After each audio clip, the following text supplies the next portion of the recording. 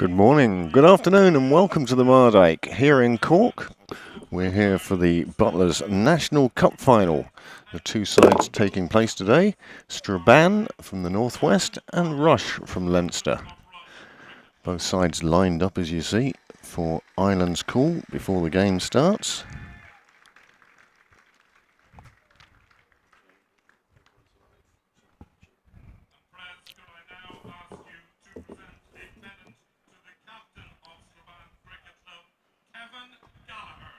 Presentations going on at the moment, shortly to be followed by Island's call, and then this National Cup final will get underway. I can tell you at this stage, and you could probably work out for yourself, because the number of the Rush players wearing pads, they won the toss and decided to bat. But now, Island's call.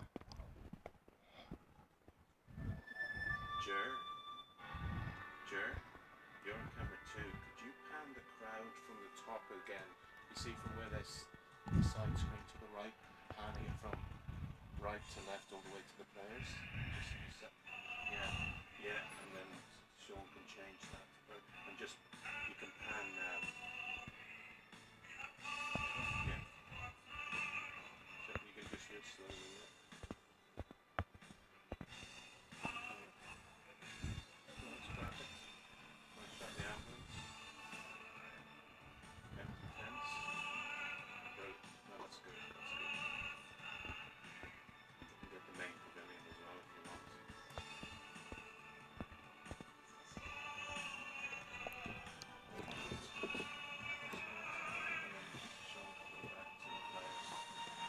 Perfect, thank you.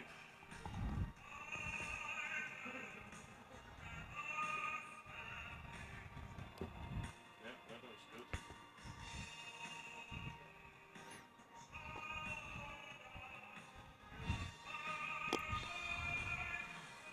I think they'll go out pretty quickly from this.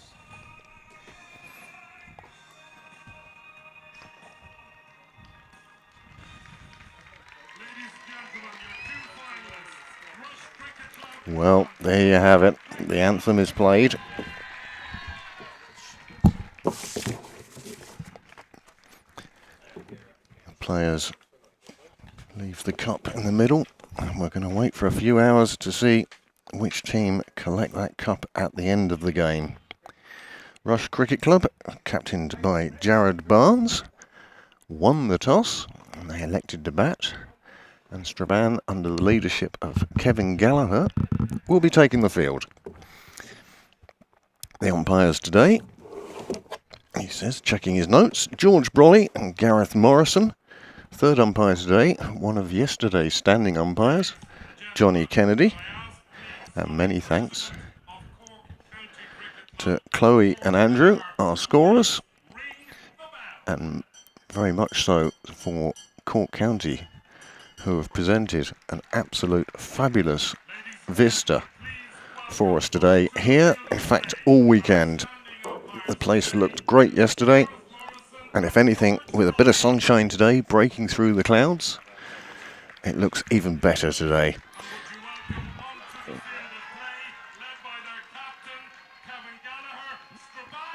Strabane take to the field, and this National Cup final, sponsored by Butlers, can get underway. Opening the batting for Rush will be Joshua Doyle. Joshua, who has nearly 700 runs at an average of, well, just a smidge short of 50.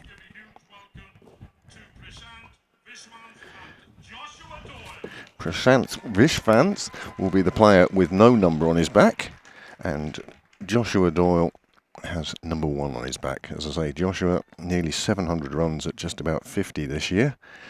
And Prashanth Vishvanath, 130 runs in the Leinster Leagues, averaging about 26.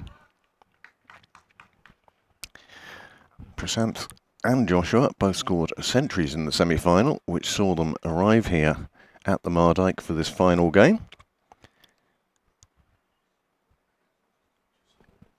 And great to see the two teams on the field, and we're nearly underway. Opening the bowling for Strabane will be, well, probably the most famous name in the Strabane side, John Mooney. John Mooney spent many years playing for Ireland. Part of that magnificent victory in 2011. And I remember watching him bowl in Amsterdam in 2014 as Ireland qualified for the 2015 World Cup back in that day. Captain and bowler setting their field, just reorganising and setting things up. Just 2 allowed outside the circle. 40 over game this, of course. Yesterday's Irish Senior Cup, sponsored by Butlers, was 50 overs. And today it's 40 overs aside. It may make for an exciting game of cricket here today at the Mardyke. Super crowd here. Strabane has certainly brought a busload. I think they all came down in cars, but certainly a busload. And Rush, well, they've also brought a good crowd down, so expect there to be plenty of cheering on the ground mics today. The umpire ready to go, and we'll hear the call of play any second.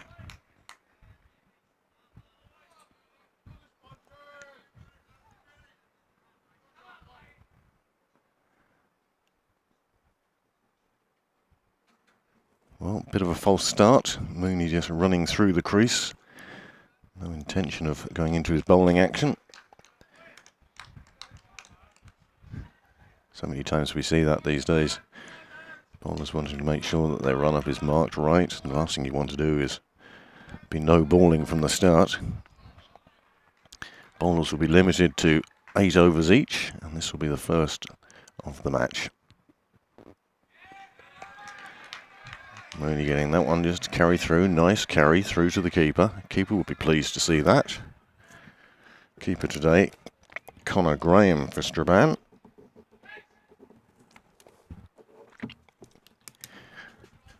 As is traditional, the men outside the circle. Well, there's one at fine third. Mooney getting that one just to carry.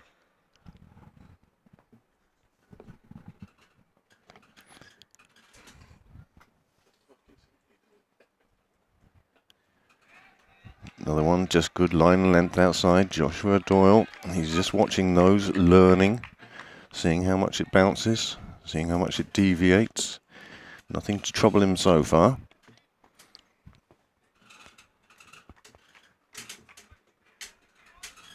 There's got to be some cup final nerves for both sides. In some ways, being in the field altogether is an advantage, as opposed to being one batsman taking on 11.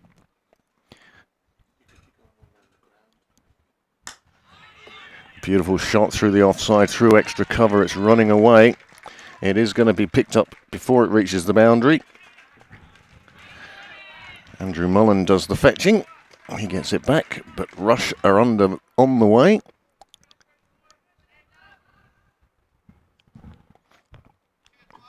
And first runs on the board. Coming from the bat of Joshua Doyle for 3. And that'll bring his partner, Prasanth Vishwanath, to face his first delivery of this final. Lovely day down here in Cork today. We're going to have sunny spells, a little bit of cloud cover. This one comes more off the edge of the bat, but Prasanth won't worry about that. Takes one, looks for the second, and they have time for it. And that will settle a few Rush nerves. Both batsmen now off the mark. Wait and see how far off the mark they get, but this is a good start.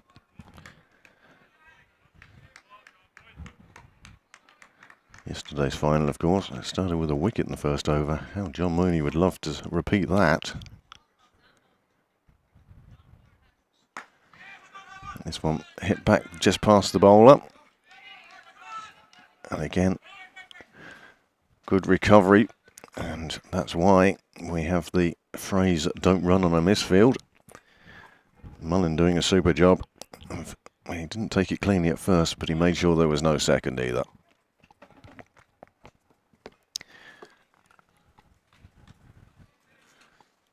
Well, the 2 men outside the circle, both on the offside. One is cover boundary, and one down at third.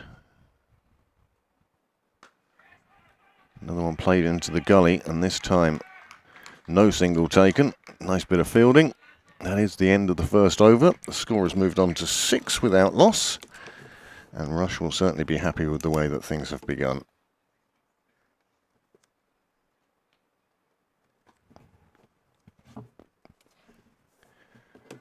Well, Rush, of course, have pedigree in the Butlers National Cup. A cup that started in 2012.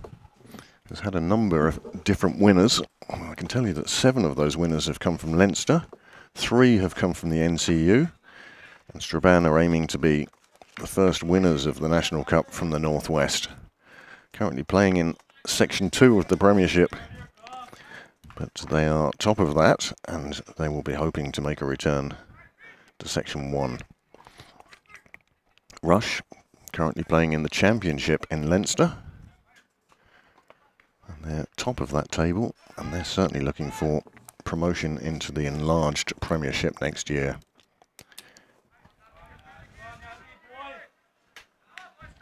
Rush have won this competition 3 times and have reached the semi-final 3 times. They are big fans of the National Cup.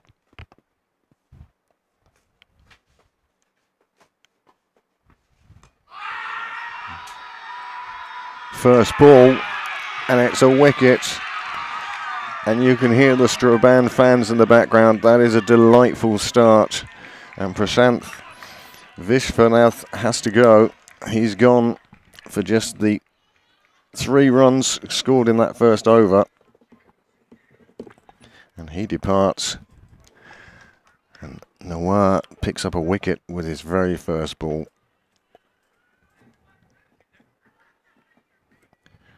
Well, that is absolutely fabulous start for Strabane. Just as Rush took that first over, just took the 6 runs from it, but immediately Rush have lost their first wicket with the score on 6.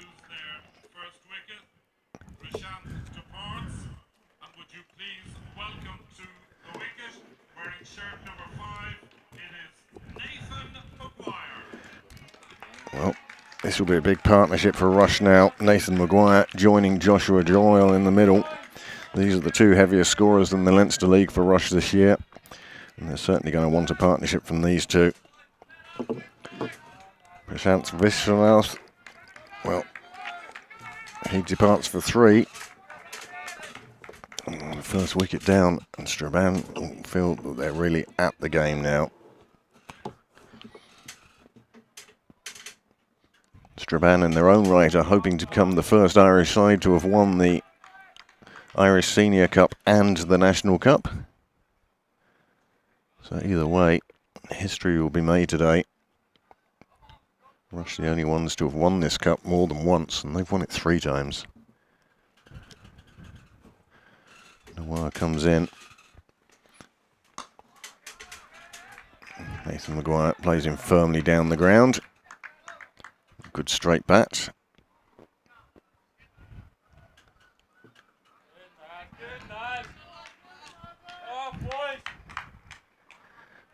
That's to be expected with a wicket falling with the first ball of this over. There is plenty of chatter going on.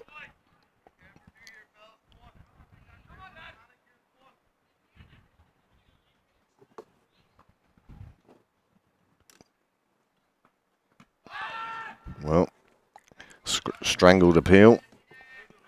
Thuds into the pads, runs away. They pick up a leg by. Another one added to the score.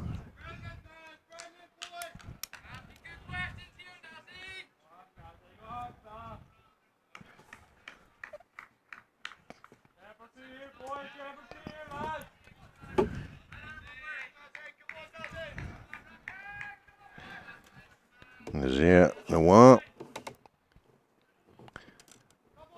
He'll be delighted with the way this first over is going. Wouldn't even have minded the leg by. Doyle plays it out to point. And over enthusiastic throwing, giving the wicketkeeper a bit to do there. Conor Graham behind the stumps. However, slip was round the corner backing up, and so nothing conceded. Aaron Gillespie it is at slip.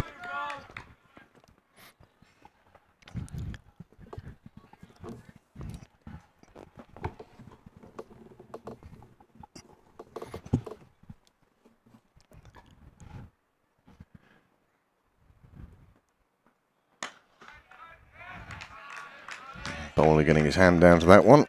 Saves any run. Umpire signals across to his colleague. There's one ball remaining in this for the second over.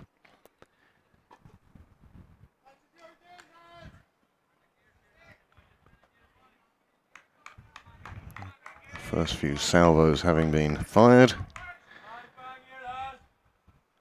Wow, taking a wicket with the first ball of this over. But Rush scoring some runs as well. Oh, just past the edge of Doyle's bat. He'll shake that off. Went down the wrong line for that one. Went through to the keeper. Another dot ball. It's the end of the second over. The score has moved on 7 for 1.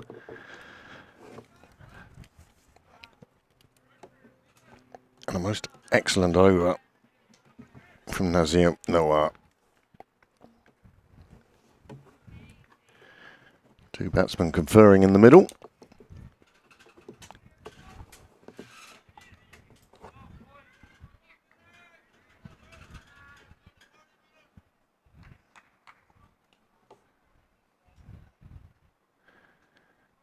Many thanks to Cork County for providing such a lovely setting for these All-Ireland finals this weekend. John Mooney will start the third over.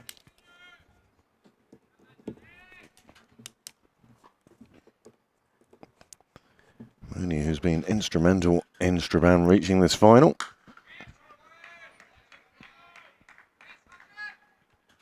Another ball thrown past the wicketkeeper. I don't know whether it's nerves or just a bit of excitement or over-enthusiasm. They need to be threading those into Conor Graham's gloves.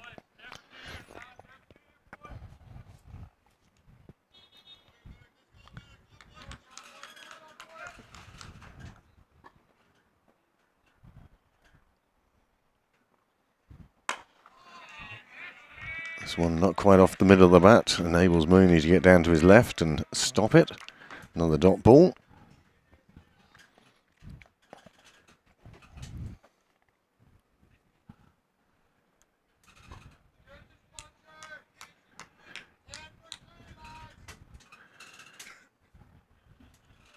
A few of the Strabane fans, of course, turned up last night, having made what is a long journey on this island.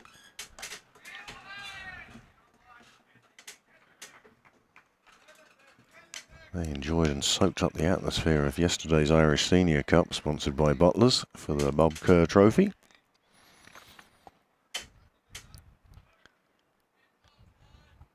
I'd say the celebrations went long and hard into the night. My understanding is that Phoenix are playing Pembroke today, and they've actually taken the trophy down to Sydney Parade. I suspect the celebrations are continuing down there. This one gets hit out on the leg side. Driven to long on, and it's going to reach the boundary, but despite the best efforts of Andrew Mullin again, he's been all action so far this morning, all this afternoon. Yeah, not even he could cut that off, and TJ Boyd returns the ball to John Mooney, and 4 runs and a first boundary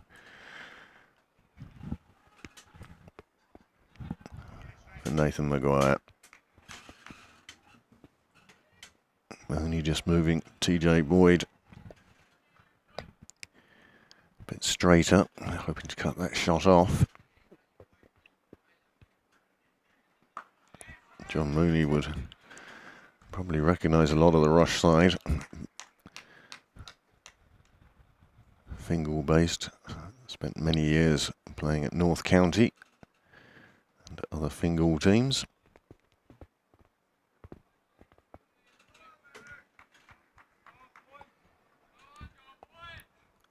Wealth of experience. Played in front of thousands in India. That one comes off the inside edge. It did bring an appeal from a couple of fielders, but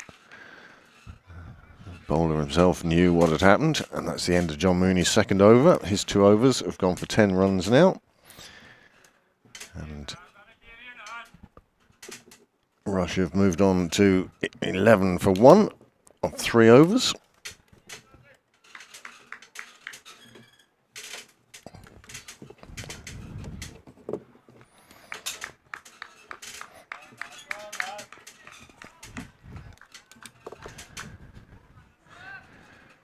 Let's see, Noir.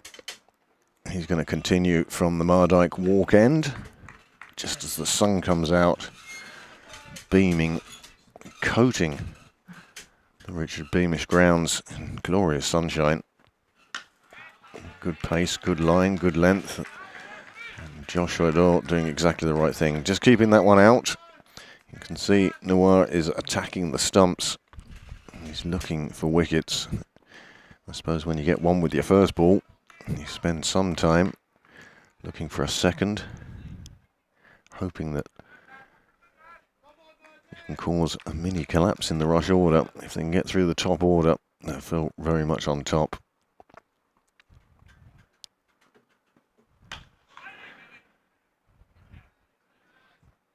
Played out square on the offside, fielder in the ring, collects it quite handily.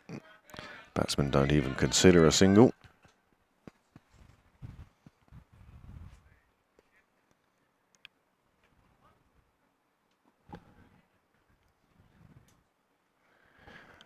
This game, 40 over game, which means we'll see drinks at 20 overs.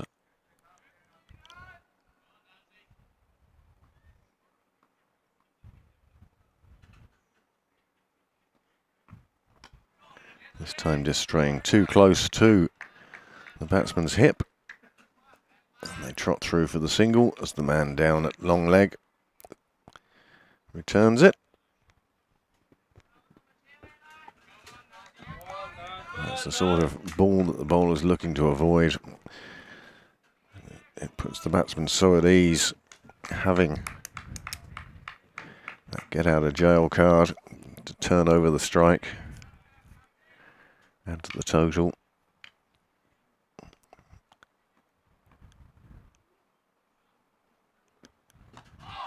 This one comes more off the edge of the bat as Maguire digs that one out. They take another single down to third. Boyd doing the fielding again there.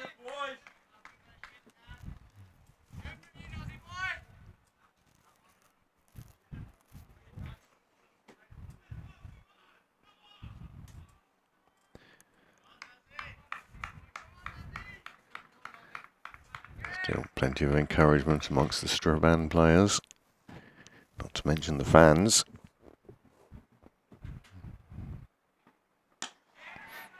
Well, this time Doyle just pushes it out with a lack of force that enables him to take the single before the ball reaches the fielder.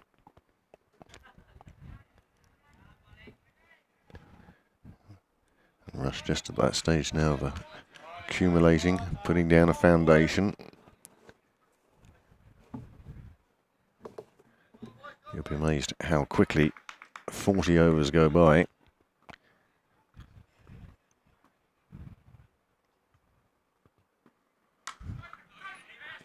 Nicely fielded just behind point. Again hit, it bounced nicely up into the hands of Ryan Gallagher.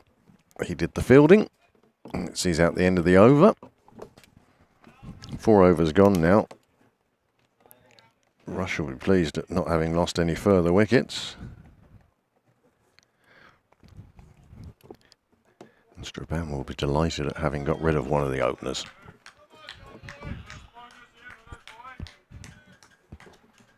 Plenty of shirt sleeves and shorts amongst the crowd today, soaking up the Irish summer.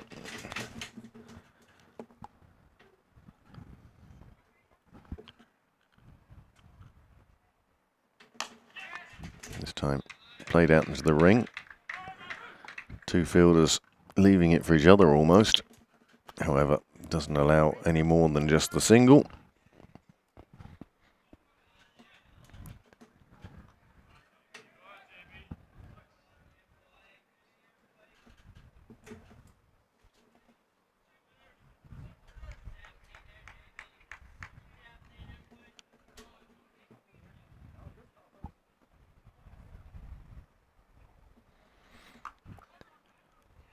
Ball pushed into the pitch by Mooney.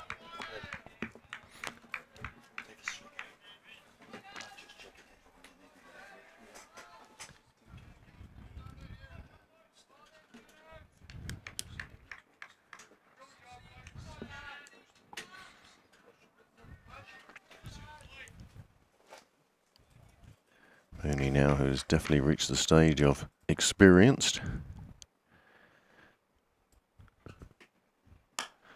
This time Maguire gets onto one that was a little shorter, pushed into the pitch, and pulls it out to the leg side. Runs away to the clubhouse, another 4 for Rush, another 4 for Nathan Maguire. Another ball thrown past the keeper.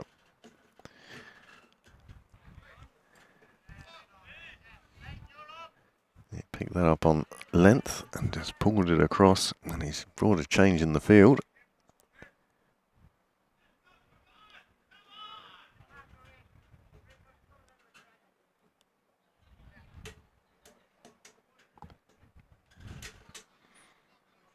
Kevin Gallagher and John Mooney just in negotiations about perhaps changes in the field. There is a man in front of the clubhouse now. As John Mooney flings himself to the ground. Fielder behind him probably had it covered anyway, but that's what bowlers do. So Strabane still having that man down at third, fine third. But now there is a man in front of the clubhouse at the mid-wicket boundary.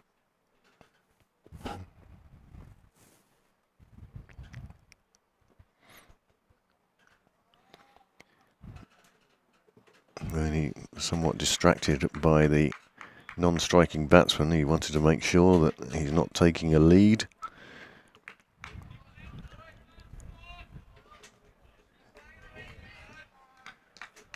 Now,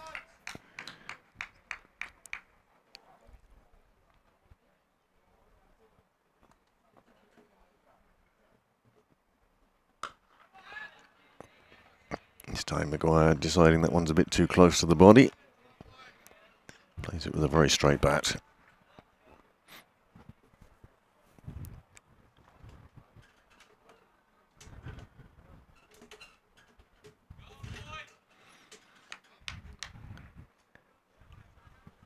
Most of the Rush fans have decided to sit out in the sun, whereas the Strabane fans have taken advantage of the shade at the Mardyke walk end. Well, another LBW, and this one didn't really get up like Maguire thought it would, and it crashed into his pads, and John Mooney turned round with the conviction of a man who knew he was right, who knew he was going to get the decision, no longer how long it took the umpire to put his finger up, and that's a second LBW, and it's Nathan Maguire who falls for 9. He was starting to look good, but now he's on his way back to the pavilion, back to the tents, and he'll reflect on one that really didn't get up for him, but it was on the stumps, and that saw his downfall. 2 down now. Rush will be thinking, let's try and get a partnership together. Jack McGee is the new batsman in. Rush find themselves in a little bit of difficulty here. 2 down already with the big bats of Nathan Maguire and Prasanth Vishwanath both back in the pavilion.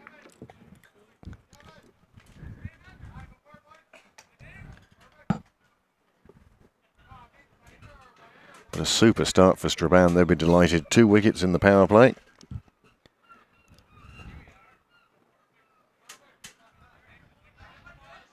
People still streaming through the gates here at the Mardyke. It's great to see.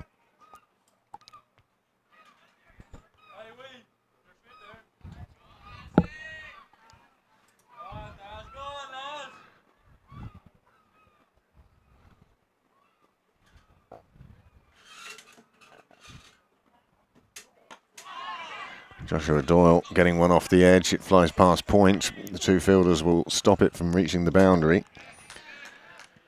It's the captain, Kevin Gallagher, who fetches it back. But some more runs for Joshua Doyle. Moves him on to 8. As Noir is into his 3rd over.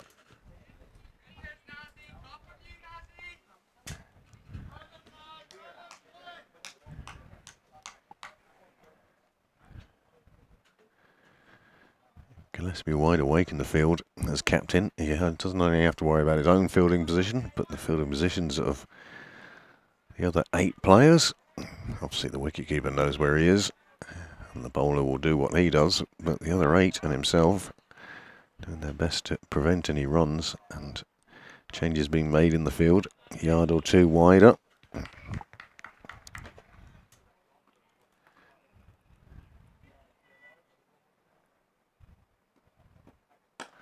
This time straying onto the leg side, and that's punched away, and with the offside so well protected. 1, 2, 3, 4, 5. Now the captain looking to move over to the leg side. Perhaps he's having a word with his bowler. You can see what I mean about him being active out in the field. Although other batteries are available, you'd have to say he's probably installed the Duracell because he's going to be this busy for a long time.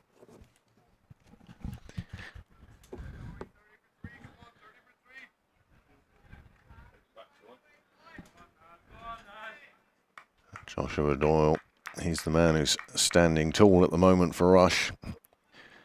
Jack McGee yet to get off the mark.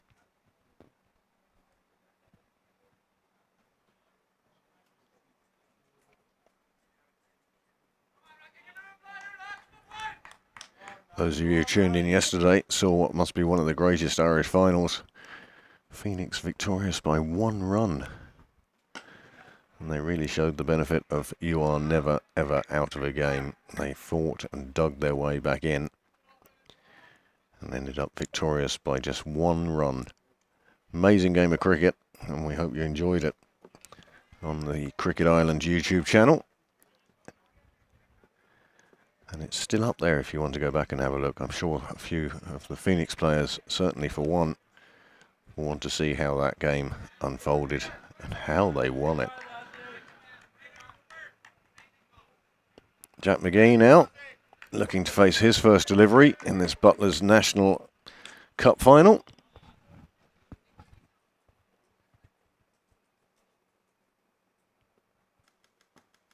This time it's too full, too much on the pads. Noir just trying a little too hard. That's gone away, and McGee is off the mark with a boundary. And that's a good way to start your innings. Be handed that one going down the leg side. He just flicked it round with the bat. Open face of the bat round the corner, and it ran away for 4 runs, and there's nothing the fielder down there could do about it. Well, the crowd now searching for the ball. They're going to have to push somebody in there. Oh, it's Andrew Mullen again.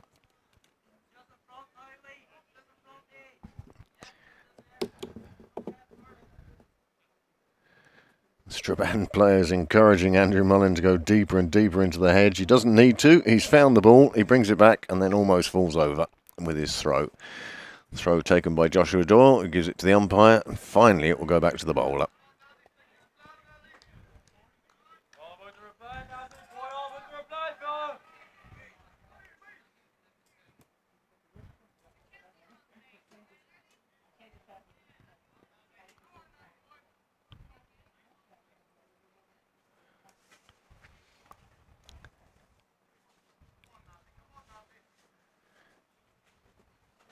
Umpire just moving a spectator from the sight screen behind him. And Nazir getting all the encouragement he could possibly want from his teammates as he gets another one to go past the outside edge through to the keeper.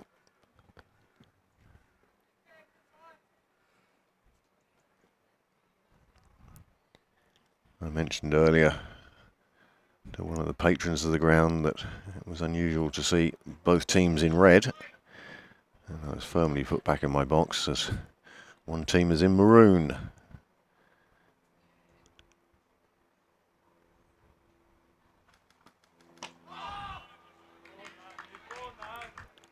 Of course, being male, My colours are red, blue and green, and everything that comes from that. I can't be doing the Dulux chart. So there you see Rush winning the National Cup. It's 15, 16 and 19.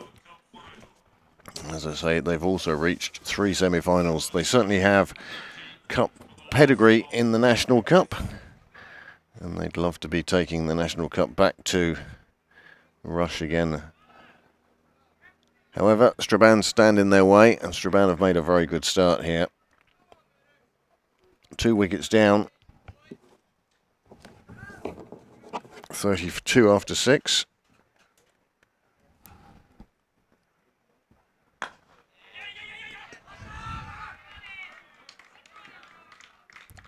And that's a well taken, well judged single.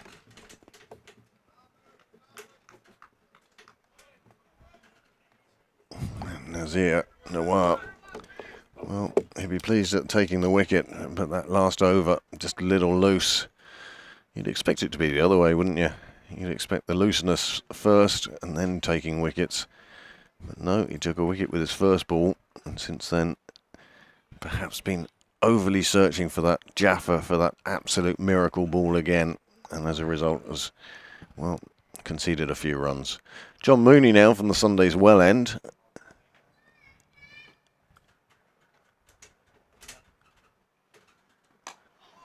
Sunday's Wells Tennis Club, just behind us here at the Mardyke, between us and the River Lee.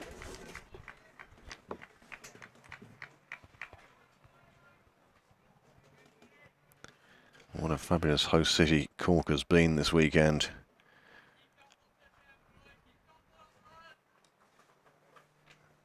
There do seem to be a few roadworks in the main city centre, but by and large, very welcoming, wide choice of restaurants. As Mooney gets one that McGee decides to flash at, and perhaps not the wisest of shots.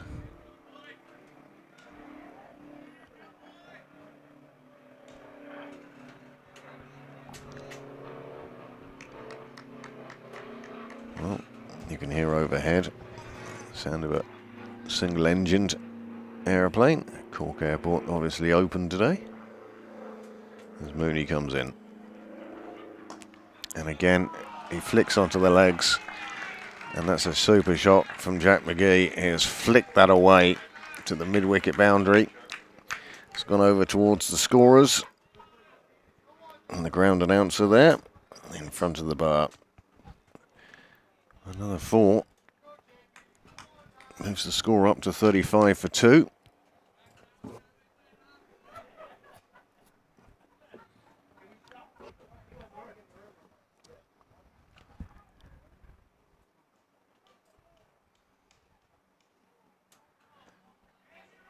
Conor Graham just missing one that went down the leg side, and Joshua Doyle was on it like a flash. He realised he could get down to the other end safely. Jack McGee agreed, and they got through, turning it into 2 wides, moving the score on to 37. Still 2 balls remaining in this Mooney's 4th over.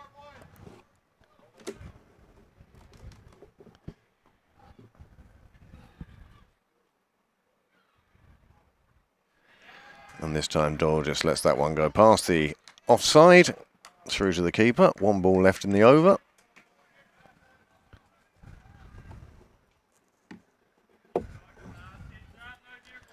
Rush will be pleased with the run rate of nearly 5.5 and over.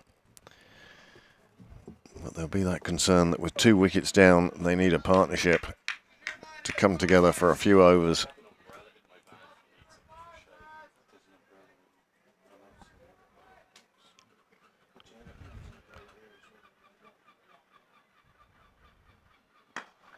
And the full-length ball, and Mooney frustrated. Mullin diving in front of the rope.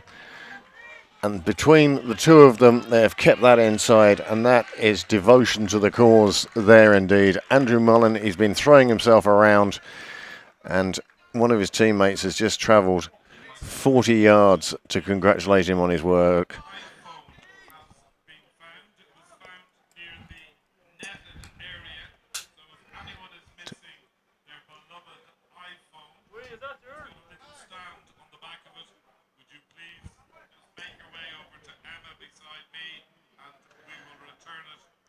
Well, the umpire's having a quick word with the batsman, perhaps about where they're running, their singles.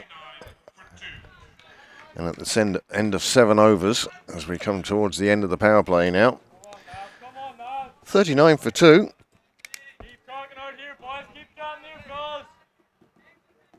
Another productive over for Rush. Runs flowing.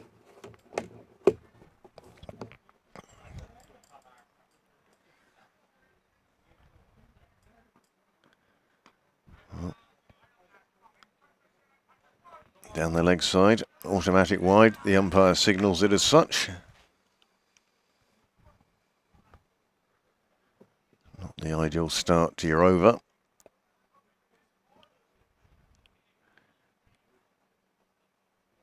But this has been a decent spell from Nazir.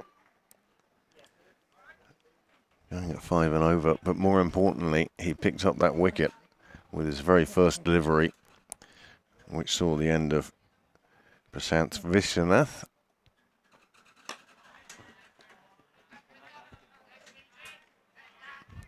Chap McGee found himself in the middle, perhaps a bit earlier than he would have wanted.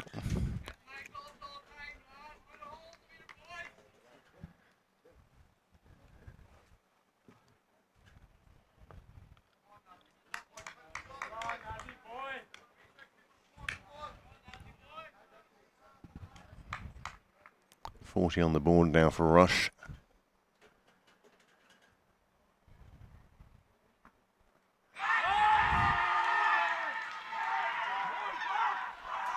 And he is given.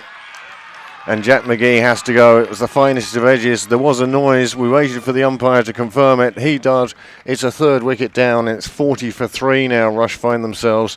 And this is not the ideal start that they were looking for. That is for sure.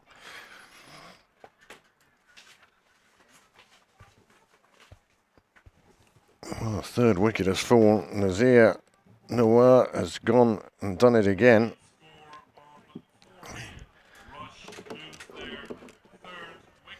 Caught behind Jack McGee.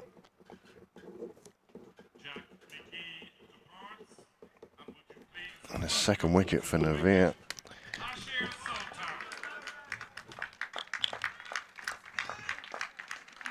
Hashir Sultan, the new batsman, coming in at number 5, certainly wouldn't have expected to have been in this early. And Joshua Doyle is onto his 4th partner of this innings already. Well, we often talk about the number of wickets falling in a power play. Strabane have broken through 3 times in this power play, and that usually means that the fielding side are on top. 40 for 3.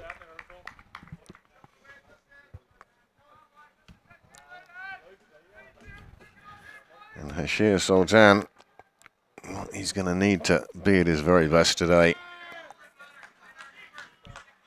Joshua Doyle in desperate search of a partner who's going to stick around with him for a while. But 3 wickets down in the first 8 overs. Kevin Gallagher, probably the happier of the 2 captains at the moment.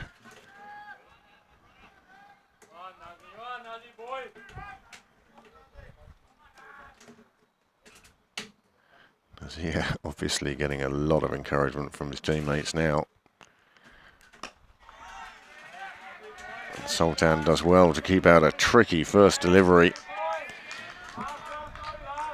Jack McGee got a nice sort of ball down the leg side. He could pat away for 4 runs. Sultan getting a ball aimed right at the block hole. Kept it out.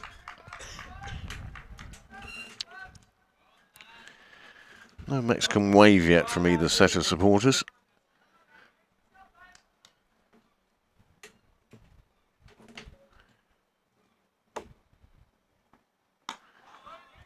Well, Mooney dives at that one at mid-wicket. It gets past him. It's being chased down and fielded by Usman Azhar Hazar. It doesn't stop them picking up a couple of runs. Well-needed runs at this stage for Rush.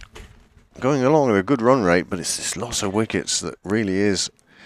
And in fact, that was a no ball. And this will be a free hit for Sultan. And we'll see, very difficult when you've just come to the crease to suddenly take a big swing at a free hit. So we'll see how he looks to play this.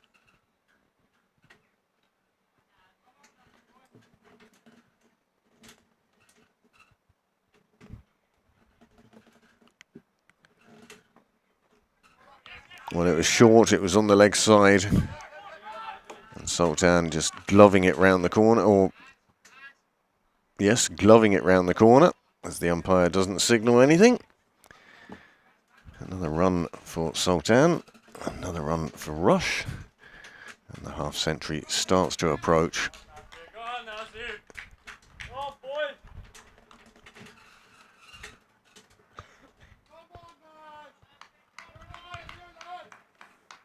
Plenty of cricket on today, of course.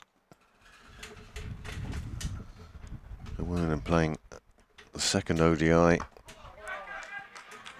against Sri Lanka at Stormont. Ireland were put into bat, or Ireland were batting last time I looked. Seemed to be going quite well.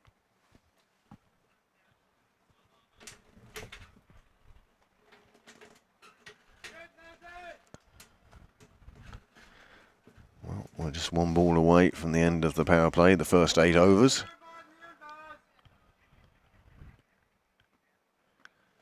And then we'll see if Strabane stay on the attack or spread the field.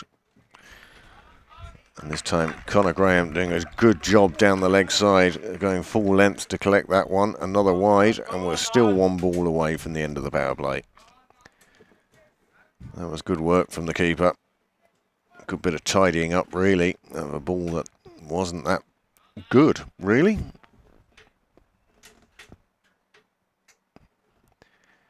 Well, most of the seats in the pavilion taken now.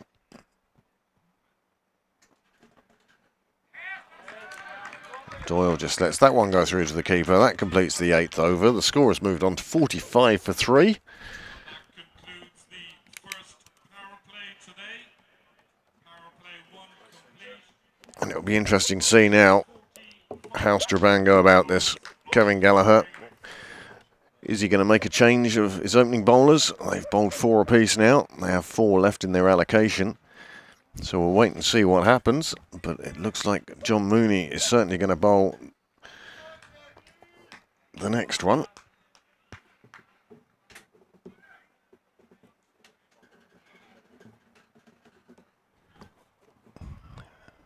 Perhaps John Mooney would prefer to bowl all his overs in one go. And perhaps Kevin Gallagher would like to keep 1 or 2 for the end.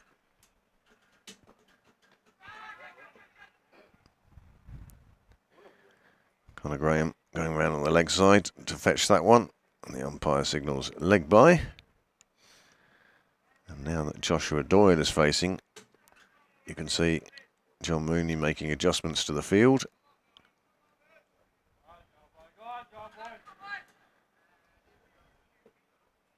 Taking out his gully, bringing him out to the leg side. That's the captain himself now at mid-wicket.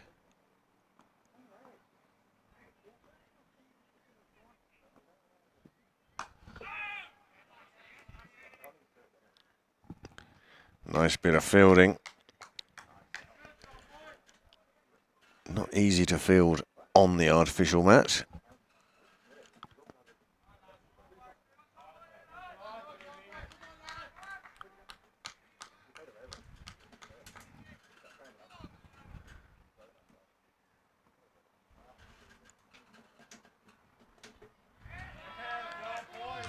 Another one through to the keeper. It's the 1 wicket for Mooney so far.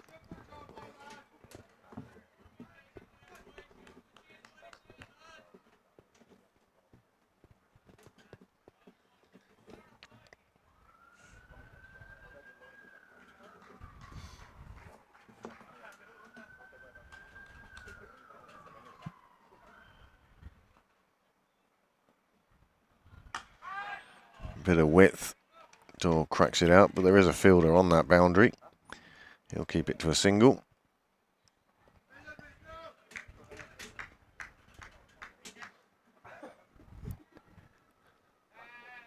Sultan not seen much of the strike since he came in now.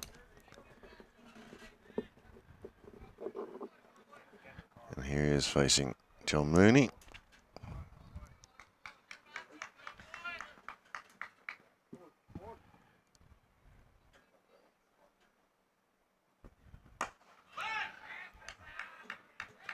So no, showing he's not just a bowler.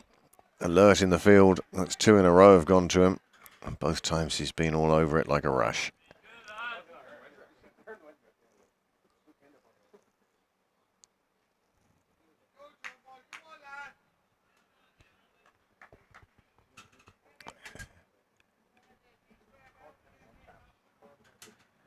Bringing another fielder from the offside across. And it's the captain, Kevin Gallagher, is going all the way out to the square leg boundary. Suggesting that this might be a shorter ball. And the trap is set. The question is, will Sultan take the bait? Well, he's gone straight down the ground. It's 1 bounce 4. There was a short cry of catch it from the bowler, but Boyd was positioned a little bit too far left, and by the time he came across, the ball had already skipped past him, hit the ground, cleared the rope. 4 runs to end the over. And the 50 is up now for Rush. They're 51 for 3. And 9 overs gone.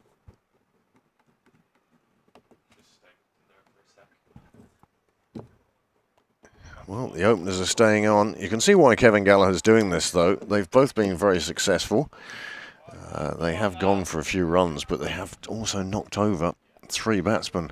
And if these two could just get Doyle out as well, then sure, Straban would be feeling absolutely brilliant.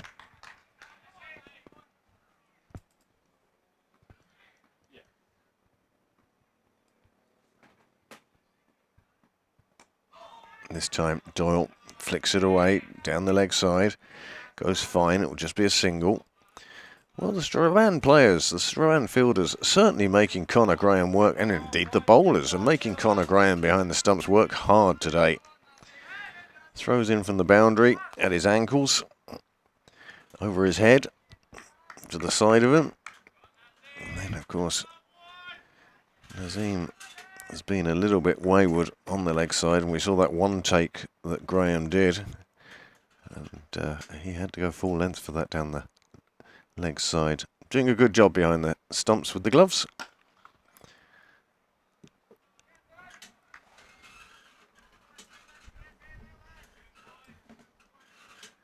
Including, of course, taking the catch that resulted in that 3rd wicket. Saw McGee on his way.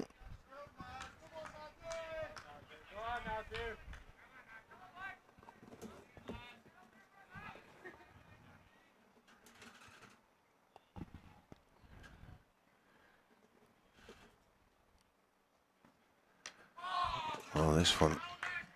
Oh, my word. TJ Boyd, he wants the hot ground to open up and swallow him whole there. He got down to it, but he was square onto it and didn't go with the long barrier. And that's the reason why we teach the long barrier. It went straight between his legs and went for 4. And he'll not want that to happen again, that's for sure.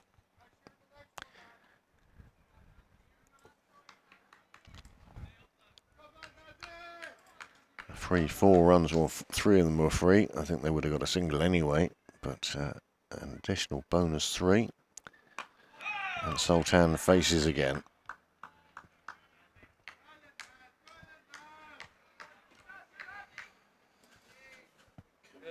Good enough.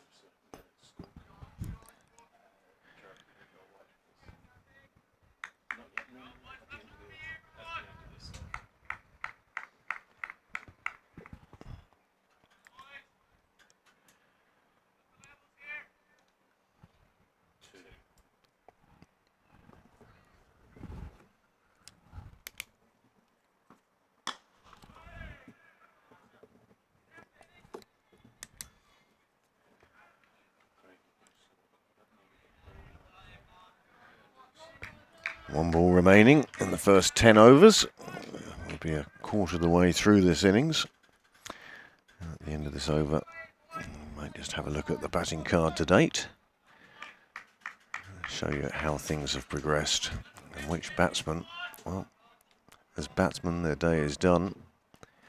Still have a lot of fielding to do later, but I'm sure they'd rather be out there with the bat.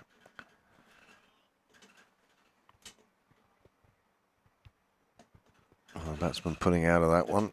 He wasn't quite ready, and when he looked up, the bowler was just about to enter his delivery stride, so he quite rightly just stepped away. Slow the game down, bring it down to your pace, how you want things to go.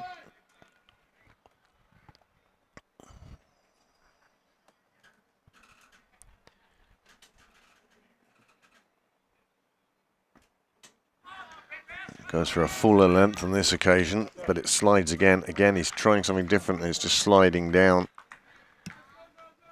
Another wide signals. There have been plenty of extras in this game, that's for sure.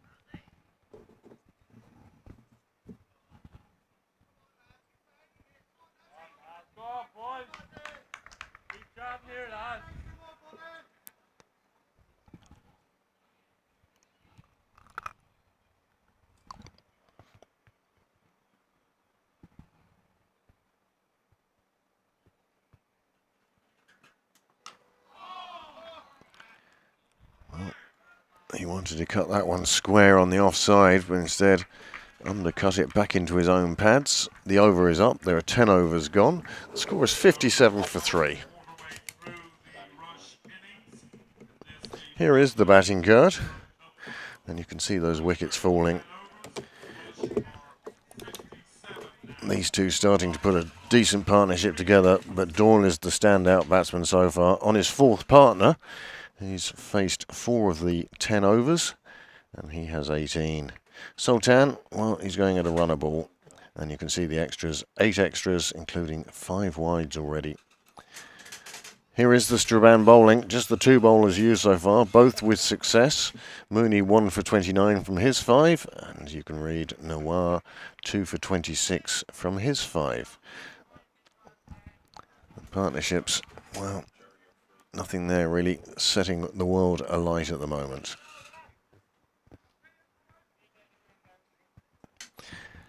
We'll start the 11th over, and we'll start it with a change of bowling. Usman Azhar will come on now from the Sunday's Wells end, and he will bowl the 11th over as John Mooney's 5-over spell comes to an end. And he takes up position at long on as Usman will start his first over in this Butlers National Cup final here in the Mardyke.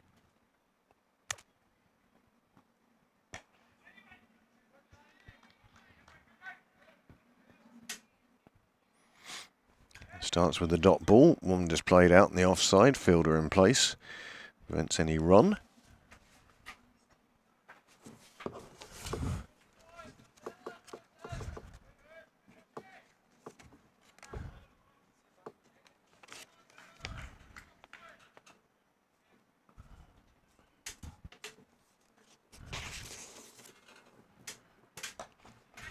This one goes through the gap on the offside, despite the best efforts of the fielder. Just behind point. Ryan Gallagher throwing himself at it. Wasn't able to stop it at that stage. And the batsman, well, he got through for a single.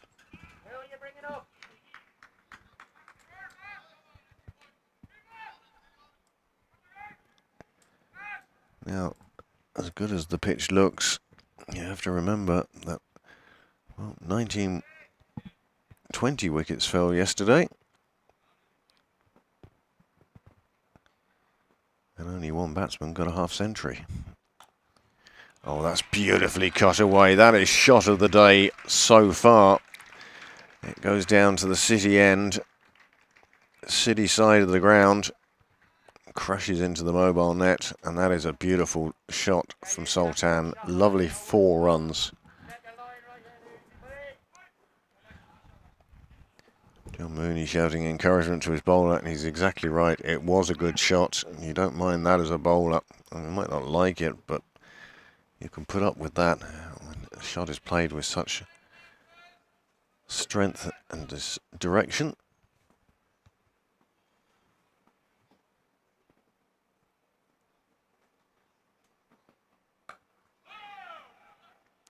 Bustling run up from Usman Azhar.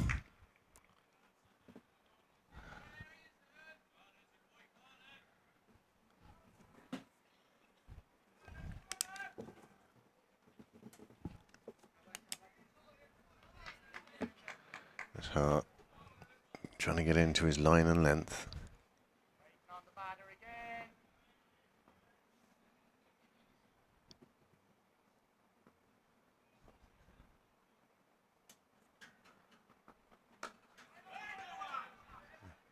Again, just played away on the offside, no run.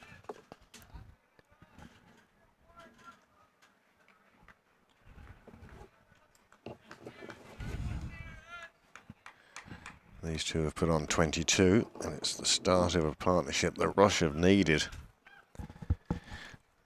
See another fielder warming up the arms, whether that's a signal to his captain that he's ready, or his captain has told him to be ready.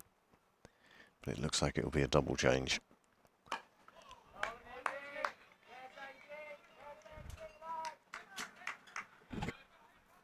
Well, decent first over for Hazard. Went for 5 runs. Score now 62 for 3. 11 overs gone.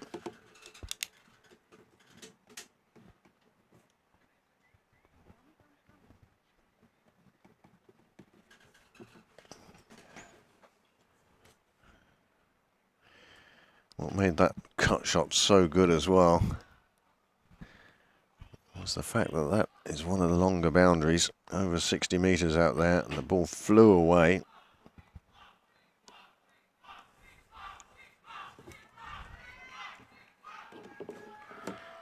Strabane fans really getting into things now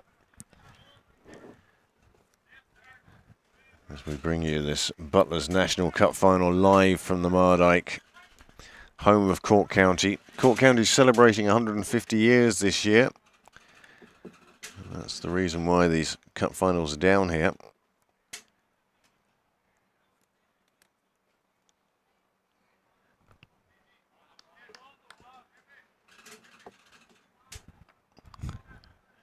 Andrew Mullin it is who's coming on to bowl. He is the 4th bowler used.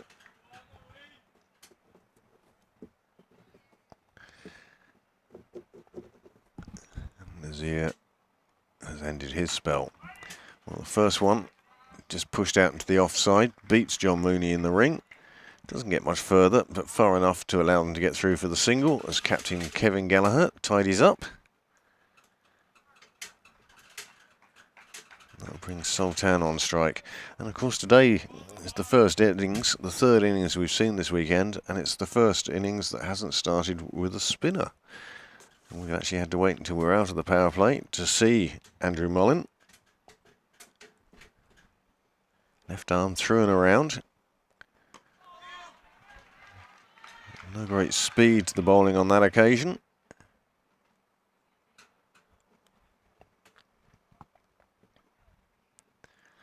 Strabane currently top of the Section 2 in the northwest.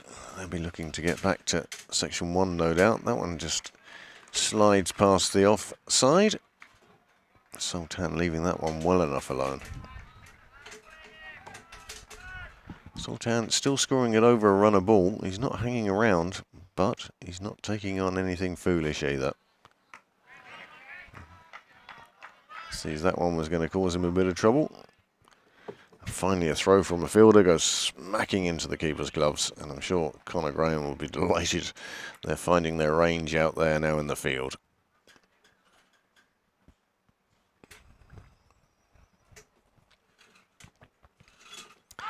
Well, that is another LBW. Sultan looking to pull that one out towards Cow corner. It was a rash shot. And the ball has got through his defences. There were no defences. It was all attacking, offensive shot. And another wicket has fallen, and the score 63 for 4. With the score on 63. Rush lose their 4th wicket. Rush now 63. Mullin picking up picking up his first wicket of the day. And again, a bowling change brings a wicket. How often we see that happen? Would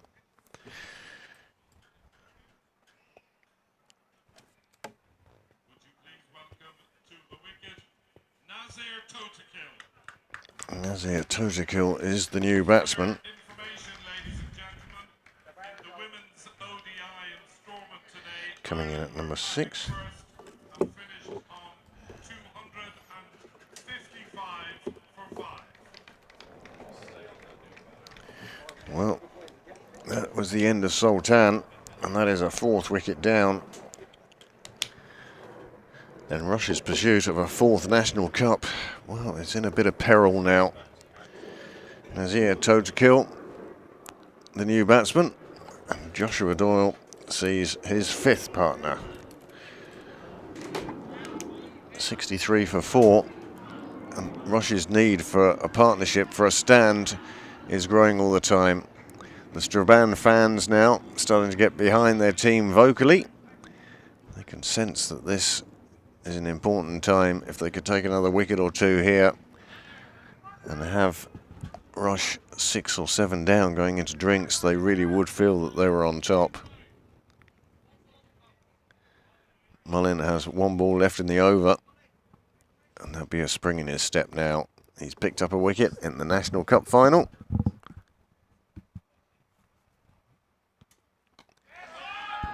And it just encourages him to bowl slower and slower, giving the ball more time to turn and giving the batsman more opportunity to get himself out. Fine opening over from Andrew Mullin, gets the congratulations of his teammates. 63 for 4 after 12 overs.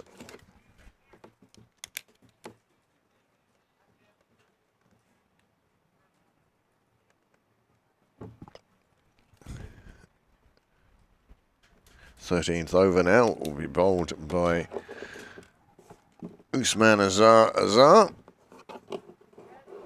As Mullin walks away, slow through and around orthodox left arm spin, and he's picked up 1 for 1 in his first over. My goodness, Kevin Gallagher must be feeling jubilant at the moment. They have Rush 4 down, there's only 63 on the board. And wickets have fallen regularly. We've said it about this Mardyke pitch. You really need to get in and sort of face about 4, 5, 6 overs before you start trying to take the bowling on. You need to get yourself established, and then it becomes a lot easier. And the total will go up by 1 as the umpire signals wide to the first ball.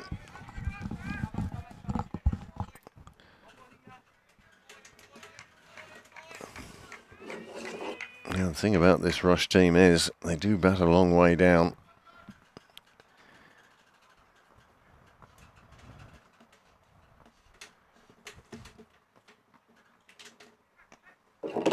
Another wide down the leg side. Usman wearing number 44 today. Well, that's the number used in the Northwest usually by Craig Young.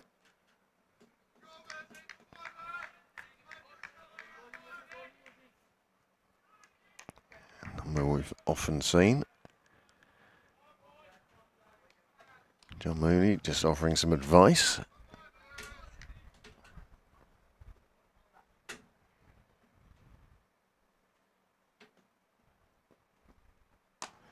And that one he's onto it straight away.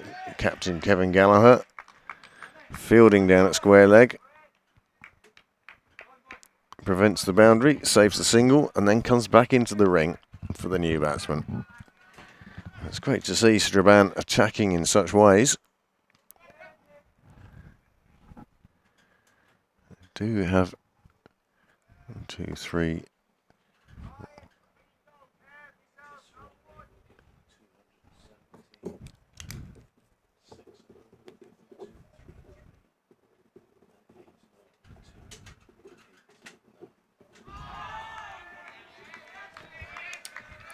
Well, as we're in the 13th over, I can tell you that should they continue on the same run rate, and it's not a bad run rate, 5.53, they'd end up at around 217. If they were to score 6 and over from here on in, the score would only go up to 233. Shows you how well they're doing at the moment with the run rate, if not the wickets column.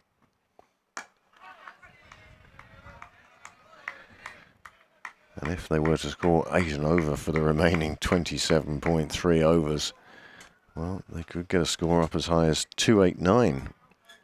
So let's see how Rush approach this. First priority must be to bat the overs.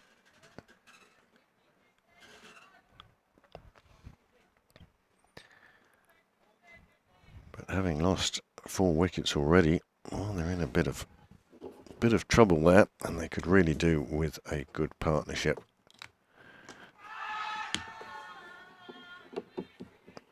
Three strangled appeals, 1 continued appeal, all results in no decision. Umpire signals that there are 2 left in the over.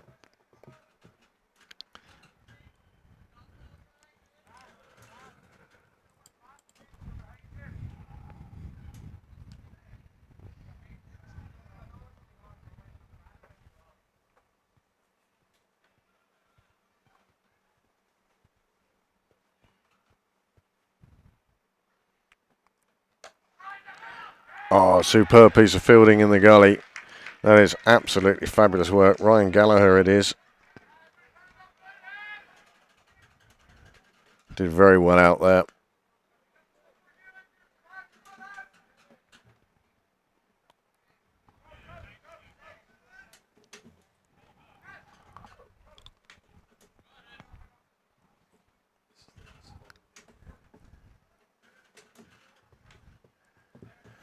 .66 for 4, coming up to the end of the 13th over.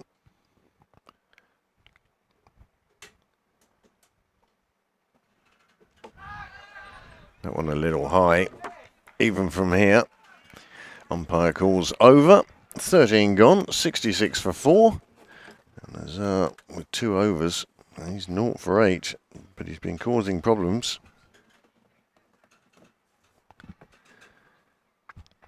Now we'll see the return of Andrew Mullen. We'll see just how slow he feels he can bowl. Hasn't fired one in yet. I suspect that's part of his armoury.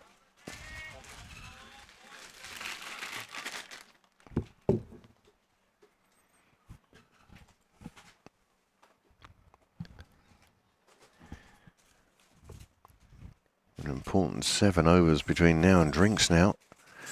We'll wait and see how they take this on, Rush. If these two could be together at drinks, having spent 7 overs together, they'll be a bit more comfortable. Strabane would love nothing more than to have half the side out before drinks.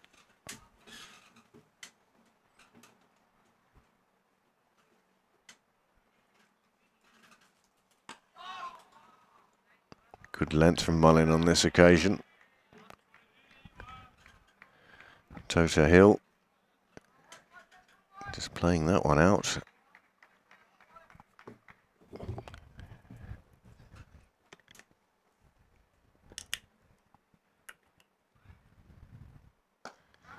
This one played down the ground, but mid-on is there to prevent any run. No easy outs here anymore. The field quite tight.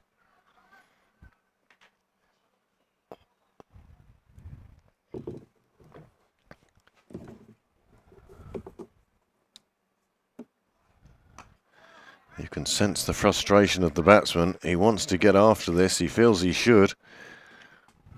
But at the moment, Mullin is finding a nice line and length that's causing the batsman's problems.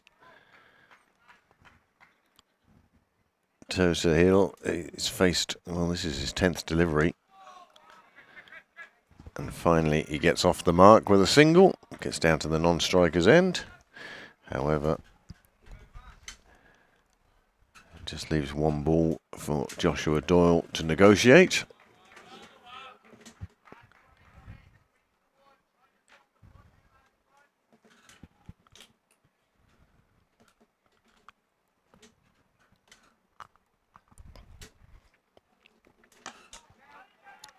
Doyle plays that one, but it's fielded in the circle. Leighton McGarrigle. And another fine over from Mullen. Just the 2 runs from it.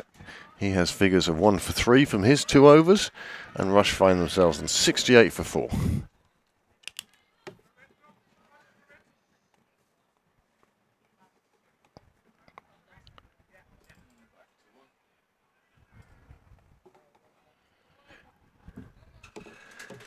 Hi, Stella. Just joined in the commentary box. Stella Downs joining us here as Usman continues from the Sunday's Wells End. This one just too much on the pads. It's played away. The fielder is round to it, and he will pick it up before the boundary. And a good call of no to a third. Just 2 runs from the first ball. Nicely played away. Nice shot.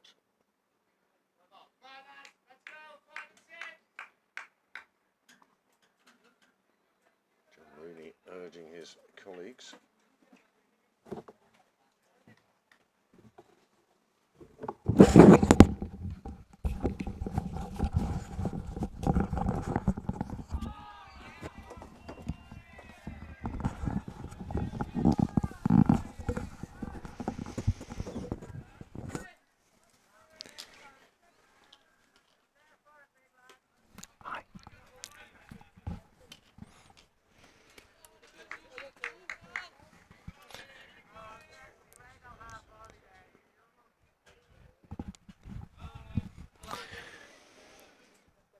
So Zar into his 3rd over. Again going down the leg side. This one gets away from Graham. Joshua Doyle again, very quick to notice these things. And they take an extra run. That's 2 onto the total. And every one run welcomed by Rush at this stage. 72 for 4. Good run rate. It's over 5 and over. But you can see those 4 wickets down. And it's a hole that Rush pretty much have dug for themselves. 3 LBWs and 1 caught behind.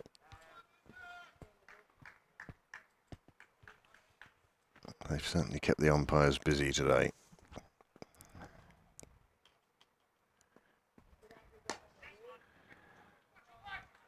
Just played into the leg side by Joshua Doyle. He'll pick up a single.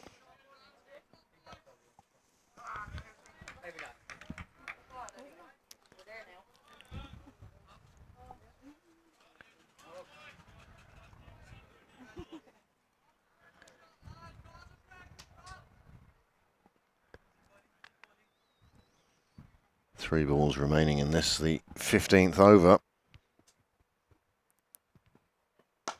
An attacking shot from Rush, and that one goes, well, wide long off. The fielders get there. The fielders being spectators on this occasion because that one flew away to the boundary, and Tota Hill picks up his first boundary, and gratefully received by Rush at this stage.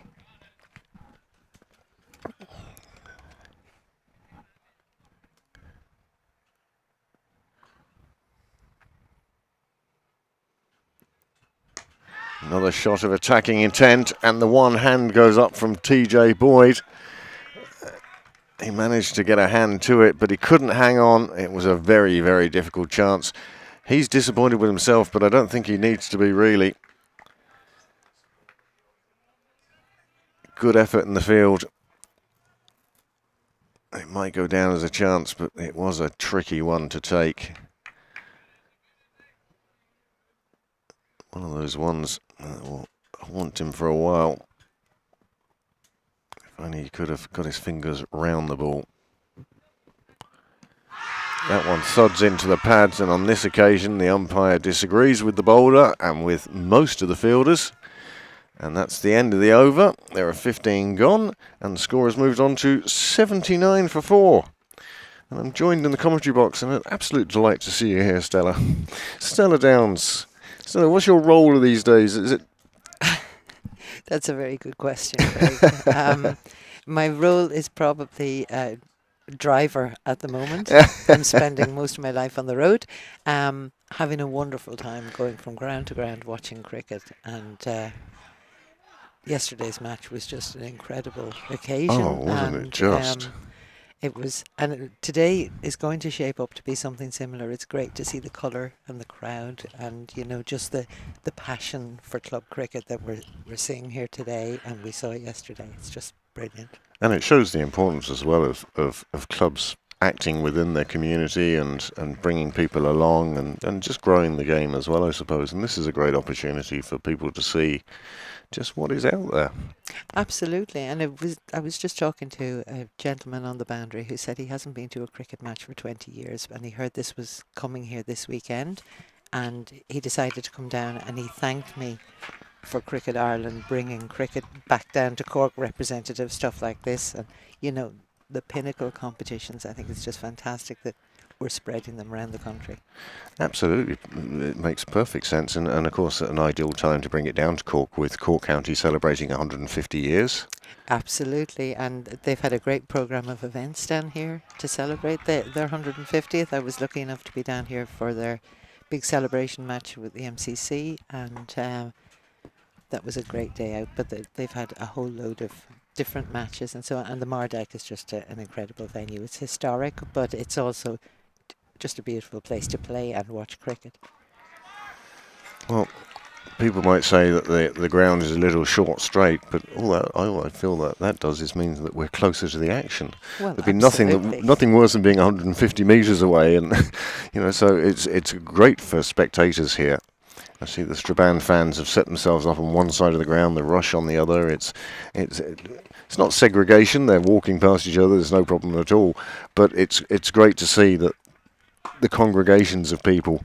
And it's lovely that here in front of the pavilion, there's a melting pot of support for both sides and neutral support as well. So it's just lovely to see that people have travelled. Well, you say neutral support. That's one of the good things about us being down in Cork, is it's bringing Cork people down to the ground to see these All-Ireland finals. Yeah. And that can only be good. Absolutely, yeah. And the traditional travellers from Dublin, etc., are down here. They will go wherever the Irish Senior Cup and the National Cup finals are held. They'll turn up and support whatever teams are playing. I think it's fabulous and great that we get to cover this, and great that it's a shame that we also have the women's ODI on at the same time. But what a performance by the girls today. They've done really well when you consider that they're missing their captain, they're missing their stand-in captain, and then Orla for once didn't score runs today, and it's just great to see so many of the girls stepping up now and scoring runs. Well, that's it, isn't it? They've seen the Gabby Lewises, the Orla Prendergasts, the Amy Hunters going out there and scoring runs, and they know that they need to move forward themselves, and I think that has been part of it. Absolutely, and I'm looking at players like Leah Paul, who's discovered a new lease of life this year, and she's really batting so well. It's great to see, because we all go through fallow periods, and she went through one, and now she's back to her best. Great to see. Well, she did suffer for a while, didn't she, with her bowling, but it's great to see that she fought through that. Absolutely, and she's batting superbly at the moment. Well, another over has slipped by. 16 gone now, 82 for 4. Looks like a bowling change here. It looks like we're going to have Ryan Gallagher. Yes, indeed. Ryan Gallagher coming on.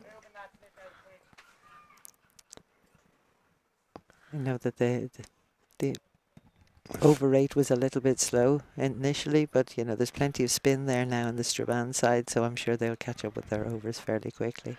I know that we need penalties for slow over rates and the such like, and certain test matches now where you're paying a lot of money to go and see 80 overs in a day. Yeah. But I'd hate to see a cup final decided on penalty runs. The thought did occur to me yesterday. I wondered what the timings were for the two teams, because that game was so close.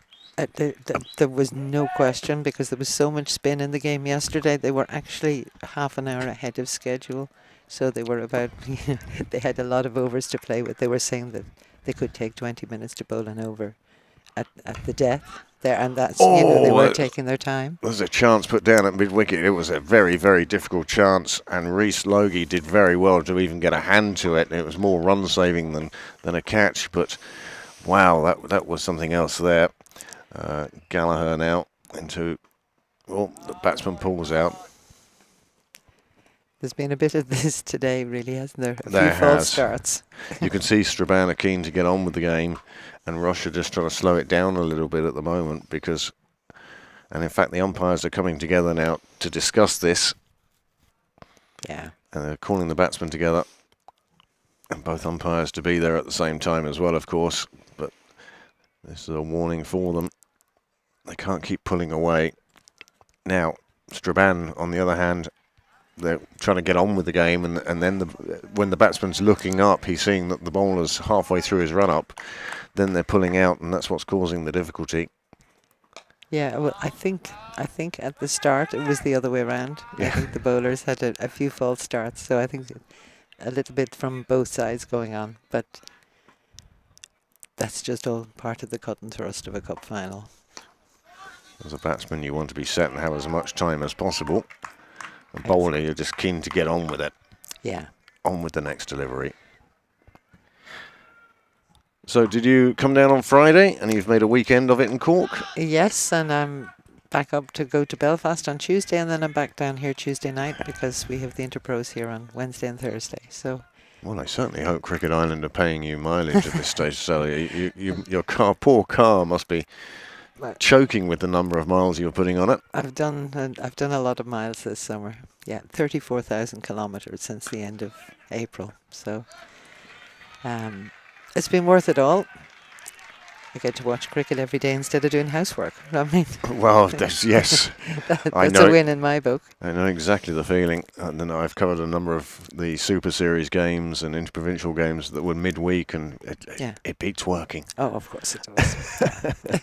And great that our sport is a summer sport, and if it rains, we all go inside, and it's ideal setup for people like us, Stella, who just enjoy watching the cricket. Absolutely, I couldn't agree more. And I think this is going to be a really hard fought encounter. I know it's quite low scoring at this stage. Wouldn't you like a low scoring thriller rather than what I would describe as an IPL six fest? Yeah. I think this is far more cerebral. You have to think of far more out there when you've got low scores. How are we going to get another single? How or from the bowling point of view, which bowler is going to be the best now? And you have to think about it more as opposed to, well, it doesn't matter who's bowling because they're going to be going for 3 sixes anyway. Absolutely. And you were talking about the short boundaries here. And yet, both today and yesterday, we haven't had balls going to the boundary, going out onto the Mardyke Walk or coming back into Sunday's Well into the tennis club. Well, we did have that one yesterday. One, yeah. But 1 out of 100 overs just shows that there isn't really the opportunity for baseball hitting, I'd call it, where you're just swinging the bat and wondering where it's going to end up. You have to be far more calculating and pick your runs here. It's certainly a wicket that I don't think any batsman has looked it in and you're always in with a chance against it. I mean, it was only 1 half century yesterday. Well, I think it's given a very fair contest between bat and ball because you really don't want matches that are played on roads where you have 370 plays 350. It's exciting for a while, but I think having been at the Test match up north and remembering what it's like to have proper thought-provoking cricket, it's lovely to have a thought-provoking final down here. So, well, that's a lovely shot from Nazir Hill. It goes down the leg side. They take a couple. And that's a good over.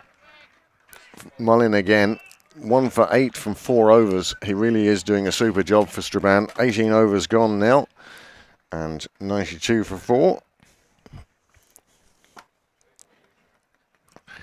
These two bats are settling in nicely now. So if they can go on to build a bit of a partnership, I think we could end up having a very good game. I think it's possibly the biggest partnership of the game so far, I and think that it was something is, we yeah. spoke about yesterday. Was both sides when they were needing partnerships, and it was the side that put together the most partnerships that ended up in the box seat, I suppose. Yeah.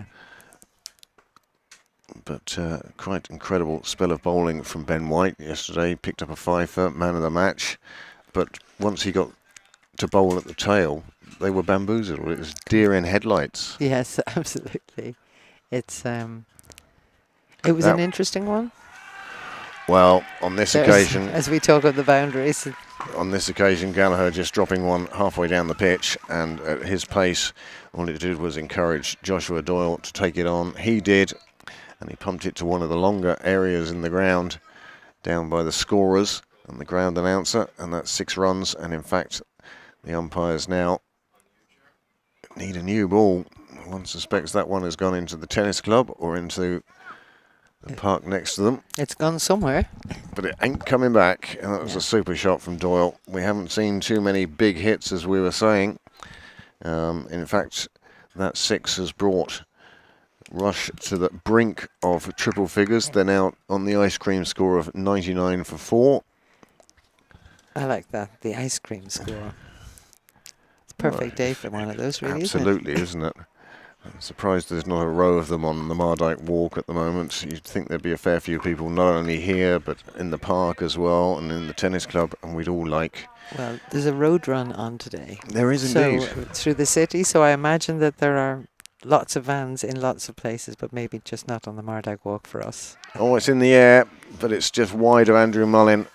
It goes down, and Boyd does a fine bit of fielding. He hasn't had the best of luck today as young Boyd, but on this occasion he gets there, does a good job. But Rush finally 101 for 4 in the 19th over, and they'll be pleased.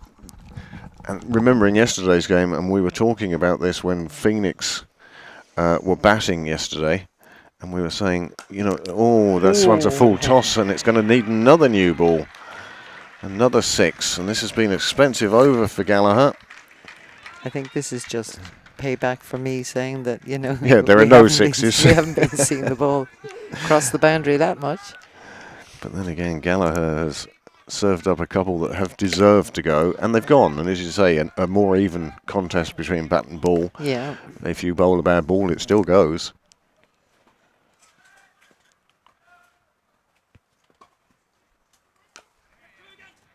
Doyle this time playing it nicely out into the offside. The call was 2 very early on, but Boyd doing a fine job fielding on the boundary. Given that responsibility by Strabane.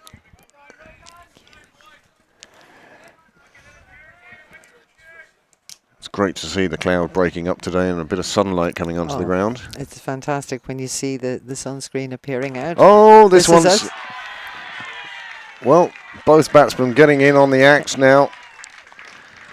Gallagher tossing another one up. And this one disappears into the Sundays Wells Tennis Club. And I hope it hasn't interrupted a game over there. Well, I hope not. I think that's one of the outside courts, so maybe it'll be lucky. Hopefully. Hopefully. But that is a big hit, and it's the third 6 of the over, and this has proved to be quite an expensive over for Gallagher, and quite an expensive over for Cricket Island. Those balls aren't cheap. They're certainly not. I was just thinking, I hope there's some young person now busily running around to see if they can retrieve the ball. I always think it would be worth Cricket Island's while almost posting people around the ground when we hold the interprovincials in Pembroke. A lot going to the gardens, and I almost think it'd be worth Cricket Island's while sending somebody around just to knock on the door. Please, sir, can I have my ball back? Absolutely. Yeah, because the old-fashioned method of retrieval is not that popular in this day and age, where people just climb the walls and... He's and gone go big into again. gardens. There is a fielder underneath it. It's John Mooney, but he's cleared him, and it's another 6, a fourth 6 in the over. 24, 25, 26, plus a wide. Well, that is an expensive over for Strabane, and, well, Rush will be delighted. 19 overs gone now. They move on to 119 for 4, and there are a few smiles on the supporters of Rush now that maybe weren't there a few minutes ago.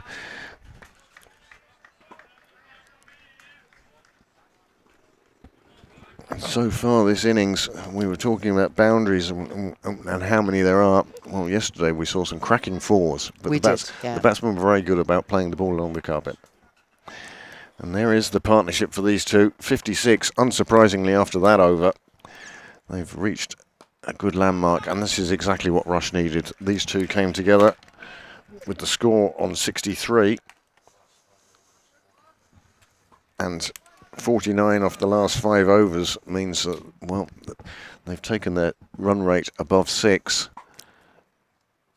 and it will be interesting to see if Kevin Gallagher keeps Gallagher on again. It's that will be a big question because this is turning the game. We Things were definitely in quiet. Straban's Yeah. side Yeah, for the yeah. first, but that over really was a big over. And the thing I was commenting on as I was walking around the ground earlier was the commitment of the Straban fielders. They were on fire. They were diving for absolutely everything.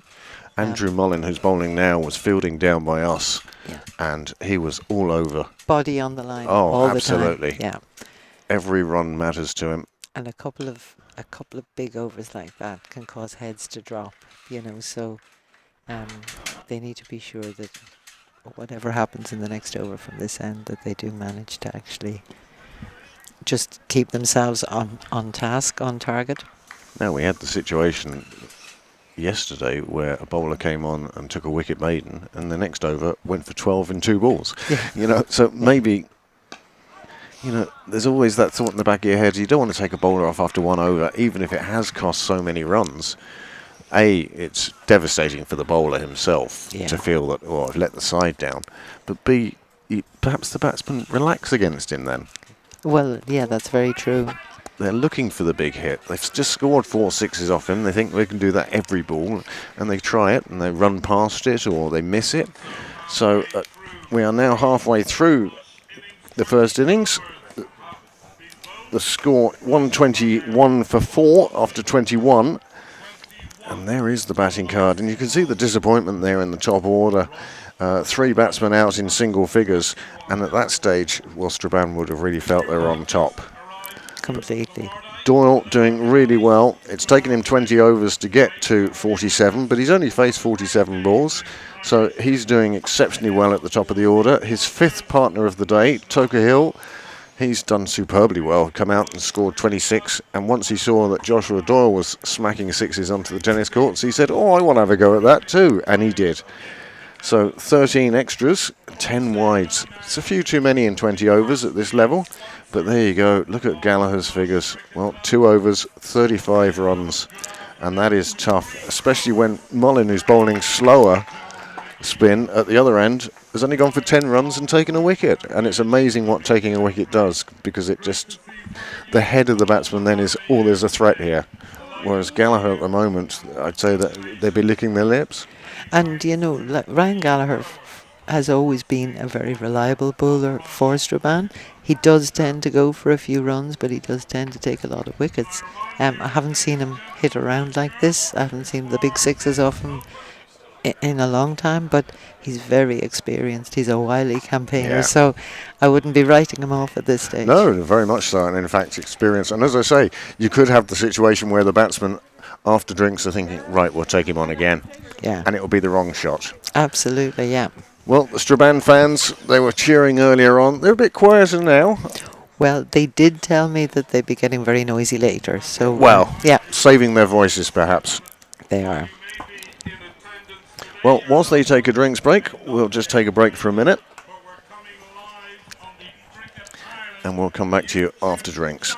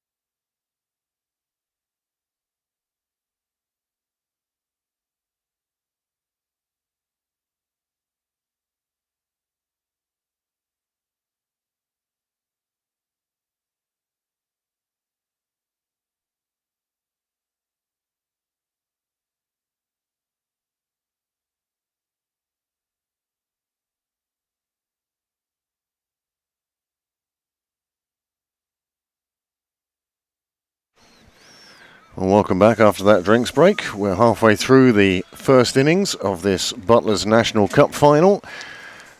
Here in the Mardyke in Cork, Rush won the toss, decided to bat first, and they may have been thinking twice about that decision after about 10 overs, but they've dragged themselves back into it. And this partnership, half-century partnership between these two, and they've forced Kevin Gallagher to go again with his bowling. Rhys Logie, it is, who's come on in place of Gallagher. His figures, well, 2 overs for 35. And you can see why the change was made. Oh, that was pushed into the pitch, just too short and wide. Yeah, that was... It invited the batsman to hit it, really. He just hasn't quite got his length right. A good start for Rush after drinks, but again, how many times have we seen wickets fall in the first over or two after drinks? Well, they always say Drinks is a great bowler. That's a big shot on the offside, and that's gone away for 4 as well. And Rush have decided to take the spinners on. It's strange because they haven't taken Andrew Mullen on. No. But anybody else they're after. Yeah, they're very comfortable out there now, I think. And when we saw yesterday the winning score of 211. Yeah. So, yeah. And this game, of course, shorter game. This is 40 overs. Yesterday was 50. So Rush looking at a decent total now if they can keep this partnership together. He's gone again, and he's gone to the open spaces. He's gone. It's almost. You'd almost turn around to the director here and say, "Was that a replay?" Exactly the same shot. Same shot, same fielder fetching it out, same throwback. Yeah. And suddenly, Logie 3 4s in a row, and the score. Oh, a few overs ago. Let's see. 5 overs ago, 17th over, they were on 90, and here they are, 40 runs ahead. Yeah. And again, another big one. This one in the air will fall short of the fielder. Boyd it is. Good arm back in, just be a single. But you could hear the desperation of the bowler. Catch, please, catch, please. Yeah, he's... So what's on your agenda? As you say, you're up in Belfast and then back down here, and that's just next week. Yeah, so it's kind of the business end of the season, so there's plenty of cricket going on. Still a number of games in the interprovincial championships. Well, I would suggest that is the best shot of the over. That was, yeah. The others were firmly struck and in the air and everything, but that is a super shot, and what a way to bring up your half century. And hasn't Joshua Doyle deserved that? He's been out there since the start. He saw Rush through the troubled period. He's on his 5th partner today, and finally has found one that's sticking around. And these two, well, they're changing the face of this game. Completely. At the stage that Josh was standing at one end, just watching partner after partner disappear, I'm sure he was wondering what was going to happen. So it's that's a well-deserved half century. He's kept his head. That's it exactly. Whilst all around him are losing theirs. Correct. Boyd again doing the fielding. He's a busy little fielder. He did have that unfortunate one just in front of us here that he missed and went for 4. But since then he's been... And before that as well, he was fielding very well. That was a real surprise. I think he was shocked that he let that one through. But that'll be the one that haunts him, you know. But again, you notice that none of the rest of the team went, oh. No. They were all sort of, no, get the next one. The next one will be fine. You know, and that's one of the nice things about a good team is we all know that nobody's doing this on purpose. That one loops over the fielder, finds the turf, it's running away, but it will be picked up before the boundary. And it's the same fielder again. He's everywhere. He is. And that one just managing to get away from him. Another 2 runs.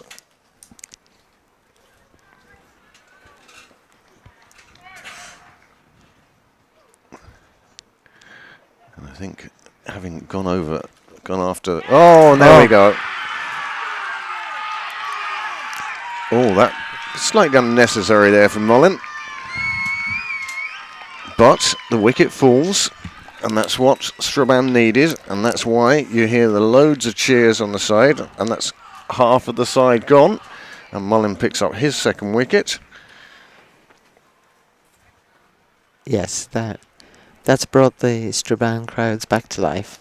However, one feels that the umpires may have a word with Mullin and just ask him to tone it down a bit. I think so. I think there was obvious delight, and especially after that half-century partnership, which happened in no time at all. Yeah. But just, we understand that you're pleased, but there's a way of expressing that, and not necessarily in the way he did. However, second wicket for Mullin, and they wanted to go after him, but he's got his own back, chopped onto his own wicket. Yeah. Finn McGee coming in at number 7 then for Rush, and Joshua has another partner. Well, he does, yes. And another local lad. I think as long as I've been travelling to Rush, there have been McGee's around the side. So Oh, very much so. It's amazing. North County Dublin, the family clubs. You know, you always associate the Andrews with one, and the Harpers with another, and the McGee's with another. It's very much again, Fingal cricket is very much community based, and that's the brilliant thing about it. absolutely. Well, Mullin just drying his fingers on the turf. And we'll see how Finn McGee goes. He's scored a few runs this year. He's over 200 in the Leinster Leagues, averaging over 35. He's a big part of the reason why Rush are doing so well in the Championship in Leinster at the moment.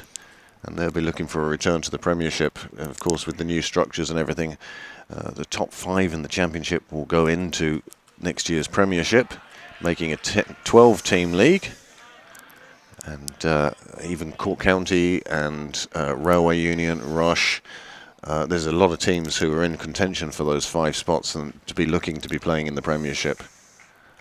Yeah, and you know, some of them are actually, they're having a really good season this year because that carrot is there. Yeah. You know, that getting back to the top table, particularly for some of the older clubs, I think they would be very keen to get back into the Premiership. And Strabane themselves, top of Section 2 in the Northwest, and they'll be looking for a return to the Premiership up in that area. And John Mooney just setting the field here, and he's coming back on to bowl. Marshalling the troops. 140 for 5 now, after 22. And I think Strabane will be looking to see if the loss of that wicket will slow the scoring rate. It has managed to get up to over 6 1/3. Yeah, I think John has taken responsibility on himself to tie things down again at this end, because spin obviously just wasn't working. Well, you've got a bowler with John Mooney's experience, and Yeah. might not have the pace that he once did, but he certainly has the experience and knows how to sort of slow batsmen down, perhaps. Absolutely. He'll be annoyed with himself that he didn't manage to find his line there.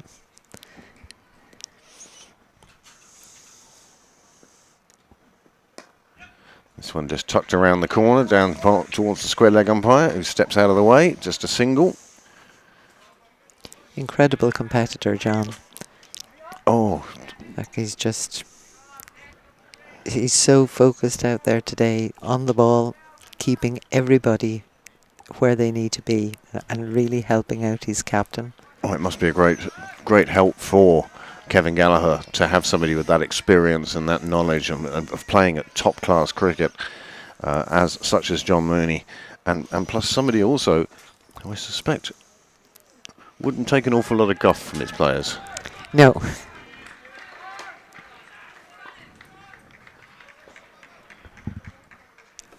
But they're very much his team now. He was even telling everybody where to sit for the team photograph.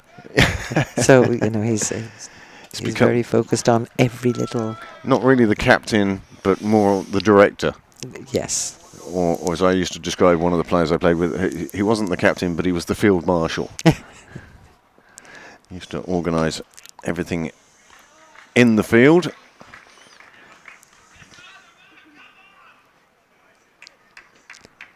So after that frantic, well, it's been lulls and highs and lows. I mean, Rush suffered that loss of wickets, but then they've scored runs quickly, and they're now up near 150, which 17 overs, as I say, there were 17 in 5 overs. They scored 50 runs. Yeah, they've turned the game around.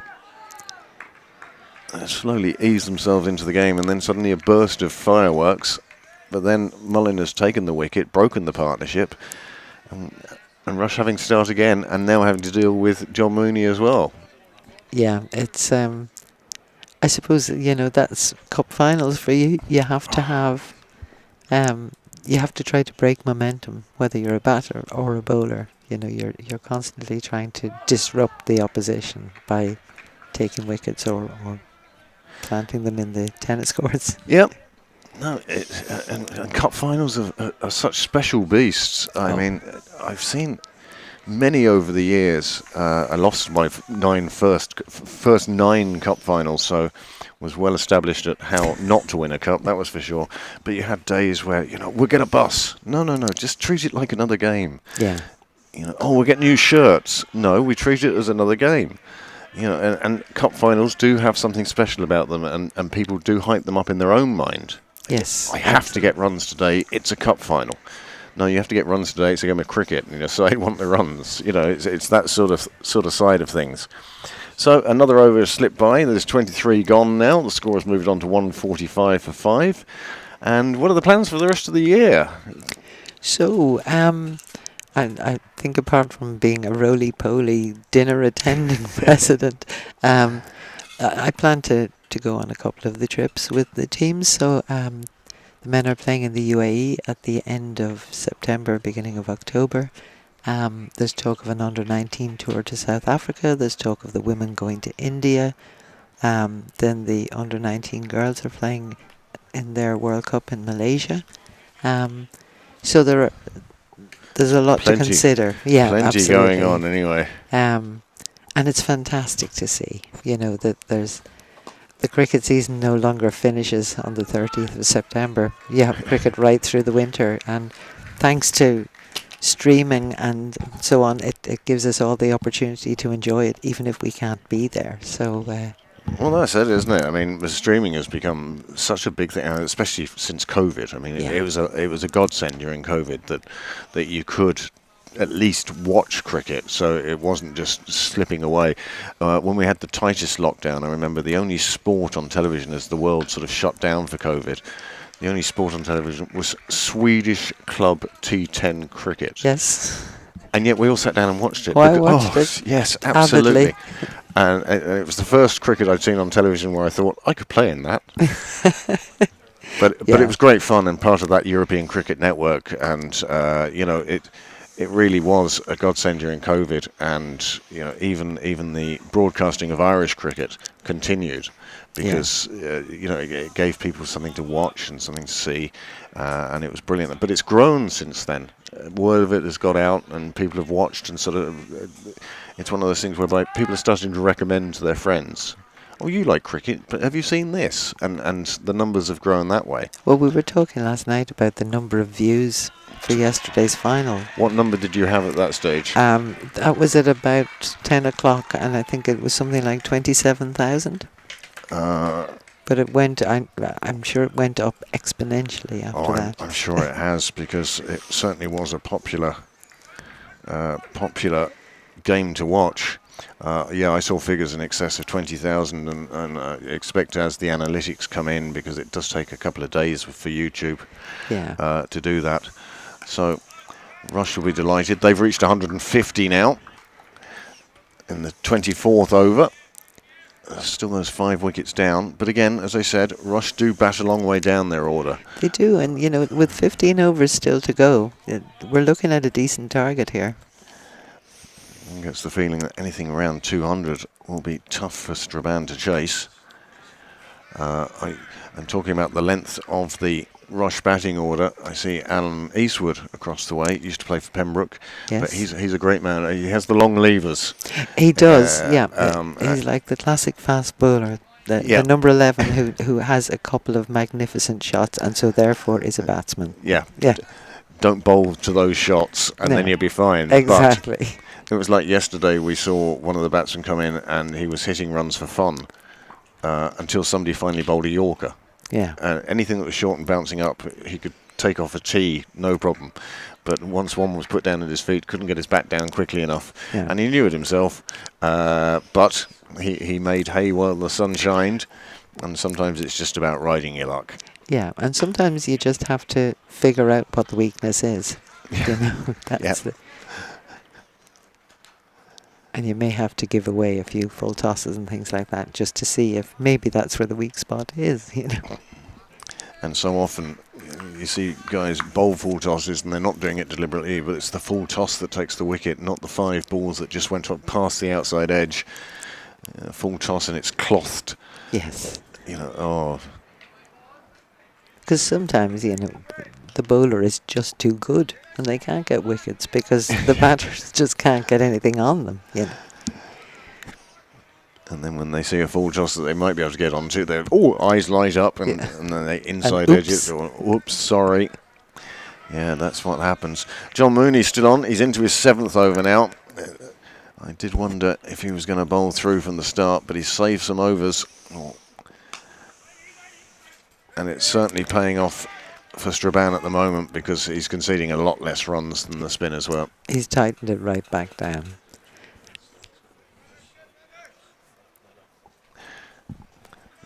So yesterday we saw scores 211, 210. I mean, it was such a magnificent final. It certainly made the trip down to Cork worthwhile, didn't it? Oh, it certainly did, yeah. It's just been fantastic. It's one of those ones whereby I suspect if you go up to the Phoenix Club in a year or two and say, how many people here were down at that final? They all were. Yes.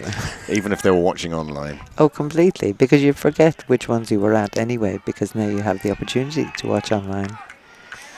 Well, Stella, thank you very much for joining us today. Been an absolute pleasure, Craig. Thank you for I hope you having enjoyed me. it. Yeah, absolutely. And no doubt our paths will cross again. I'm sure they will. Thank you very much. Thank you.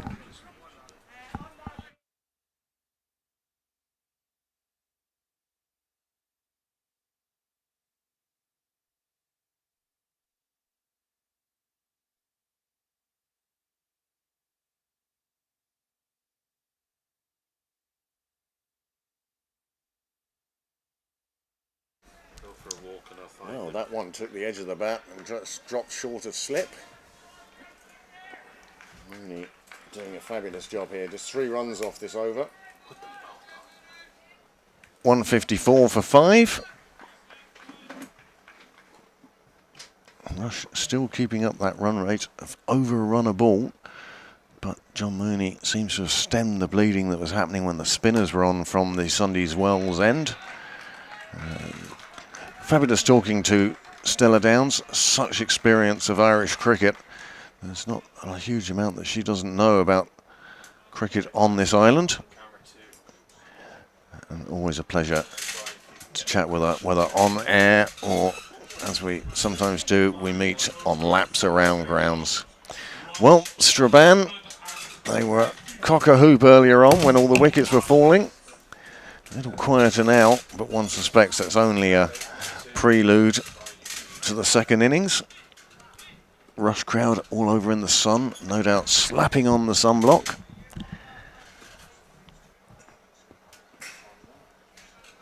My only surprise was how far away from the bar both sets of supporters set themselves up.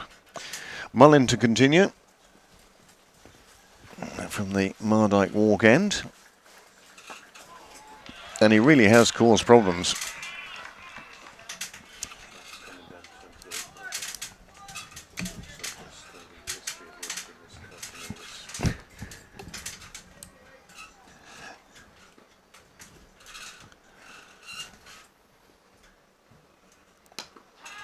It seems the more slowly Mullin bowls, the more problems he's causing for the batsman. And it's so strange because the batsman from the Sunday's Wells end, Gallagher,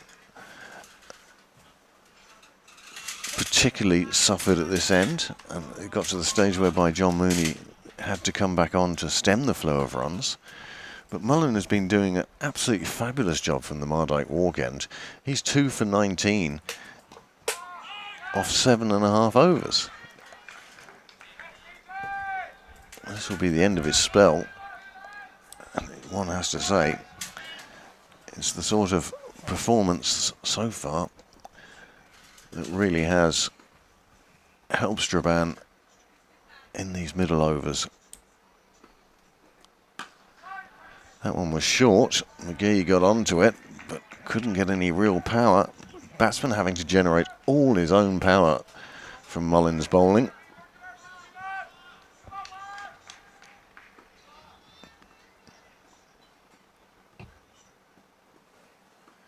Just tosses it up there. This time McGee plays it out towards cow corner, but the fielder is there. Nice bit of fielding in the deep.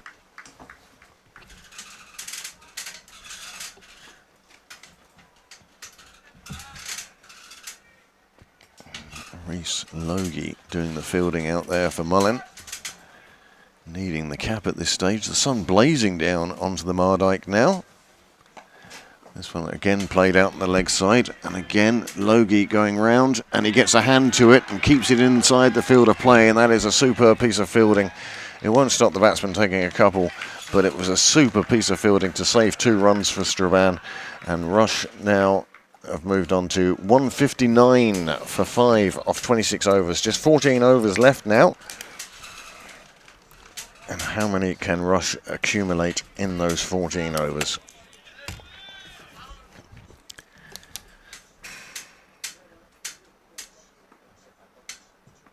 Looking at 220, perhaps even 240.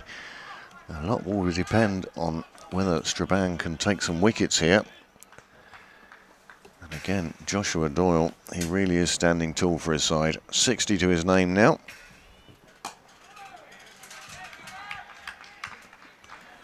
Joint highest score of the weekend. We saw 60 yesterday as well. Just that 1/2 century in the Butlers Irish Senior Cup. Well, we've already seen one here. Joshua Doyle, he's going at a runner ball.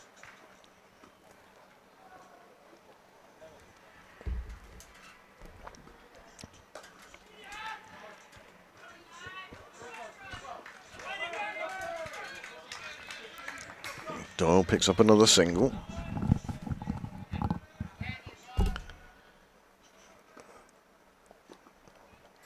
Now Finn McGee will be facing John Mooney.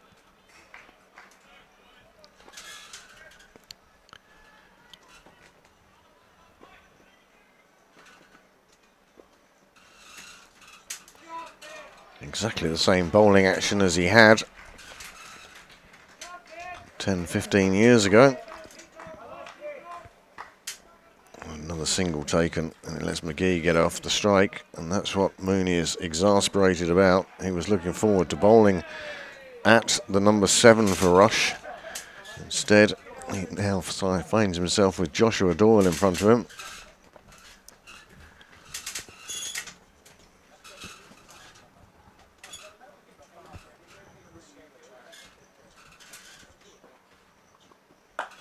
That one keeping low, coming off the toe of the bat. Mooney just short of the biggest appeal you'd have heard all weekend. But it just thumped into the bottom of the bat. You could tell it wasn't the middle from the sound of it. It was a very clunky sound. Sort of sound, if you heard from your car, you'd be straight off to the mechanic.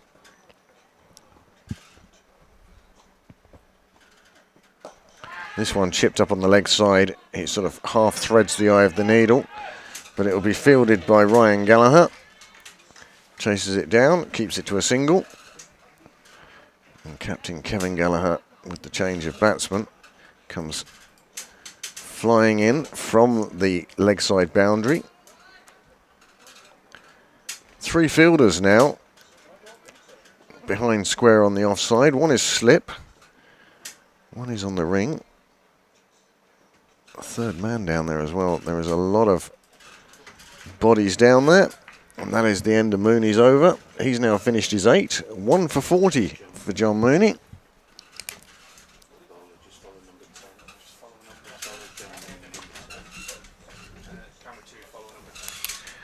John Mooney using experience. He's not kept any overs for the end, but he's done what is needed now. He had to come on. The spinners are just proving too expensive from the Sunday's well end. And his overs, 8 overs, 40 runs, 1 wicket. And John Mooney, well, he's doing what he's been doing for decades now. His presence in the field, a fine bowler, and we'll see him later on wielding the willow as well.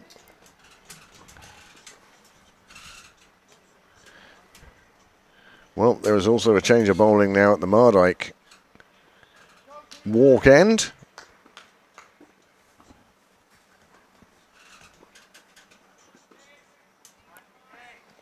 TJ Boyd will be coming on. He will be the 6th bowler we see today.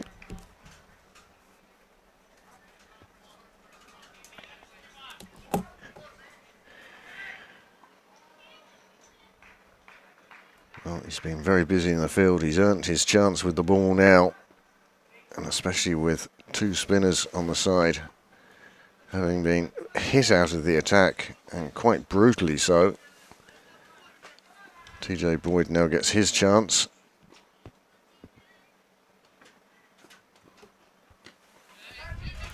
Joshua Doyle, as soon as that hit him, realised that he could get through for 2. Another 2 runs, and that's good stuff. And the round of applause you hear from the Rush supporters.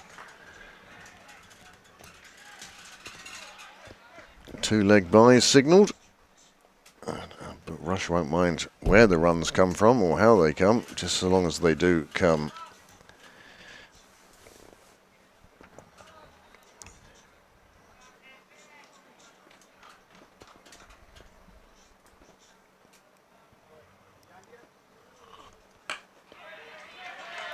That's nice bowling from Boyd. Good length. Forces the batsman just to play it away.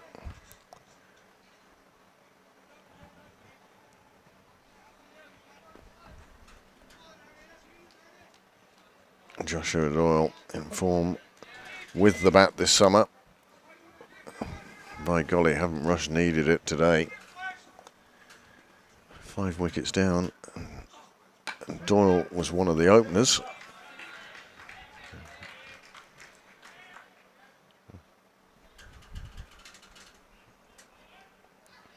And his 6th batting partner today. Well, if he didn't know his teammates, they're all coming up to introduce themselves one at a time, it would seem.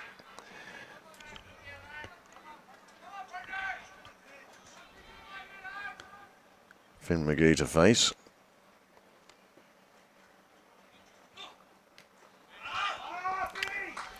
Well, Boyd lets this one go down the leg side. Keeper can't get to it. It goes for 5 wides. And the total just mounting for Rush now. And the optimism and hope that Strabane had when they were taking those first 4 wickets early in the day is now dissipated somewhat.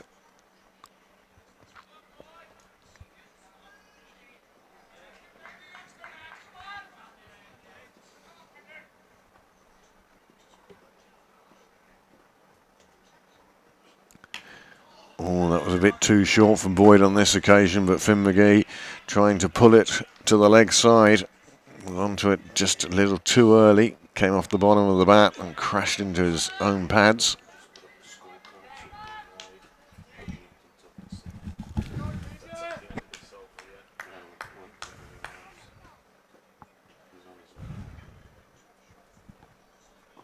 There's 2 balls left in this, the 28th over. Oh, there was a yes-no. They thought about taking a run. It wasn't to be.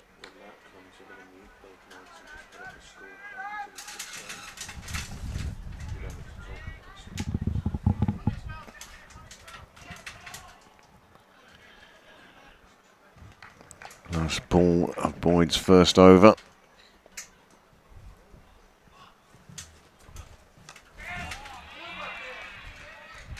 And he's doing well. Well, 7 coming from it, including a wide. 5 wides. Other than the 5 wides, he'd have been delighted with the over. His captain would have been, but those 5 wides so costly. The score now after 28 overs has moved on to 171 for 5.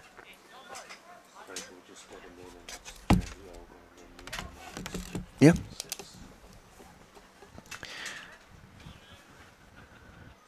We're going to the last 12. No wonder. I don't blame Joshua Doyle for looking for and being allowed by the umpires to take a drink.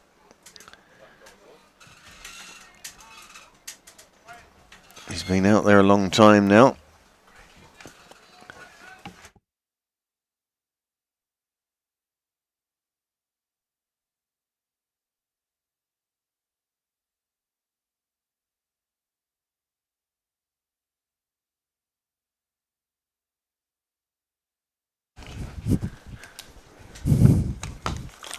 This one played out on the leg side. It's just a dot ball.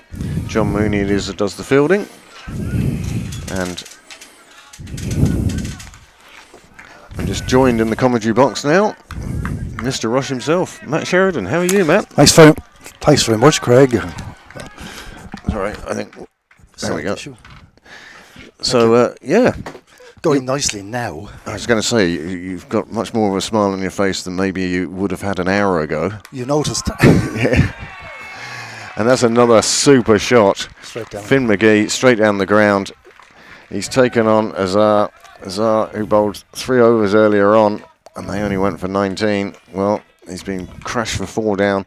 Yes, 175 for 5. These two have done quite well. Yes. And in fact, Joshua Doyle, He's a lovely batsman. he's a star, isn't he? Yep. He's been patient, but when the ball was there, when the spinners came on, he was quite willing to take them downtown into the tennis courts. Yep. Very good shot selection. All he's really wanted to do was find a partner who was willing to stay with him. Yes, and we had that from Mr. Totikill for a while. He was rather in the mood, and he put away the loose ball. Yeah, I said it to Stella that you could almost tell that he was looking at Joshua hitting these ones into the tennis courts and saying, "Oh, I want a bit of that." Exactly. And he took it on. He fell then to Mullin from the other end. It's strange how Mullin has been so good from the Mardyke walk end, but the spinners from this end suffered such punishment. It's awkward, all right. It's hard to know why. Mr. Mullen has a fan club up in the corner, and they seem to celebrate his every movement. Yeah. Great way to be, great way to be. So, Rush and the National Cup. Yes. They should almost call it the Rush Cup, shouldn't they? You've won 3 out of the 10. 3 of 10, you could say. And 3 semi-finals? Yes, we've been thereabouts for many years, and we were happy to win it, obviously in 15, 16 and 18. And the last couple of years it wasn't played. The original competition started in 2012 and Muckamore won it. And it's been out and about the country. I suppose it's been an innovation that was badly needed. It resembles the Irish Junior Cup of many years back. Yes, indeed. That was around for a long time, Yep. the Irish Junior Cup.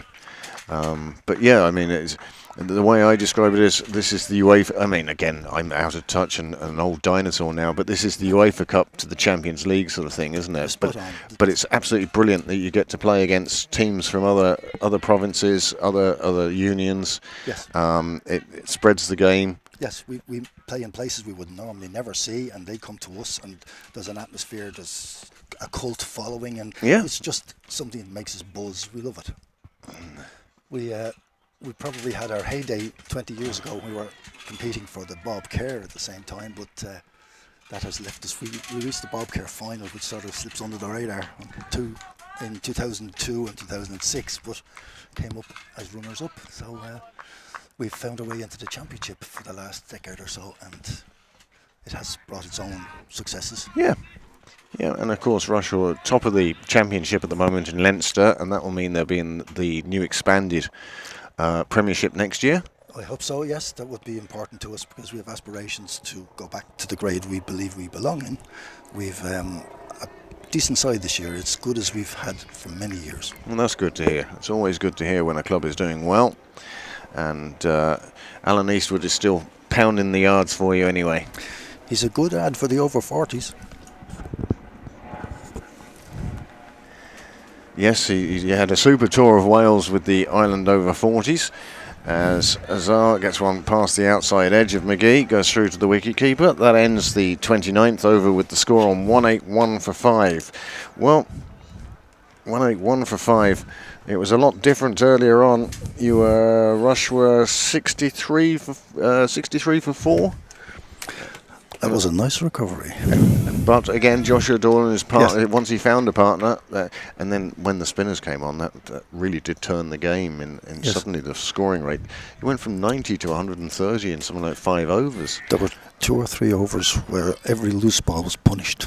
And that's the way it should be, isn't it? And as we were saying to Stella earlier, a sort of tight game, like yesterday's 1-run victory, 210 and 211, far more preferable to an IPL game of 300 against 300 off 10 overs each. You know, Yes. The thinking about cricket and the discussion about it, always the battle between bat and ball, as they say. Oh, that's a glorious shot from Doyle. He's hit the sight screen at the far end, and I swear, if you drew a line from middle stump to middle stump and continued it on, you'd find the ball there. That was dead straight, super hit. Takes Doyle now on to 68 from just 67 deliveries. He's playing an absolute star role for you. An anchor innings, and you can build an innings around his contribution. Yeah, I mean, the great thing for a batsman, and a number have come and gone, but the great thing for a batsman is being able to come in and say, right, my job is to get to the non-striker's end. You've got a guy who's batting like this, another 4 powered away on the leg side behind square for 4 more, takes him into the 70s, takes Rush close to the 190s, but as a non-striker, as his partner at the moment, your job is to get a single, whether Just a bye, a leg bye, off the bat, whatever it might be. Just get Joshua Doyle on strike, and it gives you time then to play yourself in, and especially a 40 over game. It's a lot shorter than 50 overs. I've heard it described as a 20-over match on steroids. That wouldn't be too far off. However, I would also say that on a number of occasions, there is sort of a difficulty with players coming out and batting as if it is T20, Yep. and that's where they lose wickets and things then fall apart. However, these two, it's another 50 partnership that Doyle's been involved in. He scored 23 out of the 51, and Finn McGee playing his part, he scored 18, which just goes to show that it's not all one-sided, and Finn McGee isn't just out there saying, I'm going to take a single. He's taking his runs as well. He's a young man who can bat. He's seen us through a couple of awkward situations earlier in the season. Well, I was talking to Stella earlier and saying just how far down the order Rush do bat. We have quite a number of all-rounders. Even Mr. Eastwood, perhaps at number 11, has been known to score 20s and 30s. Well, he's averaging 41 in the Leinster Leagues this year. There you go. Not bad for a number 11. But you've got 9 players who have scored over 100 runs in the league, including Joshua, who scored 699. And that's just the Leinster League. That's not accounting his contribution, because he scored 100 in the semi-final. Your 2 openers scored 100 in the semi-final. In the previous round, I think it was the one before the semi-final, the quarter-final, up in the Northwest. He was outstanding, as was the other opener who was out cheaply today. Yes, Prasanth Vishwanan. Yep. Affectionately known as Pajo to us. Easier to pronounce, one would suggest. But there's another over slips by. 30 gone now. We're into the last 10 overs. And this is where Rush will now say, well, we do have 5 wickets in hand. Whereas before it was much more of the, we're 5 wickets down. Yes. But now with this 50 partnership, these two looking at the scoreboard, they realise that 30 overs have been bowled. Just 60 deliveries left. Even a runner ball would get you up to 150. So what do you think a good score? What are you looking for here, Matt? And what do you think a good score would be? At this stage, you would expect at least 80 from the last 10 overs. So 270. 270. Amazing, isn't it, how cricket is? Because yesterday we had a 50-over game where they could only score 210 and 211, and here we are with a 40-over game. Yes. And we're talking 270. Well, maybe I'm over-optimistic, but the people we have to bat can certainly hit a ball.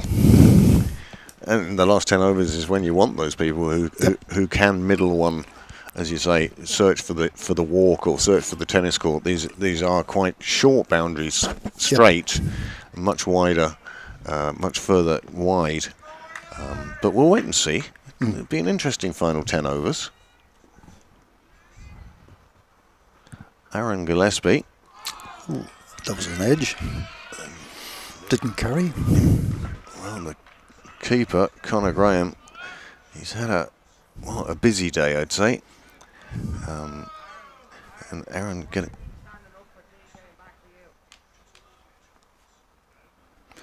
Isn't that the same keeper who took a number of catches behind against North County in the semi-final? He took at least 4 from the spinners. Well, he has just the one today so far, and it wasn't from the spinner. Captain Kevin Gallagher doing the fielding. I described him earlier as perhaps having Duracell batteries inside because he's been everywhere. He's been filling gaps, and if the fielder needs to be moved, it's him that's doing it. And he's done a super job. Absolute pleasure to talk to at the toss as well.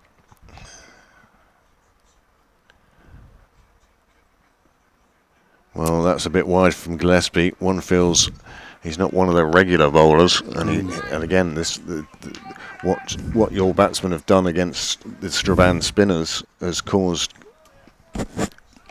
Strabane to look elsewhere where they wouldn't normally look for bowling. And Aaron Gillespie, he pushed that one down. It was like a man who wasn't used to bringing his arm over too often. Sure. Yes, a couple of high-scoring overs early on have maybe affected the slow bowlers and their confidence to bowl from this end. Yep, I think you're absolutely right.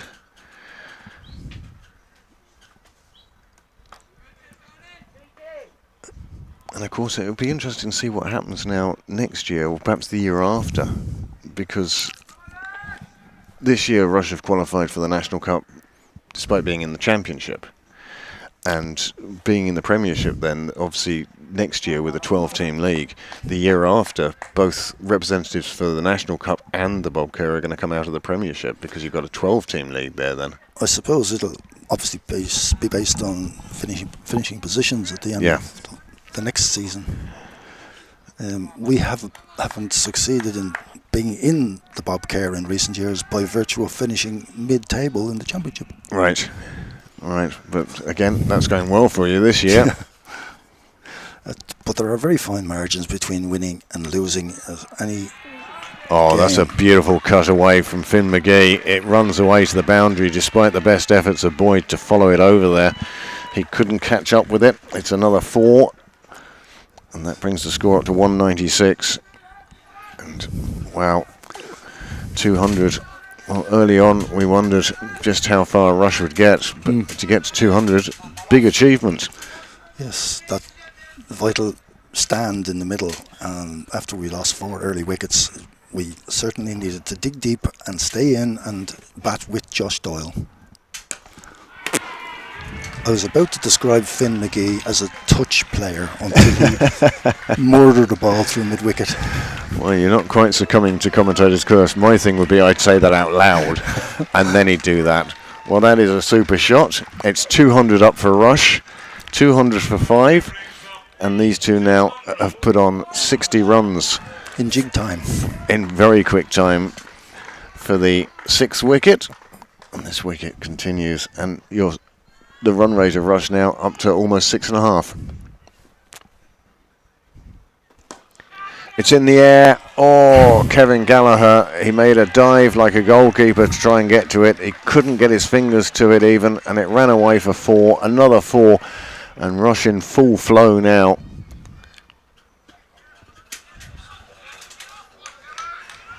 .45 runs off the last 5 overs, Matt. You'd be delighted with that sort of strike rate, 9 and over.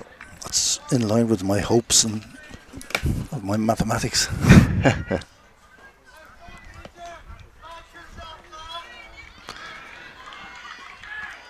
You can hear both sets of supporters now trying to raise their troops for the last 9 overs. Quite a large contingent from Strabane over there, and they were very vocal earlier. They're a little bit quieter now. Whereas Rush fans were a little bit quieter earlier, and now just coming to the fore. It's back and forth, just like yesterday's final was. Oh, this one has gone past the keeper. Another 5 wides. Boyd has just slipped that one in, and one wonders if Conor Graham wouldn't be better off standing back to him. That's 10 runs conceded in 2 deliveries that Boyd has just let go down the leg side. They've gone past Conor Graham. They've run to the boundary, and well, those are the sort of runs that just free runs for Rush, really. Yes. It's a forgotten statistic that runs scored off the extra ball is a bonus. Yeah. Not the way Boyd would have wanted to start his over. And this one hit down the ground, but there is a fielder there to cover that this time. Just a single. I think Mr. Boyd would be quite happy with just conceding a single at this stage. Has Mr. Mooney finished his spell? He has indeed. 1 for 40, and that brings another little smile to your face. It's the experience of John Mooney that you're wary of, not necessarily his pace anymore, but he's a wily character. He absolutely knows what to bowl and when to bowl it.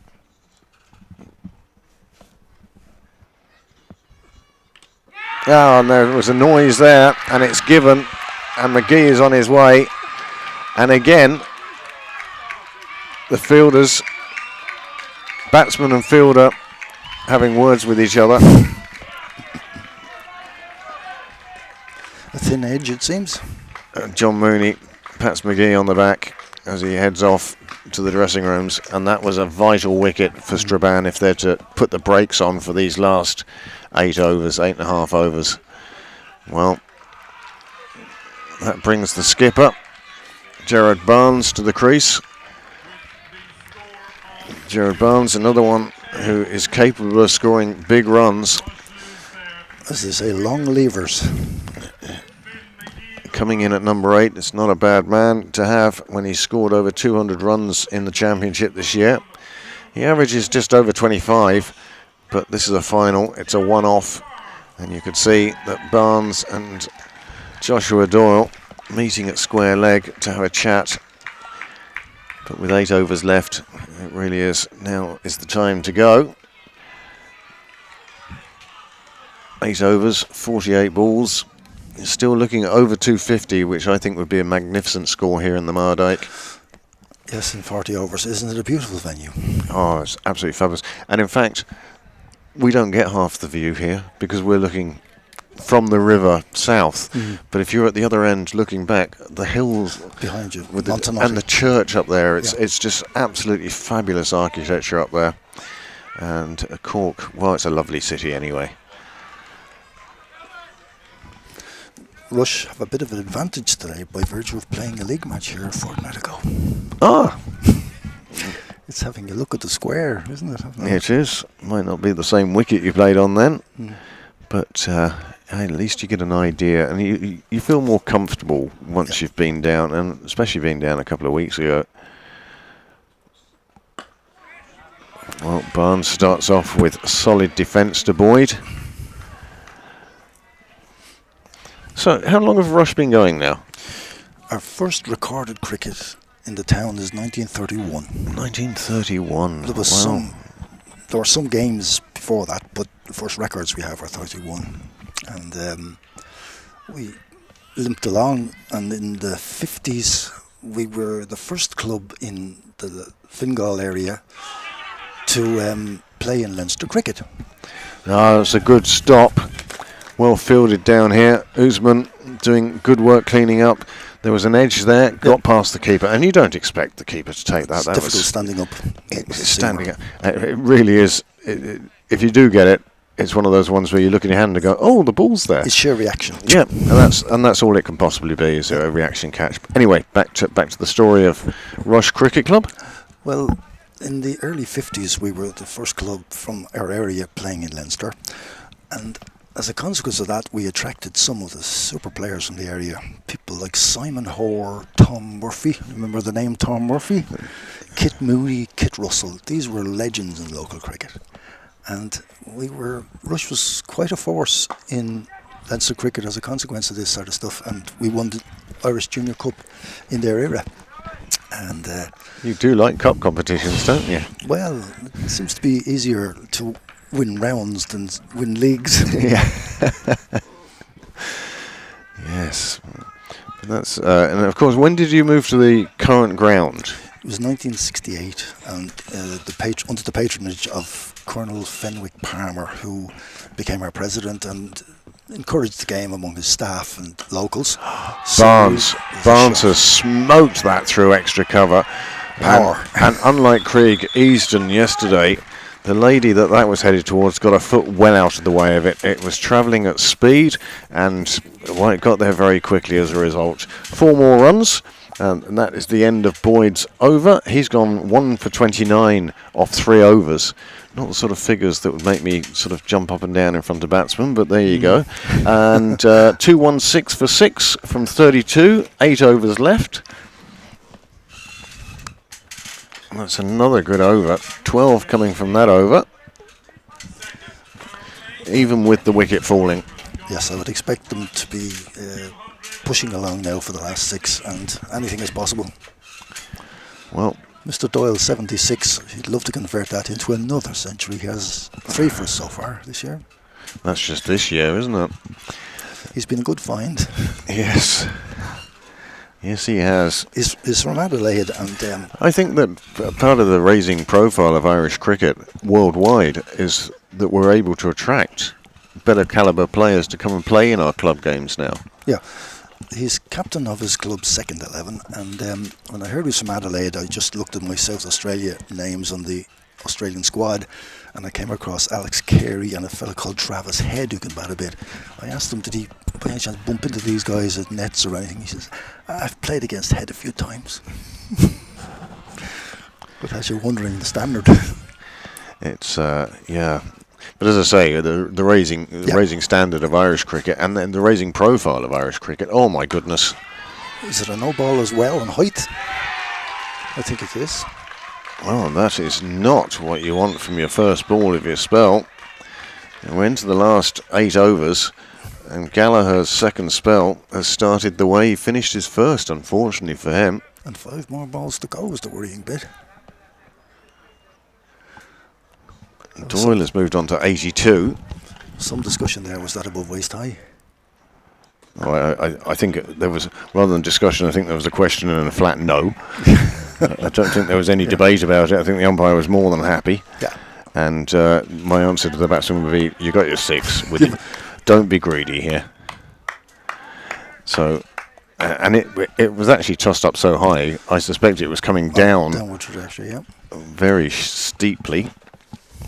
But you've got Rush's run rate now up nearly 7 and over. That's wide. Well, that was very wide from Gallagher. The bowlers are under real pressure now.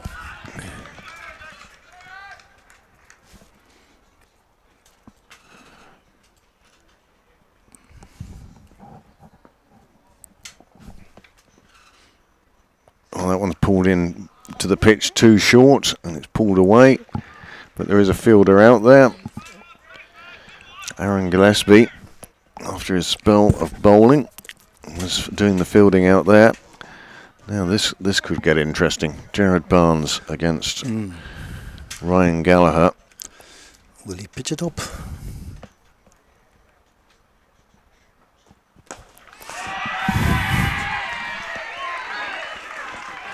Well, we apologise to the people playing tennis, and if they could just throw that one back to us, we'd be extremely grateful. However, the umpire immediately heading off to the clubhouse, where I suspect he's to be met by Johnny Kennedy bringing a selection. There's,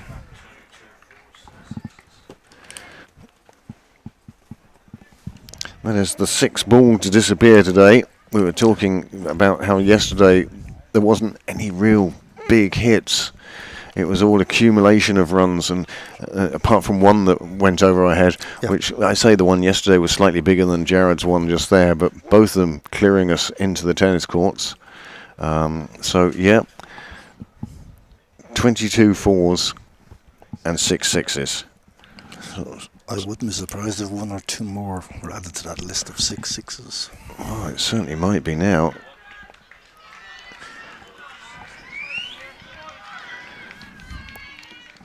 63 for 1 in the last 5 overs.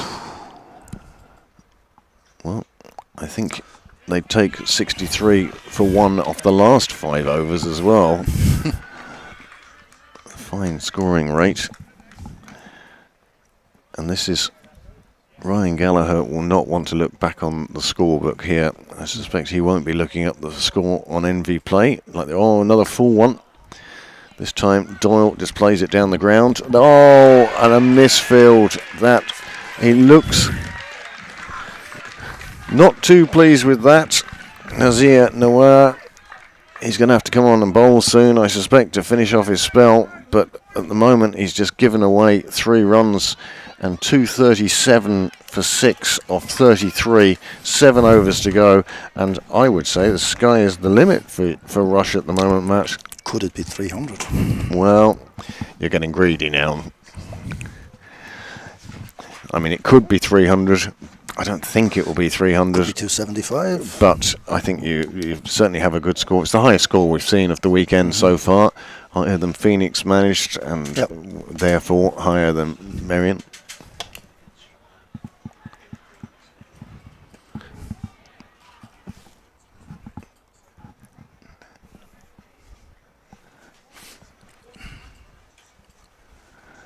Well, 3 overs for Ryan Gallagher, 0 for 56. My goodness. Is he needed for an extra over to make up the 5th bowler? Does he need to continue as well? Well, that's it, isn't it? He's had 3. We saw Aaron Gillespie with 1 is 4, and then we saw the other spinner, name escapes me now, for another couple, 5, 6. So maybe there are still another 2 overs out there that somewhere Strabane have got to find those from. I think they may regret not having a John Mooney over or 2 left. Well, he bowled when he had to, really. I think that was what the story was there. They still do have one of the openers to come back, Nazir Nawar. He looked quite tidy. Now, Rhys Logue back on at the Mardyke Walk end.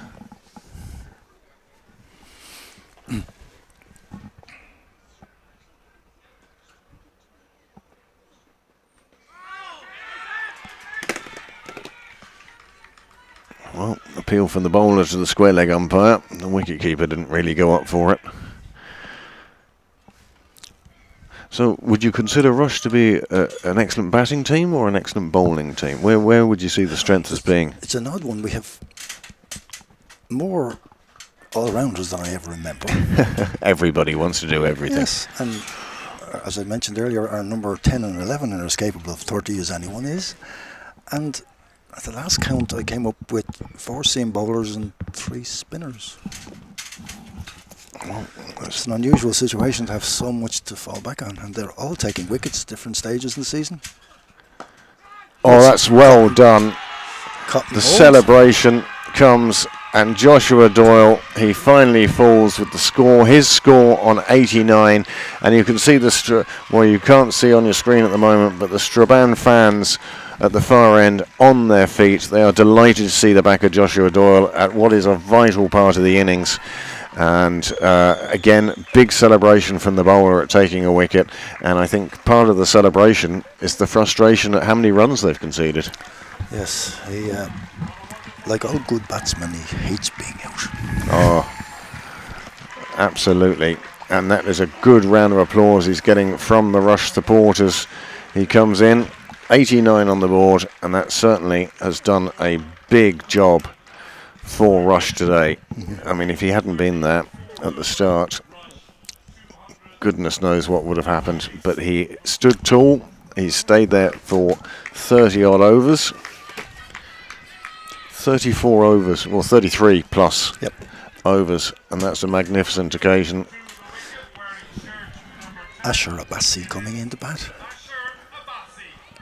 Asher is a bit of a dasher. He's coming in at number 8, and that's exactly the sort of thing that Rush want now. Well, if they had to lose Joshua Doyle, they've got 2 batsmen here at the middle who are capable of scoring runs.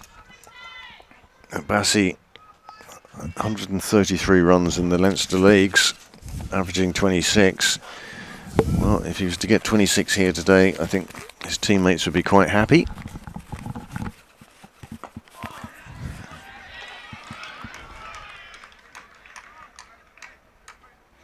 And there's a bit more noise from the Strabane fans now, clapping a dot ball.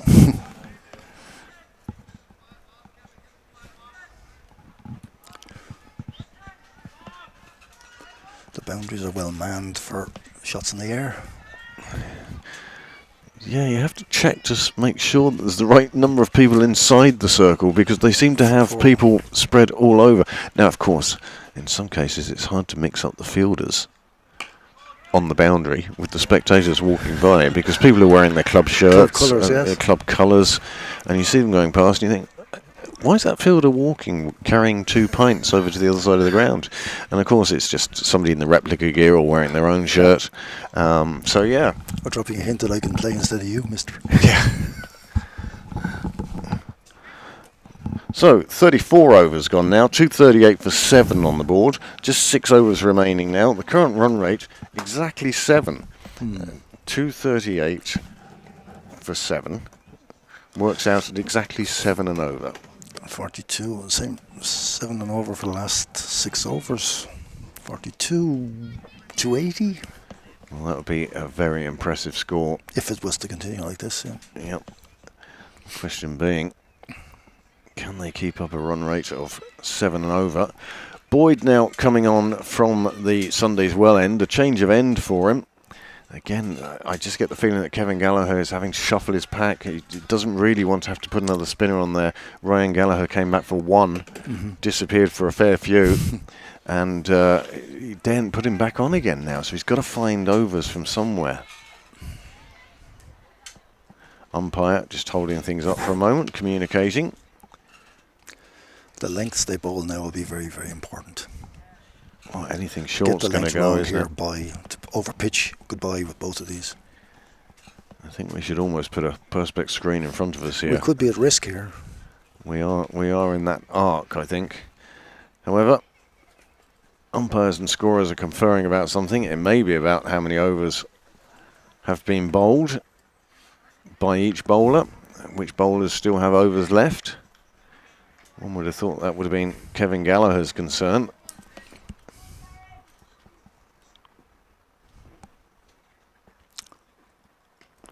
And is this Jared's first season as Rush captain, or has he been doing the job for years? Yes, he's been with us for a few seasons now. He formerly was with YMCA, as you might recall, and he lives in Dundalk. So perhaps he felt it was less of a commute to come to Rush, and we were delighted with him. He definitely a wicket taker.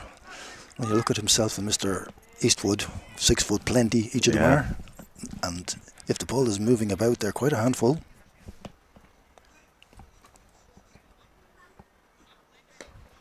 Well, this one just played out on the offside.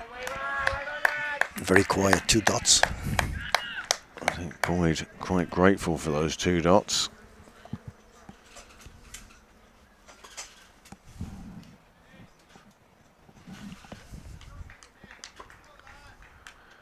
Butlers National Cup final here. Rush and Strabane in the Mardyke in Cork. 3 dots, except a wide. Well, Barnes saw how short it was, went after it. As it was, it passed to the right of leg stump. I feel he missed out there. Yeah.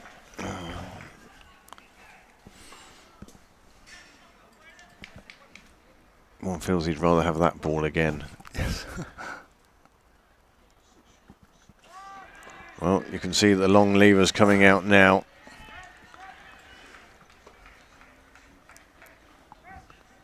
Barnes has been there for a while. He's in. Abbasi, he's only faced 2 balls since he's been out there. He's just going down to offer his skipper some advice, I think. Bat on ball is what is needed here, rather than, are you better off with 6 singles or 5 swipes and miss and 1 goes out of the ground? Ooh. Oh, that one just goes past Boyd. It's been a very sketchy over with the bat. And this is a much better over from a Strabane point of view. Just 2 added to the score so far.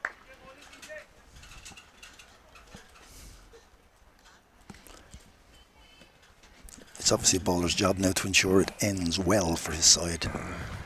A 4 or a 6 now would ruin the best that's been before. Well, just 2 from the over so far. Still 2 balls to go in this over. And let's see.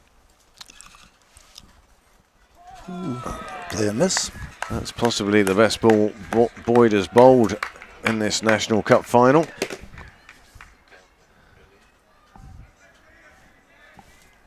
I like the way you got the Rush flag up down the far end. It's sort of demarcation between Rush and Stranraer. Some here. Can you go from Oh, that was a bit too short. It's round the corner and the catch is taken. Leighton McGarrigle takes the catch, and that's the end of Abbas. Sure, Abbas, yep. Well, that was just a little bit too short. He swiveled Very round on it. inviting shot, wasn't it? Yeah. The ball was there to be hit. And Just didn't get enough on it, and it fell into the hands of the fielder. And that's an 8th wicket down. 35 overs gone. 240 for 8. Well, perhaps that 280 is looking a bit beyond now. Matt? perhaps, yep. Mr. Eastwood coming in next. 1, 2, 3, 4, 5 overs to go. 30 balls, if we can last them. Well, and that's it. I mean, it's Just takes cup final cricket. 2 mistakes, 2 wickets, and they come off happy. Happier. Well, Alan, an Irish international, made his debut against Canada in the Intercontinental Cup. Came from the Ballyegan club, which I think is in Offaly. It's down near Burr anyway. Tipperary. Yeah, Tipperary, yeah, Offaly, it's down there. Used to face himself and, there was another fast bowler down there. He ended up entering theology at Trinity. Oh. And the 2 of them, I mean, Alan Eastwood must have been all of 13 and was still scary at the level I play at anyway. He then joined Pembroke, and after Pembroke he joined Rush. He's living in Rush now for a number of years. Is that the game he took a 5 for in his first international against Canada? It could be Intercontinental Cup. Yeah. That was in Rathmines, and I was there that day, and something odd happened. There was a query from the ICC. Who is this guy? Where did you get him from? Yeah. He's never played youth cricket. Yep. Yep, they can't believe when we haven't played youth cricket. I played school cricket in England, a couple of games filling in for my dad's team when I was about 11, but I never played in the youth system in Ireland. I didn't know there was cricket, and it was only when I discovered there was, and I was 18 at that stage. I think I discovered the bar at Pembroke before I discovered the middle. Priorities. Yeah. It's a false fallacy that you have to come up through youth cricket to be noticed and to be any good. Alan forced his way, I would say. He engineered his selection to the Irish side. I think he did very well. He was asked to go along as a net bowler. Yes. When the Australians were touring. And they were amazed. And the Australians were saying, well, who is this guy and where's he come from?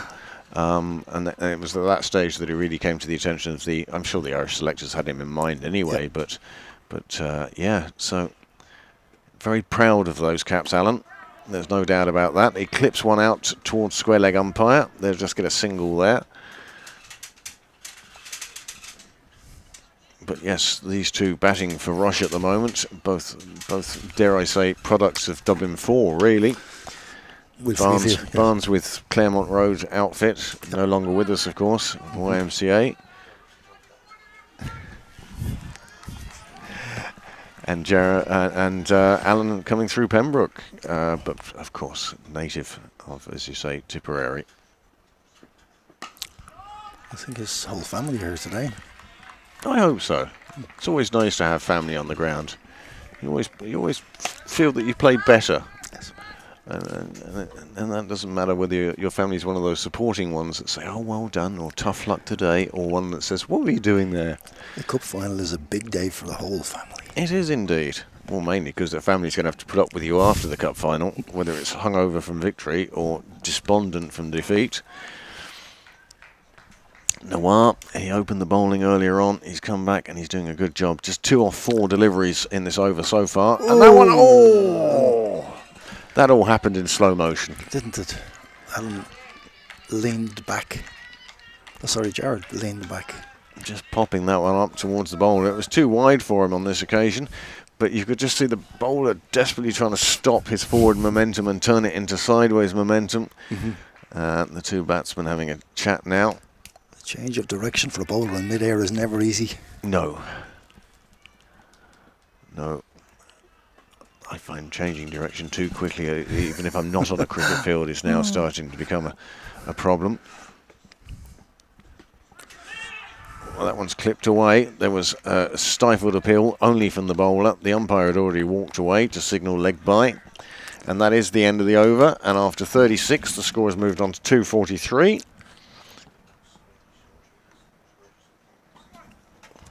Well, they're looking a bit happier like yourself, Matt, now. A good total up on the board. And the last couple of overs being very dull by comparison with earlier. And the rush contingent, was it a bus? The coach came down this morning. Is it? We had many come down in cars as well because of... I think the coach is the way to do it. Coach will train. Let somebody else take the strain, as they say. We had some come on the trains. It's we had a couple yesterday who came down on the trains, and they were sort of like, which train are we going to catch back? And then it was like, are we catching a train back? Yes. Entertaining stories of Were they how people Phoenix get people here. who were wondering should they go home at all? Well, They're playing a match today, aren't they? they're playing Pembroke today. They have the cup with them in Sydney Parade. Well, there was a cry of catch from the captain, Kevin Gallagher. It wasn't to be on this occasion. It runs away for 4 runs. And you get the feeling that with just 4 overs, we're into the last 4 overs, it's time to throw the bat. Let's go for it. Yep. TJ Boyd has figures 2 for 35 from 25 deliveries. He's economical compared to some. Well, he is today. It could be that this... Oh my goodness, that one just stayed all the way down. But it could be that this is a tricky wicket to bowl on now. Well, it was well up on the block hole, so he almost yorked himself. He did on that occasion. 22 balls remaining. 22 runs would take up to 269. And that's crashed away, but there is a fielder there. Gillespie. He'll keep that down to a single. It's great to see the young lad getting such encouragement from more senior members of the side. He looks quite young, I'd say about 18. Oh, I've gone past guessing people's ages. Worst thing I could ever be is ask somebody's age. I just no idea. Again, hit out to exactly the same spot. Gillespie again doing the fielding, this time on the first bounce.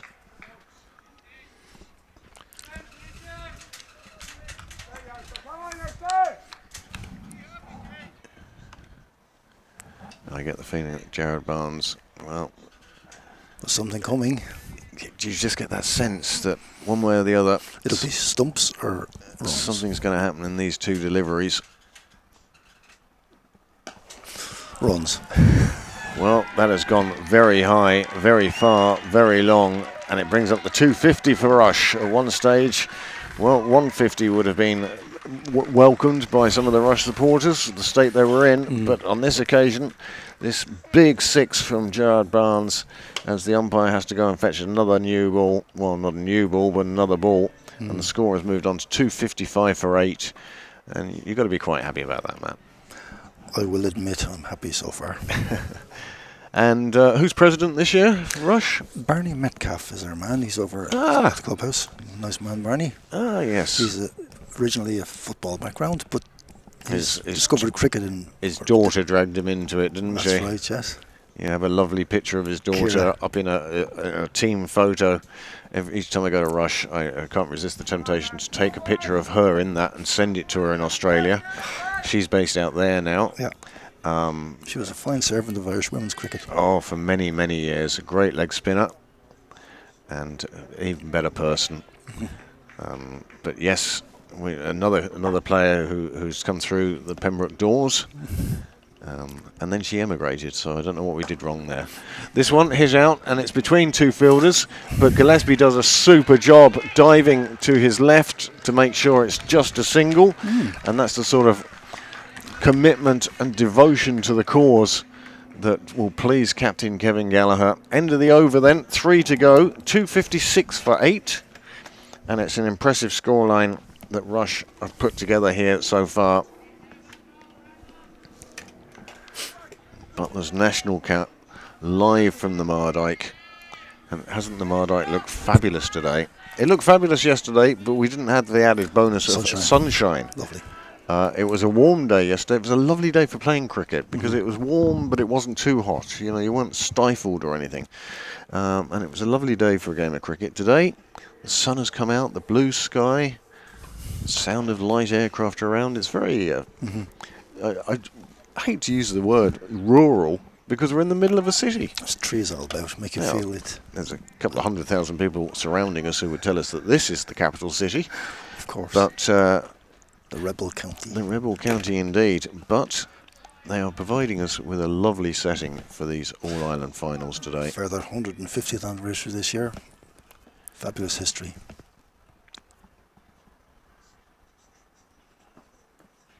Big swing. Barnes, with just 17 balls remaining. Barnes will be looking to use the long levers, as will Eastwood. Right.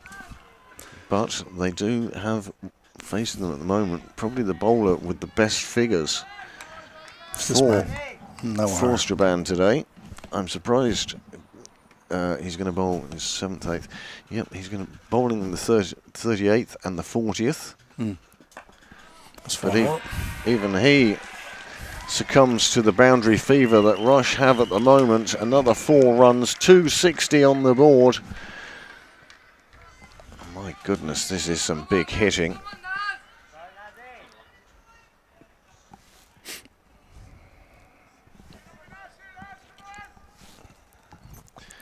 It's not often you look at 2 batsmen out there and think to yourself, Alan Eastwood is the small one. Yes, I look up at Alan Eastwood and Barnes walks by and he's bigger still. Sure, is it a cricket club you're raising or a basketball club? So this one clothed into the onside. And they're thinking of 2. And they will take 2. The fielder is right out the boundary, and why wouldn't they be? And suddenly one gets hit, and it doesn't make it halfway to the boundary. Then you do have the opportunity of 2. Yep.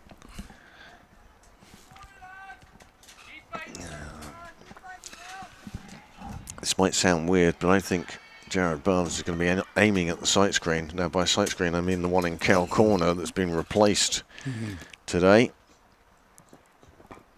Oh, cheeky. Well, that is Alan Eastwood all over. Sees the opportunity, takes it, and they get through for another one. 2 balls remaining in the 38th over. Yeah, Alan Eastwood always very alive to the situation. Yep. He's a player that once he crosses the rope, you don't see his concentration dropping off or him missing stuff. He's always intently concentrating on the game in front of him. He thinks a lot about the game. He's no fool.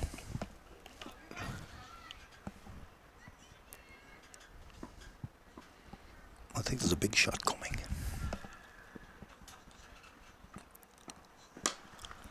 Oh, it clears the captain, Kevin Gallagher, an extra cover, but flies away. Gallagher is in the ring. It cleared him by about 12 inches, or should we say a foot, and raced away to the boundary, down by the car park, down by Elite Catering's van. Elite Catering did a fabulous job yesterday here, and spent the same today. But that was a super shot. You're expecting a big shot, and sure enough, there it was. I think you're going to see nothing but big shots now. Even if it results in a wicket, I don't think it'd be too upset. That one crashing into the pads as Eastwood looks for Cow Corner on it. It's a dot ball. It ends the 38th over. 12 balls to go. The score has moved on to 267, which again, very much ahead of expectations, I'd say. And and even ahead of hopes when, as I say, 90 for 4 after 17, 92 for 4 after 18, and then suddenly there was an over with 27 runs in it, and that really seemed to kick-start the innings for you. Yes, it seems their change bowling was targeted, and when it crumbled a bit, they were on the back foot. Yeah, and then they had to scoot around trying to find the rest of that fifth bowler's 8 overs. It messes up your plan. It certainly has. Well, it looks like it's going to be Reece Logue. No, change here now. Slow bowler again. No, he's put the hat and glasses back on. Kevin Gallagher has turned around to Usman. 2 overs to go. We know one of them is going to be bowled by Noir.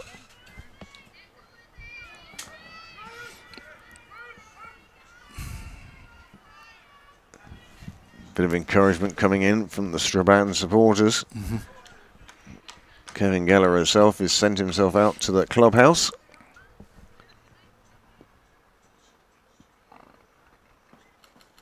Well, you can't bowl a full toss to Jared Barnes on the leg side and expect him not to hit it out there. It was very inviting.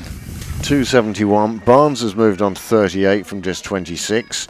Eastwood is providing the support here, coming in at number 10. He's already scored 6 off just 5 deliveries.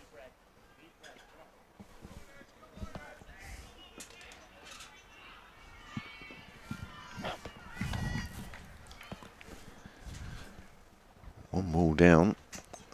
That went for 4. 2 balls down. And this one will be fielded inside the field of play. Andrew Mullen, it is doing the fielding. And just a single there.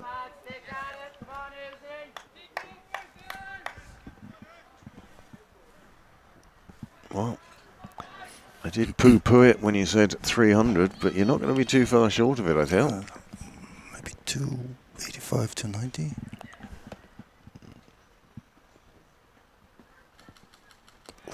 That didn't miss by much. Well, that's a good dot ball. 9 balls remaining. I think around 280, you'd be, asking Strabane to score 7 and over from the get-go, and scoring 7 and over is possible. Some overs. Yeah, but you're not going to do it every over. Nope. Not for 40 overs anyway. This one played down the ground. Mullin again doing the fielding. Well, shows that he's got an arm.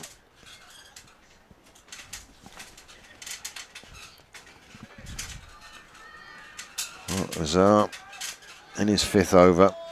He's conceded 35 runs so far. Wicketless as well. Again, just hit down the ground. Again, another single. And that's all that's needed now. Just bat out the overs. You'd expect a boundary or 2 still in those 7 balls. Watch this now. Well, you'd certainly hope for. As a Rush supporter, you'd hope for a couple of boundaries here. As a Strabane supporter, you're hoping just a couple of wickets, get off the field. Game over. Well, innings over. Yeah.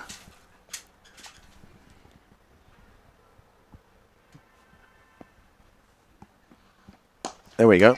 It's a catcher. It's put down, John. Very unlike him. Well, Eastwood will pick up 2. It was a chance. I'm glad Mooney got there because that was coming straight for us. He saved us.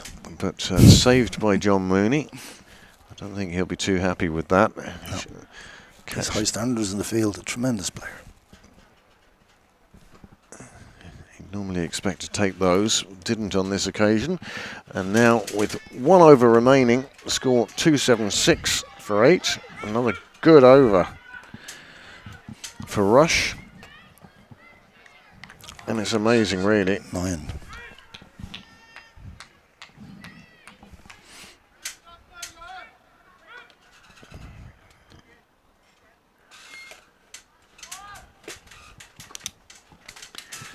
Barnes He will attempt to become only the third batsman this weekend to score a half century.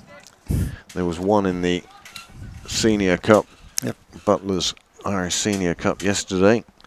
There's been one here in the Butlers League.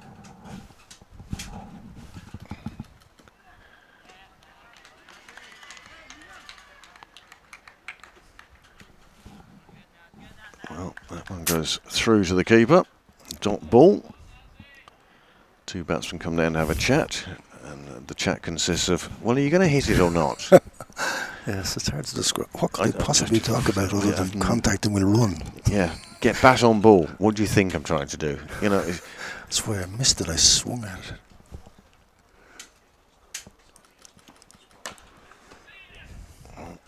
it's hit out on the offside. John Rooney collects it with the enthusiasm of a vet who has to go and do a field of kills. Oh dear.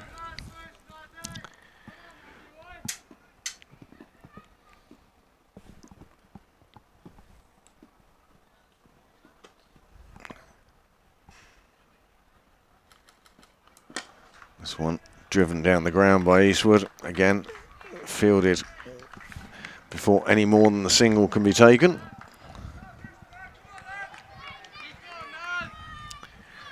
As I say, 2 more runs or 1 more run will mean that Strabane need 7 and over to win. It's a psychological as much as anything else. Run rate just over 7. And that is cracked away on the offside. Kevin Gallagher does the fielding. It will just be another single. Brings Alan Eastwood on strike for the last 2 deliveries. Well, 280 looks good. I think you'll be okay for 280. I think you'll be pleased with the way this innings has gone. We thank you for joining us in the box today. We'll just see out the end of this over. And then we'll let you get back to watching the game quietly. This one down to long on. It's another single. There is your 280. And with 1 ball to go to the end of the innings.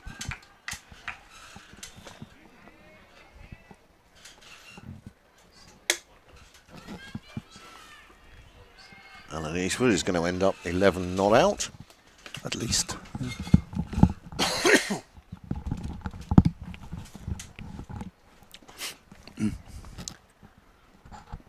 I can't imagine this will be a dot ball. Well, stranger things have happened, Matt. Well, we finally see a lap shot, and it just goes for a single. It's off the last ball of the innings. And Rush complete their 40 overs on 281 for 8. And we'll wait and see how that goes in the second half. Matt, thank you very much for joining us. Craig. And we'll talk to you again soon. And enjoy the rest of the game. Thanks a lot.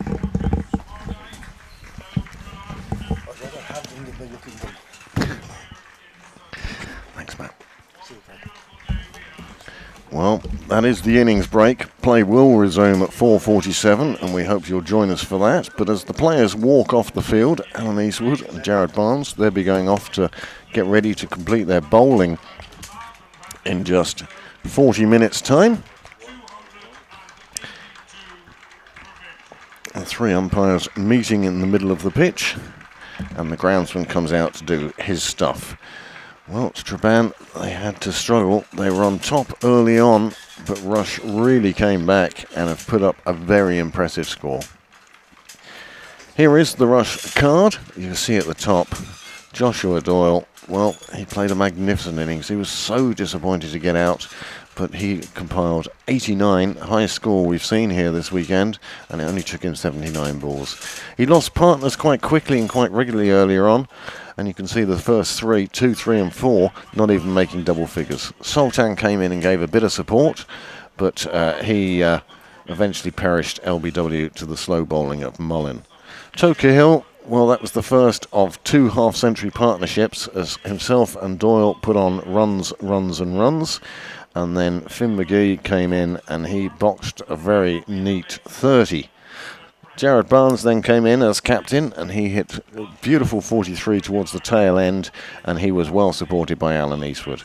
There were 26 wides in that innings, 5 leg byes, 1 no ball, meaning 32 extras. 32 extras making extras the fourth highest scorer.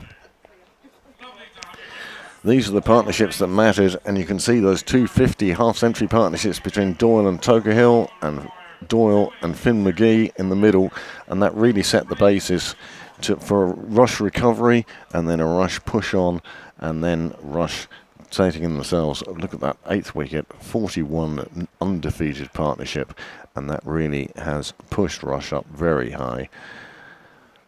Strabane, well, they're not going to be too keen to look at the bowling figures. Ryan Gallagher, 3 overs for 56. Well, his first 2 overs went for 35, and his economy rate at that stage was 7.5. He was brought back for 1 more over, and his economy rate, runs per over, even went up. Aaron Gillespie was tried for 1 over. It was unsuccessful, but the successful bowlers for Strabane today were Noir with his 2 for 44 up top, Mullin with his slow left armers 2 for 23, and Logie taking 1 for 18. Mooney at the top opened up, and he took 1 for 40, but you see the partnerships that mattered. The 6-wicket partnership of 70, the previous wicket of 77, and then at the end there was a partnership of 41. There is your summary, and what it means at this stage is that Strabane are going to need to score 282 runs in 40 overs to win the Butlers National Cup here in the Mardyke. We hope you'll join us for the second innings, and that second innings is scheduled to begin at 4:47.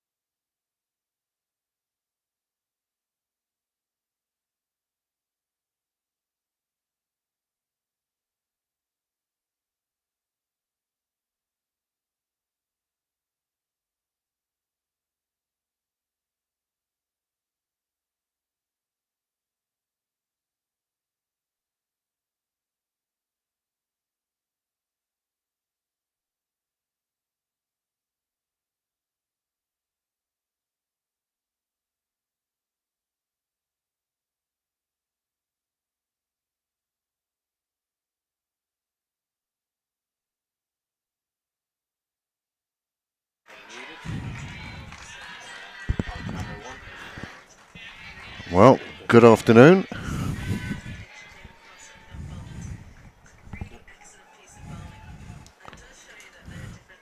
Good afternoon and welcome back to the Mardyke. We're here for the Butlers National Cup final between Strabane and Rush. And we're now into the second innings of this game, where Rush in the first innings compiled a total by a somewhat unusual method, losing wickets at the top, but they finally got up to 2-8-1 for 8 off their 40 overs. And now we will see how Strabane get on in reply. They need over 7 and over from the get-go, and we'll see how we go. Opening the bowling for Rush will be Jared Barnes, the captain. He'll be bowling from the Mardyke walk end. And the next 40 overs will decide where the destination of the National Cup will be, or where the residents of the National Cup will be for the next 12 months.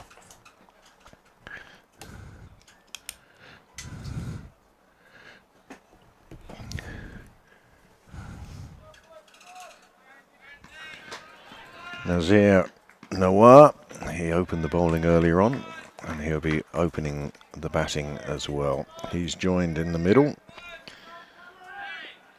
by captain Kevin Gallagher.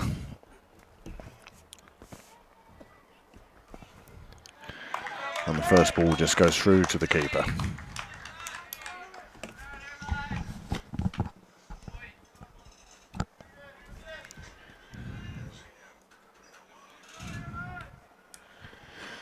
Rush starting with 2 slips in place.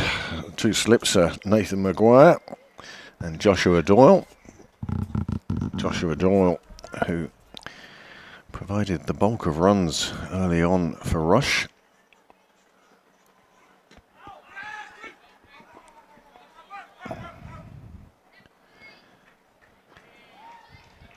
Well, with a leg by, Strabane get off the mark and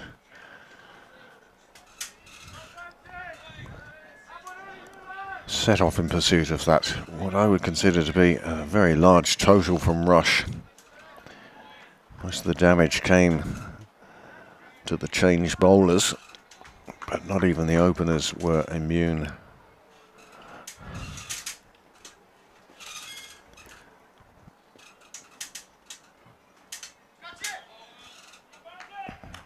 Barnes just straying a little bit down the leg side.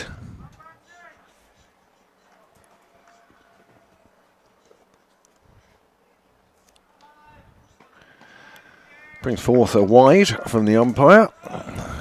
And so far the 2 runs on the board are courtesy of a leg by and a wide. Nothing off the bat as yet. Captain Kevin Gallagher now. Immediately onto one, punches it away on the leg side, and that is going to reach the boundary, and that is the first boundary of the Strabane innings, and it gets a good round of applause from the supporters at the top end of the ground.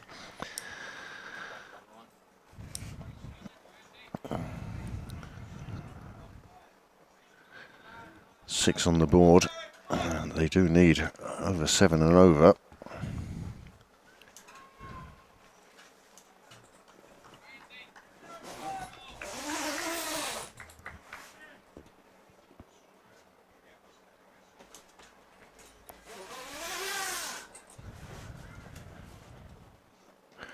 Well, Barnes getting a bit of prodigious movement there off the wicket.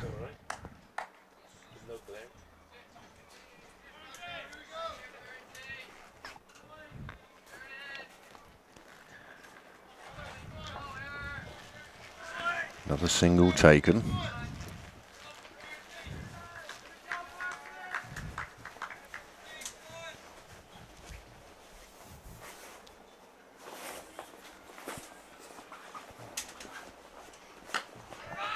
Nice solid defensive shot, sees out the delivery. 1 to come in the over.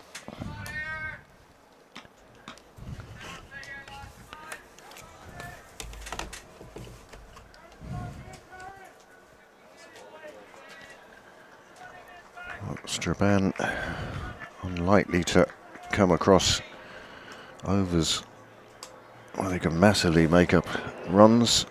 It's going to have to be consistent, 7 and over. Big swing of the bat from the batsman. If you're going to swing, swing hard, they say. Well, on this occasion, no contact made. It's the end of the first over. There are 7 runs on the board. And that's exactly where they need to be.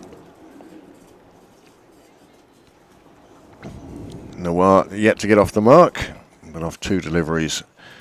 Kevin Gallagher has moved on to 5. And now bowling from the Sunday's well end will be Alan Eastwood. And to open the bowling for Rush, please welcome Alan Eastwood. Alan, who grew up in rural Ireland, his first cricket was with the Ballyegan Club, where as a youngster he terrorised adults up and down the Leinster leagues. And then he joined Pembroke Cricket Club. He had a most successful time, capped for Ireland, and now for a number of years been living in and playing his cricket with Rush. Batsman getting his bat on top of that one, plays it down to third. It's a single for Gallagher.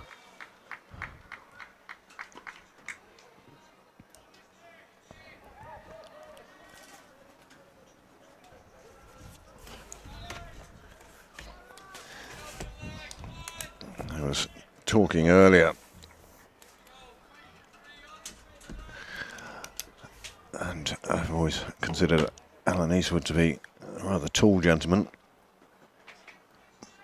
But when you're talking to him and then Jared Barnes walks past, it makes you realise how short on inches you are yourself. Both of them good quick bowlers. And both capable with the bat as well, as they showed earlier on. Barnes with a nice 40. Plus, Eastwood in good support. That one's clipped away nicely, but there is a fielder there. One of the fielders outside the ring at long leg. The other one down at third. And everyone else inside the ring. 2 slips in place.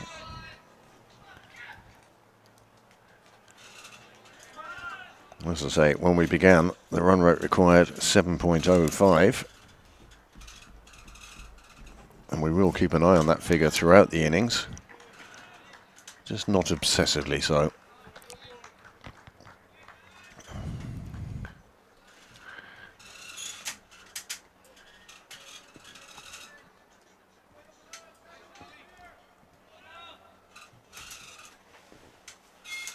Bit of remedial work to the crease by Eastwood. This is the second game, the second final this weekend on this strip. Whereas yesterday, 211 was enough to win. Well, 282 is the amount to win today.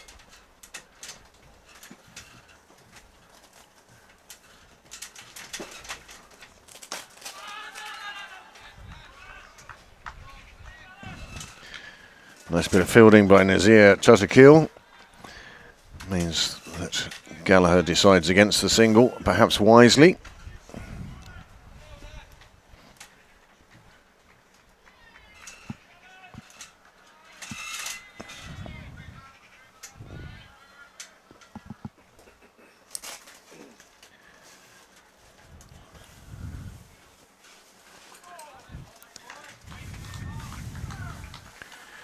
That is the end of Eastwood's over.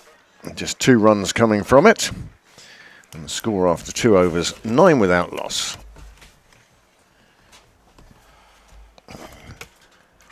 Far too early, of course, to draw any conclusions on score comparisons. Especially the way the Rush innings went, because it bobbled along, accumulating runs, and then Joshua Doyle took a very distinct liking to the bowling of Ryan Gallagher.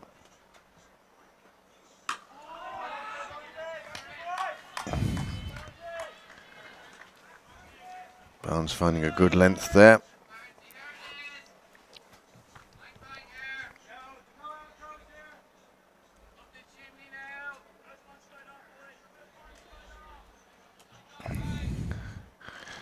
Certainly at the end of the first innings, you get the feeling that Rush feel that they're in the box seat here now.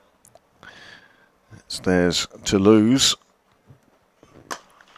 Oh, Gallagher latches onto one, and he's gone big, and it's 6 runs, and this is exactly what Strabane need.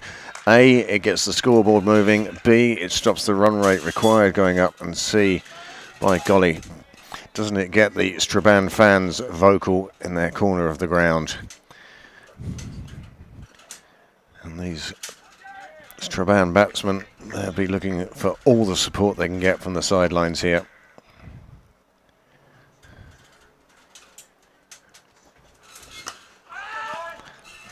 Better length this time from Barnes. Gallagher just playing it out on the offside into the ring. It's another dot ball.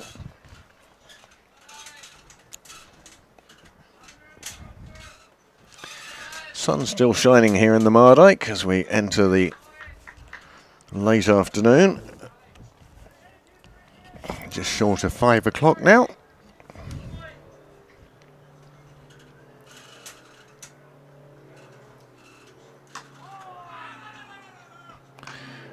And again, the amount of fielders in the ring means that singles are very hard to come by. Really have to place the ball well to get safely to the other end.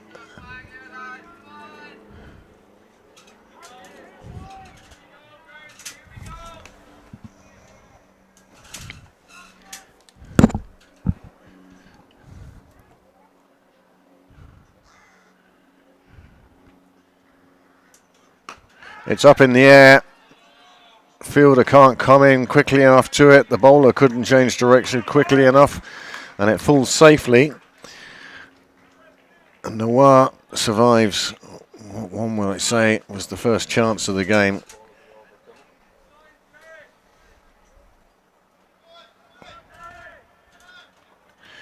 Strabane's aim really must be to take this game as deep as possible to start with. This one cut away.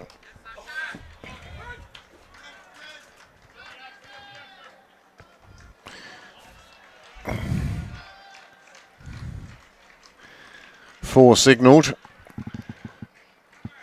Asha Abbasi just standing on the rope as he collected the ball. It counts for 4. That's 10 off that over from Barnes. He's 0 for 16 from his 2 overs, and the score has moved on to 19 without loss over 3. Well, it's an excellent start by the Strabane openers, both of whom have reached the boundary.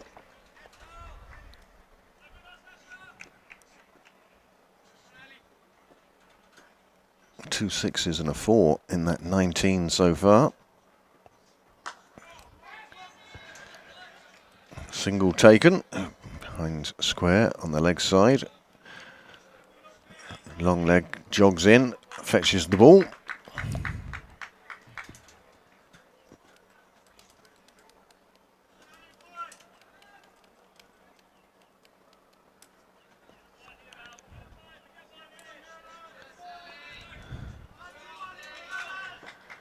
Hard to think that 17 years ago it was, Alan Eastwood playing for Ireland.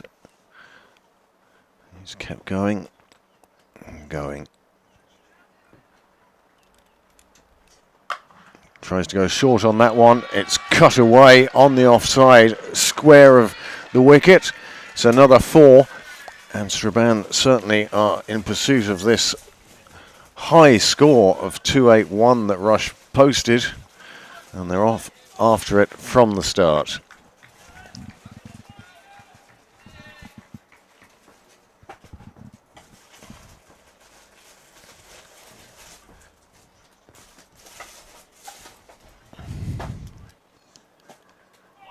One going past the edge of a flashing bat from Gallagher. Oh, from Noir.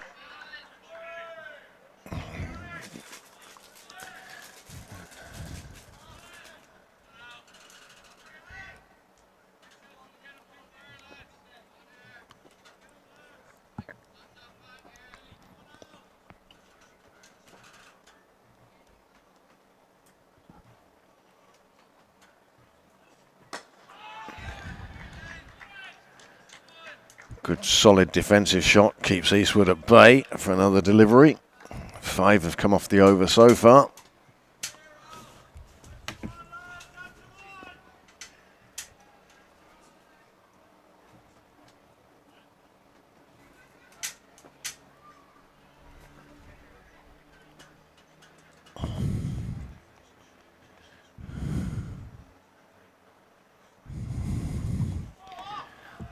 This one with a, well, little variable bounce perhaps. It certainly bounced in front of the wicket keeper. 3 dot balls in a row.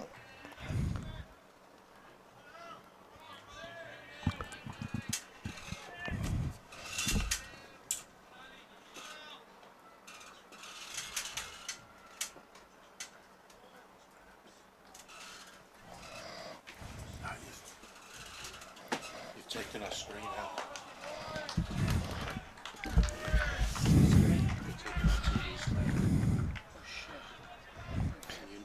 Take out the Samsung plug. Take the Samsung plug out. It's back.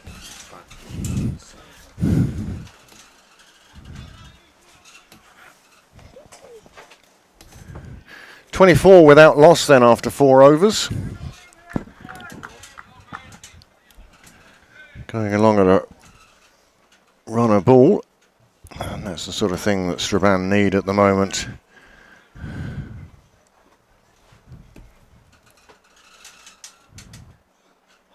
Oh, beats the bat.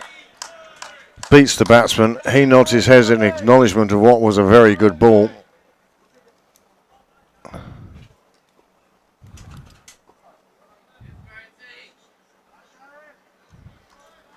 Barnes starting his over off with a beautiful delivery.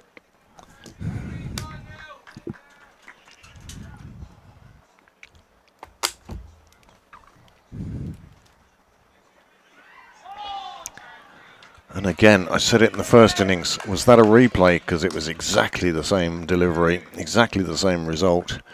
Beating the batsman again. The question here now is, whose nerve goes first?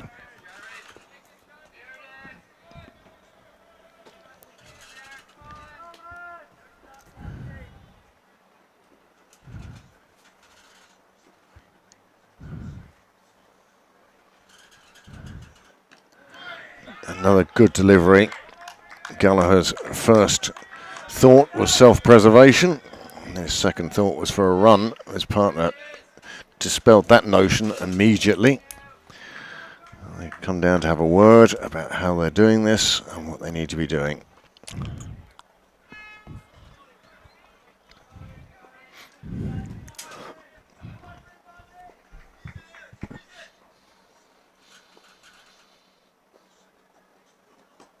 This time drifting onto the batsman's pads, played round the corner. Just a single taken.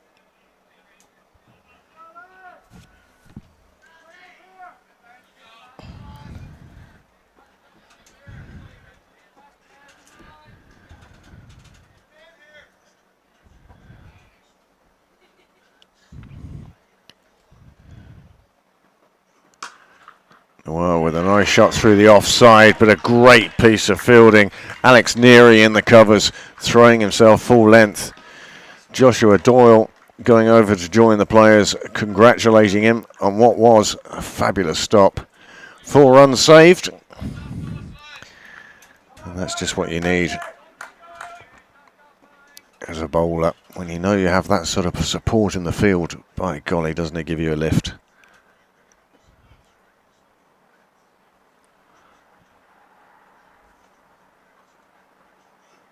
Oh, the attempted ramp shot.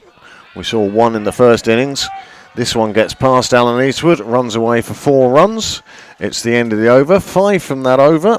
The score has moved on to 29 without loss. And these two are settling into their job exceptionally well.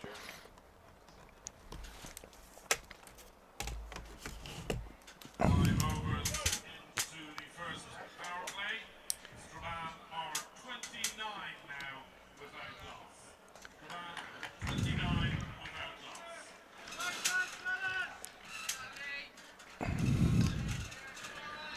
Well, it's a good start by Straban. Nothing that will worry Rush too much. They still have 2 slips in place. They're still attacking.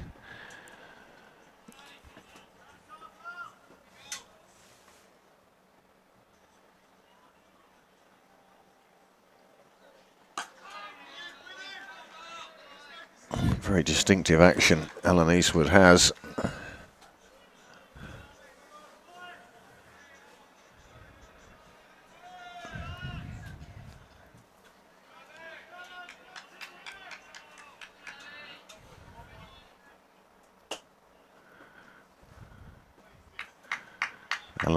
Alan Eastwood now into his mid-40s, still pounding his run-up. Keeps himself incredibly fit, does Alan Eastwood. His gym regime, well, by comparison, my gym regime consists of thinking it begins with a J. Alan's in there pushing the weights, pushing himself on a regular basis. And that's what enables him to bowl like that in a National Cup final after many years. Wide ball on this occasion. Into his 3rd over now.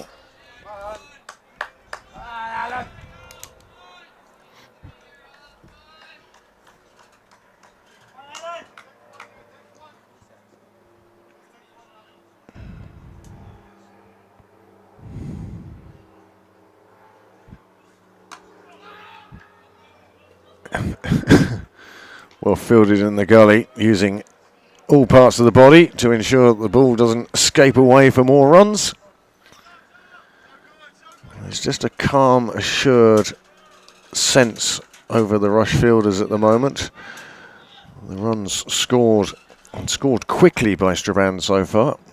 Not upsetting Rush's plans, not upsetting Rush's equilibrium. They'll need to keep this stand going for a few more overs to do that.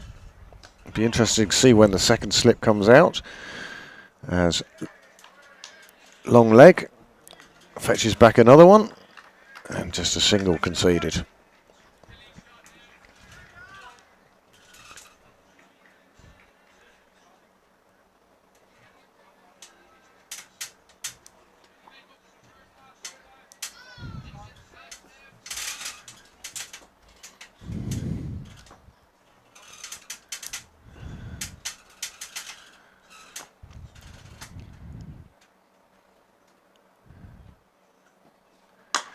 That was hit straight down the ground. Abissa doing the fielding, and a fine job doing as well. Dot ball. Every dot ball just a little cut for Straban. Already 4 of them in this over. Just that one wide and one off the bat, with 1 ball remaining in the over. Oh, what a delivery. The batsman looks back at the bowler as if to apologise for not getting an edge. It was that good a ball. Well, that caused some difficulties there for the batsman. But at the end of 6 overs, the score 31 without loss. And it's that without loss that's important as far as Straban are concerned. At the moment, they do have these 10 wickets in hand, and they have 34 overs as they set off in pursuit of that target of 282.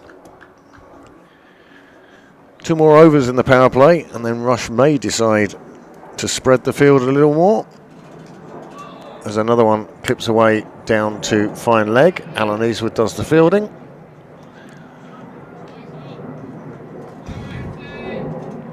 What Rush don't want to do is expect the game to come to them.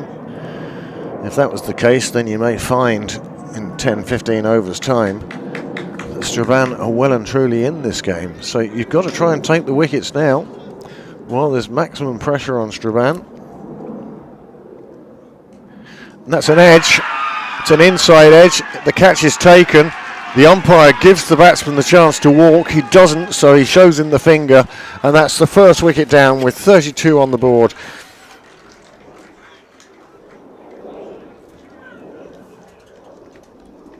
.32 on the board, and that's the end of Noah. He goes for 19 off just 22 deliveries, caught by Finn McGee behind the stumps, bowled by Jared Barnes, and his 3 4s and 1 6, all part of his 19 runs. Well, it just goes to show he only had 1 single as well. Well, the first wicket has gone down. Rush are delighted. Their plans coming together. The opening bowlers taking the first wicket with the score on just 32. Nazir Nawar departs. Would you please welcome to the wicket Aaron Gillespie.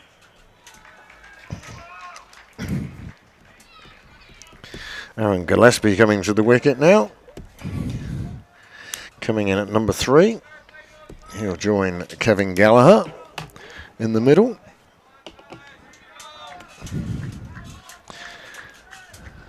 Aaron Gillespie primarily in the side as the number 3 batsman. He did turn his arm over for 1 over as the captain searched for somebody to help him out with that 5th bowler. It wasn't to be. It was quite an expensive over and contributed to that rush total of 281 for 8. Super crowd here today, primarily made up of supporters of both clubs, but certainly a number here from the host club as well, and that's a lovely 4. And the captain Barnes walks back to his mark with his hand up in apology to his players. He knows that that was a bad ball, but he also knows that Gillespie put it away beautifully. Very capable batsman.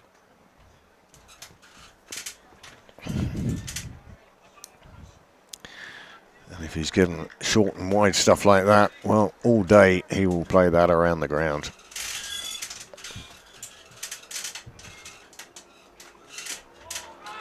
This time, just playing it down on the offside.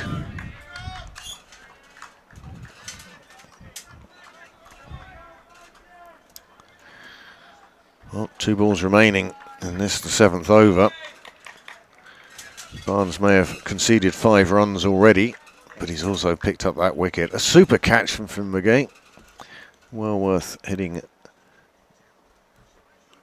back on your browser, on your internet connection to see that one again, because McGee was going the wrong way and flicked himself back to his left-hand side and took a super catch off the inside edge. And that saw the first wicket fall. Now we've just 7 balls left in the power play.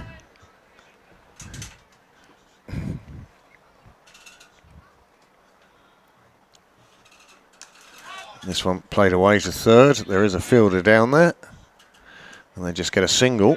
And that's a fine over, although 7 runs came from it.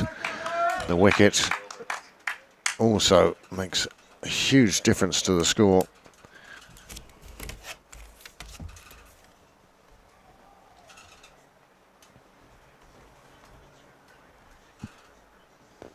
At the end of 7 overs, 38 for 1.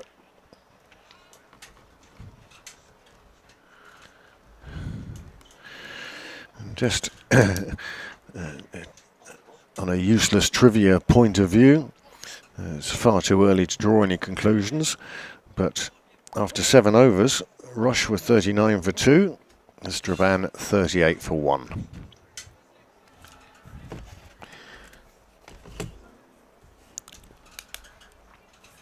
Alan Eastwood now to continue for the 8th over, the last of the power play. And that's flipped away to long leg. It will be another single. Gallagher making the most of these leg side deliveries. He's tucking them around the corner with a plum. And Eastwood's still not happy with that crease. That's the second time he's been scratching at it like a chicken at feed time.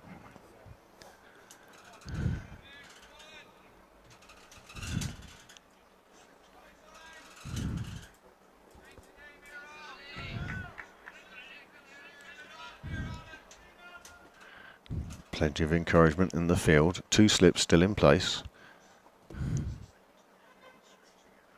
Another one sliding down the leg side.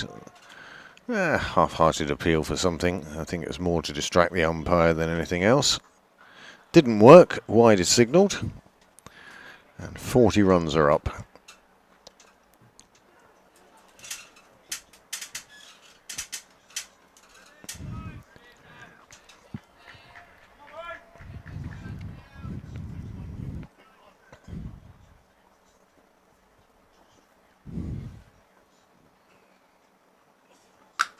Another one pushed into the pitch. It beats the diving fielder. It's going to run away to the boundary. The spectator misses it.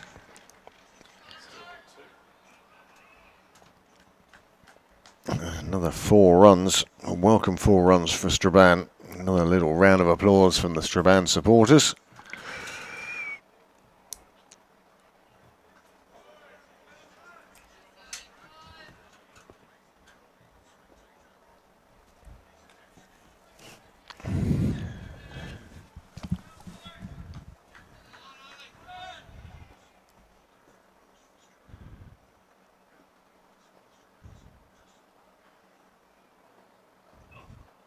Well, an effort ball, and you could tell it was an effort ball. There was a grunt from the bowler, and he pulled it down, and it went wide.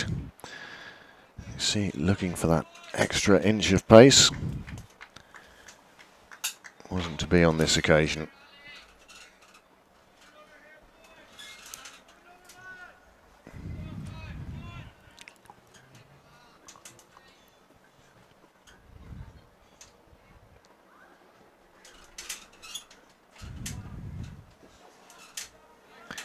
Better delivery from Eastwood. Down the corridor of... not so sure. Not close enough for the corridor of uncertainty. And the batsman could leave that one alone quite handily. Not the dot ball for Eastwood though. Captain coming over to encourage him.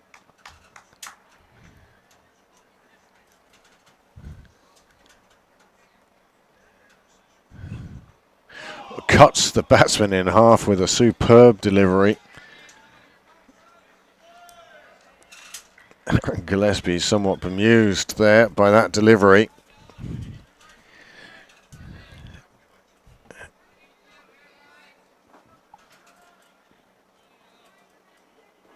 Horrible ball to receive as a batsman. You suddenly realise where it's aiming. You do fold up in half.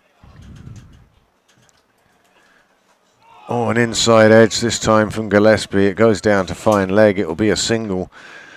But Eastwood wondering what might have been there.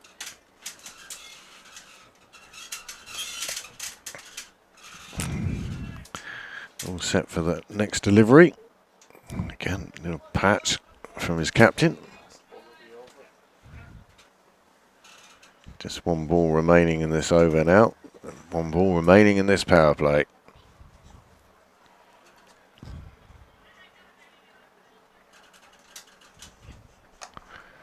This time, Brandon Morris doing the fielding just behind point. A lovely bit of fielding it was too.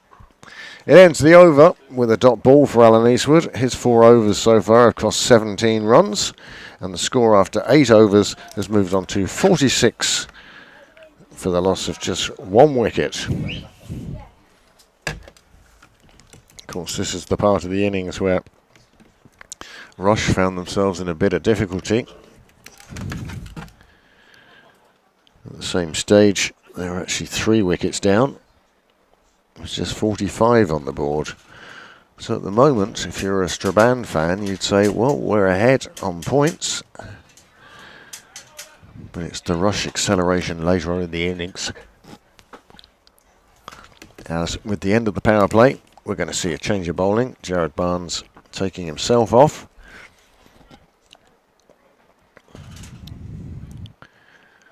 Now there'll be a few minutes while we just set a field.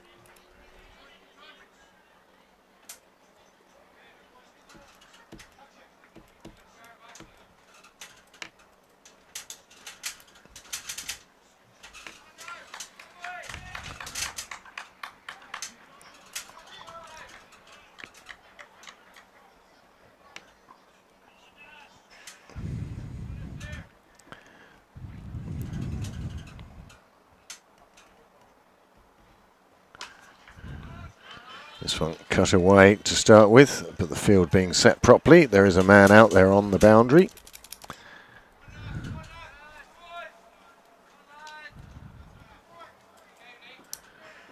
Tosa Hill is with ball in hand. Leading wicket taker in the league for Rush this year.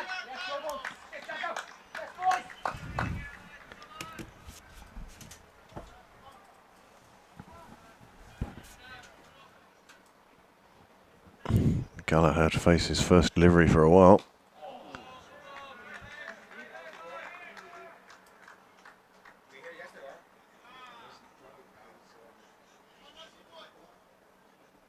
Plenty of smile on the Rush fielders at the moment.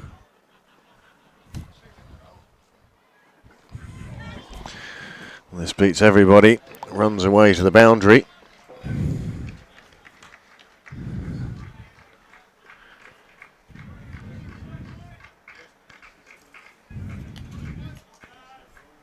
Gallagher now on 16 from just 22 deliveries, and Gillespie 11 off just 8.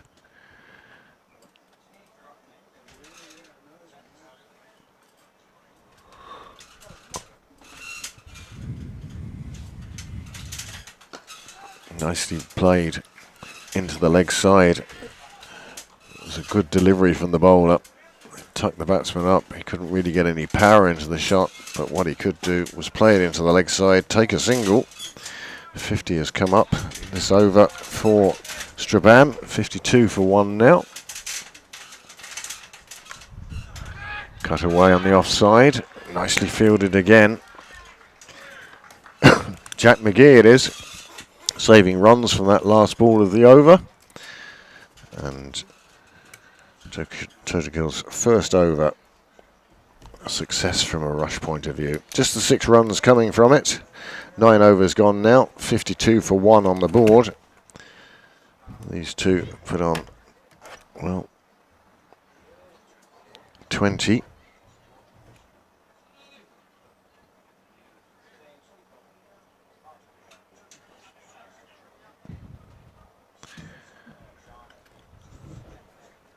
And it is going to be a double change, as Alan Eastwood also having seen Rush through the power play.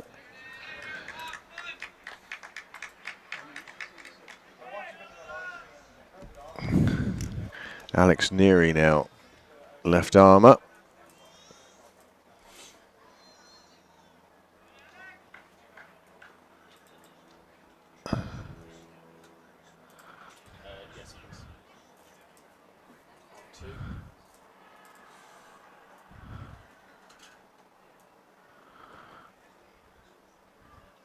Well, Kevin Gillespie just having a little difficulty with his helmet.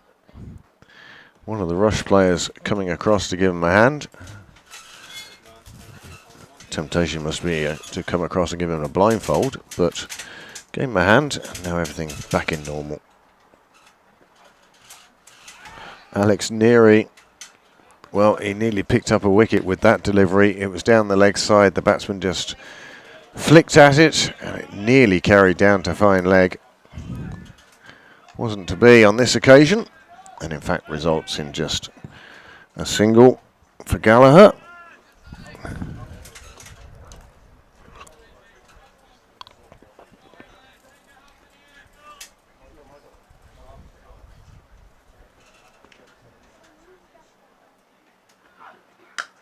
Nicely played down the offside. There is a fielder out on that boundary, but he's not going to cut that one off. It's 4 more runs to Strabane. Another round of applause from their dedicated supporters. And the score has moved on to 57 for 1.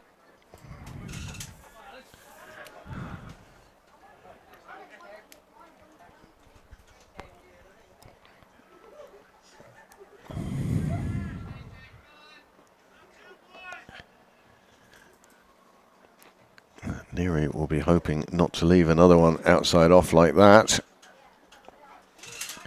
And that's a much better delivery. It's gone through and the umpire has said no. Shake of the head from the umpire. Batsman not saying a word.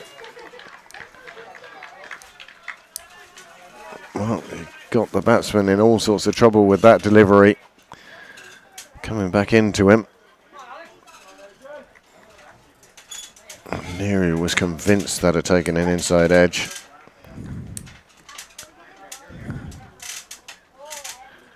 Umpire and bowler share a laugh about the decision, and all is well, and we move on.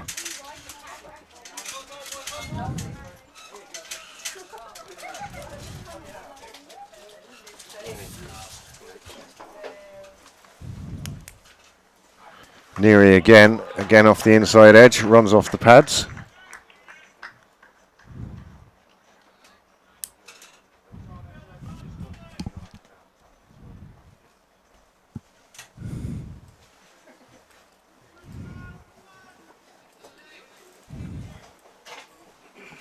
Neary, good first over here. Just that one ball he left outside the off stump that was cracked away for 4. This time he finds the outside edge of the bat. They come through for the single. Well, he's found both sides of the bat in this over.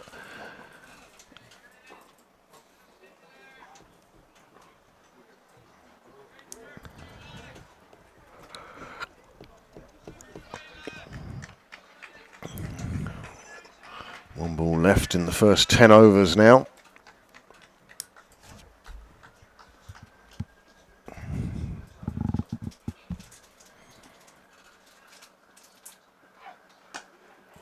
And another dot ball, another ball acknowledged from the batsman as being a good ball.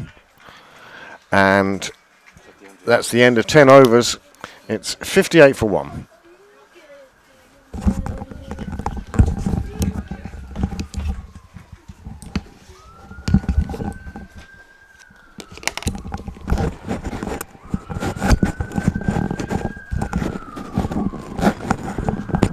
$58 for 1 after 10 overs. Sunglasses won't go on now. I'm joined in the commentary box by one of Strabhan's finest, Peter Gillespie. Welcome. Very nice to be here. Thank you very much. It's a long trip to Cork. Yeah, it is indeed, but an enjoyable one. It's always It's enjoyable once you get here. It's a fantastic place to play cricket, and I think I was speaking to someone last night after the first game yesterday, and I just think the Mardyke is one of these grounds that everyone has to play before the day. It is, isn't it? Certainly in my top 10. Just the fact that it's 150 years old, the history around the club, but the scenery, to be right in the city centre and have this real estate is fantastic. And to have kept this real estate over the years, there must have been many claims on it. Nice bit of fielding just inside the rope, over by the tents, and that's definitely run safe there. That's right. So, were you one of the ones who came down last night and made a weekend of it, or? Yes, indeed. That's the way to do it, isn't it? Especially if you're not one of the ones who has to perform on the field. Yeah, every other time I've been to Cork, I've been to play, so this is my first chance to get a visit and get to spend a couple of days in the city and a couple of days at the ground. And yesterday's finish was a great spectacle, adding to today's occasion and the weekend in general. So, great to get an opportunity to come down and see the place properly. Well, Eastwood is after this one. They're going to call for 2. However, a slide, a pick up and throw in one motion from Eastwood means that they don't take the second, just the one leg by. Well, a fairly impressive total put up by Rush in that first innings when Strabhan must have thought they were on top after about 10 overs.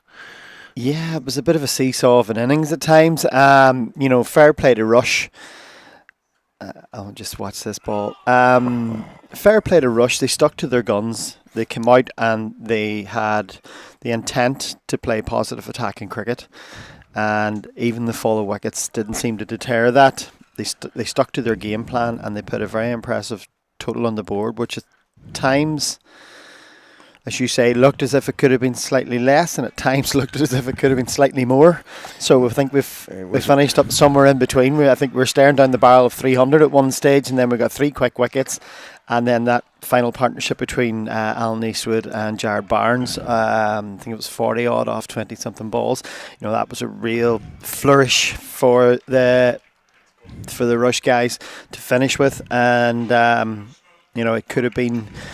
At one stage we could have been looking at possibly 250, 260, ended up with 280, but it could have been a lot better, could have been a lot worse. Really strange, because yesterday, as you say, in the Butlers Irish Senior Cup, the winning score was 211 off 50 overs. Yes. And here we are with 280 off 40 overs. And it's the same wicket. Now the sun is shining a bit more today. Yeah, may have flattened out slightly. It'd been a fresher wicket yesterday. Nicely cut away, down to third. And that's not taken away from how Rush batted. Yeah. They were very impressive. Josh Doyle was very impressive. Todico was very impressive. They obviously, I watched them actually in the first round of this competition because Strabane were drawn away to Cork Harlequins, and I wasn't making that journey. So I went to Burndennet to watch. So you only come Rush to Cork Burndennet for the final then, Peter. Fairweather fan. So you went to see Rush playing. They were playing in the Northwest. They were playing in the Northwest. We were drawn against Burndennet. I think there's been a few changes in the team since then, but obviously Todd Akeel, Josh Doyle, Jared, Alan. I think Nathan Maguire wasn't playing that day, 1 or 2 others, but still got a good sense of what their type of cricket was. And you could see even in that first round, their intent was there to actually go out and try and win games by scoring runs quickly and being really positive, and then give the bowlers something really to back up on. I think that was 180 they put up, or they chased in that game. Well, I think part of the Rush philosophy comes down to their own ground. Yes. Their ground in Rush quite compact. Yes. And as a result, you can score runs quickly. So if you're playing half your games on you get used to playing attacking and looking for your boundaries. And we would say they play almost a kind of an old school Northwest cricket, that kind of Dunnamana type cricket where they're on a smaller ground and they know that 6, 7 and over is some days it's a power score, so you've got to go out and you're not going to win games by not putting a total on the board. So their game plan has obviously been very successful last year. I think we have some good connections with Rush. We had a good chat with Alan Eastwood there in the first innings, and he said, they tried this philosophy last year, and then they found that they were successful at home, and when they went out of Rush, they struggled somewhat because maybe they just didn't have the belief that they could do it on the bigger grounds, and now they seem to have really bought into it. Something that might be a big 6 at Rush might get you caught on the boundary, and it's the same shot, and you think you've played it well, and that one in the air on the offside. No fielder in place, and they sneak through for the single. But yes, it's very much, you can see it sometimes, even in international cricket. Guys go to the MCG and they've got the boundaries out, and you think, I can hit a 6. No, you can't. No, you can't. And it happens so often, Yeah, absolutely. So, no, it's been an entertaining game so far. To back up what's been an entertaining weekend and a splendid venue. So it's well worth the trip, and definitely for my money, it should be on everybody's bucket list to come and watch a game or play a game at the Mardyke, and then to get this beautiful weather just to finish off. It's the bonus as well, isn't it? So hopefully the run chase will match everything that's been to date. Well, 65 for 1. We're just coming to the end of the 12th over. Neary into his second over. It's been quite successful so far. No wickets for him, but he's only gone for 9 runs off the 11 deliveries. So he's keeping a lid on things. Yeah.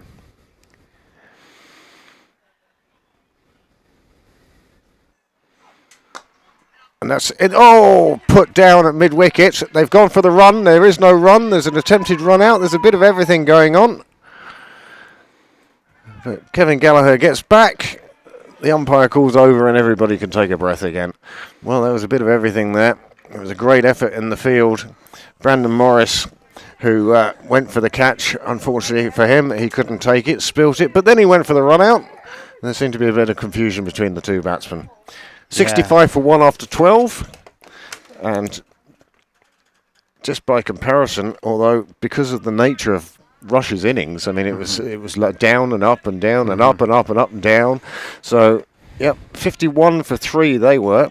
Strabane of 65 for 1. If this was a normal game, you'd say, well, we're there or Yeah. thereabouts. A normal game indeed. I think when you have to go at sevens from the get-go, It's a head thing, isn't It's it? a head thing. It just looks difficult, and I think you've got to remember to just play it in over at a time, or play it in a block of overs. Sometimes what we did in a chase, instead of looking, you need 5 and over, say 25 over 5 overs, so that you allow yourself that over where someone bowls you a good over, and sometimes you just didn't come off, but you back yourself. You say I'll make that up, and 7 and over, like. The good thing about this ground, you do get value for your shots. If you pierce the field, it's a boundary. Yes. And then, it's just about making sure that you're rotating around that. So it's not insurmountable. It's difficult because you have to keep that momentum going constantly. You can't allow too much of a dip. You can't allow those pockets of wickets, which we haven't done so far, touch wood. Well, you see it a lot in junior cricket. Well, I've seen it a lot in junior cricket where, let's say, you need 7 and over from the start and the first over is a maiden. The batsman's thought is, well, I need 14 off the next one to get back on track. Yeah. And that's just suicide. No, I mean, it is, you yeah, can't 'cause that's do going that. to cost a couple of wickets. Oh, and absolutely. That's going to harm your chase. So, as you say, more you than look at it anything. over 5 overs. Yeah, Eddie so- Burrell was very good. He taught us that philosophy. Don't necessarily look at it being 5 and over, because then you will immediately try and redress that balance. If you do have a bad over, just look at it as in blocks of 5 overs. Build your chase around that, and that way you kind of forget about that. Oh, we need instant momentum. You can allow yourself a couple overs to still build momentum. It's sort of take your eyes off the mountain and keep your eyes on your feet, and Yeah. one step at a time, and that's it. just gradually get there. And as I was saying earlier on, just before you came on air, Peter, it's very much the case where Strabane really just wants to take the game deep. Yes. And the deeper they take it, the more chance they have. Yes. Well, I have some breaking news for you, hot off the press. Strabane have just won the league. Have been promoted back into the Premiership in Northwest Cricket. Well, isn't that tremendous news? Burndennet have beaten St Johnson, who were our nearest rivals, as I'm led to believe. So we have 2 matches remaining. St Johnson have won. They can't catch us now. Well, isn't that brilliant? There we go. Many congratulations. So hopefully back into the Premiership then. Back into the Premiership. Is it Premiership Section 1 in Yeah, the we're Northwest? Premier Yours? 1 and Premier 2. So at the moment we're in Premier 2. We've been out of the top flight we've been out of the top flight. After COVID, Northwest Cricket kind of had a bit of a reset, and we just tried to think outside the box and see how could we rebuild the game after COVID and allow clubs that freedom. That's a good shot. Cut away down to third. It is going to reach the fence, and that's a nice shot. I'll let you describe that shot from the textbook of cricket shots. Well, I think you're more likely to find it in a geography book, slashing his way through the jungle. But yes, that was a lovely shot. It cleared the ring, and as you say, you get value for money once you get it past the ring fielders, especially inside the power play. Now we have slightly more people outside, but you can still get value for your shots, as Ross showed. Yeah. Deeper And into that their allows you that platform then to use the levers. You look at Josh, how he batted Todd Akil, Jared at the end. The length then really didn't come into it at one stage, because length balls were disappearing into the tennis courts at will. Yeah. I think tennis was abandoned for the day. Taking shelter, perhaps. I think a few of the fish in the river as well were in possibly in a bit of trouble at one stage, but. We had a bit of a reset in Northwest after COVID, just to try and build the game up again and build interest and get people back out. So that what they did was they just had one league, no relegation, no promotion, and then at the halfway point, it split into 2 leagues. And they played for 2 trophies, but they kept no promotion and relegation for the last 3 years, and then this is the first year where there's been a proper.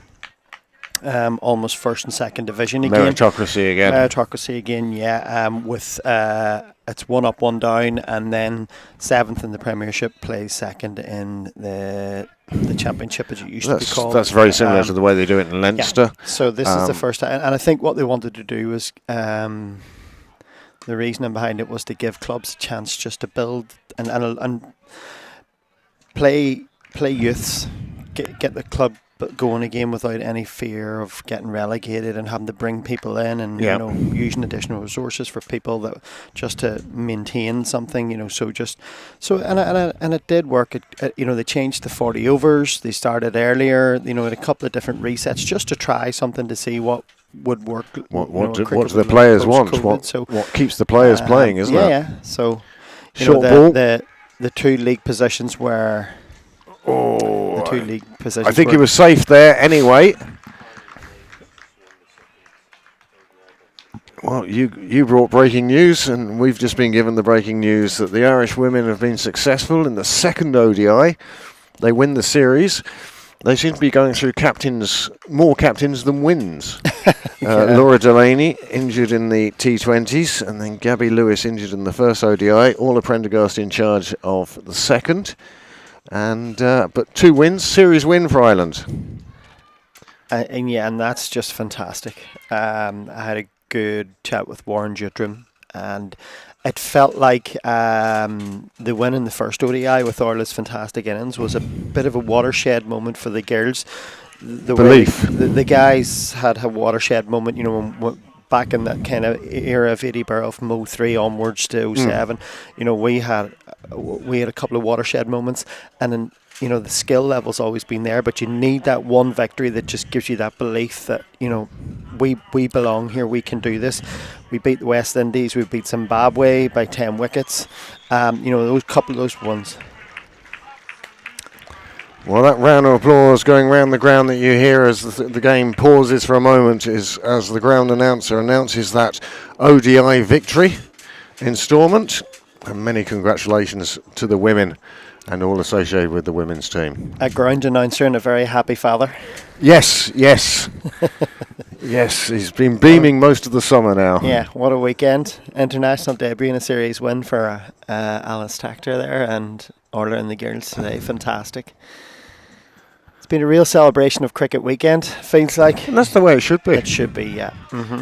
Yeah. You had people saying, "Oh, there's too much cricket on this weekend," but it's great that the crowd here are applauding the win in Stormont. I'm sure Stormont are informed. People there are watching here on their phones or tablets, etc.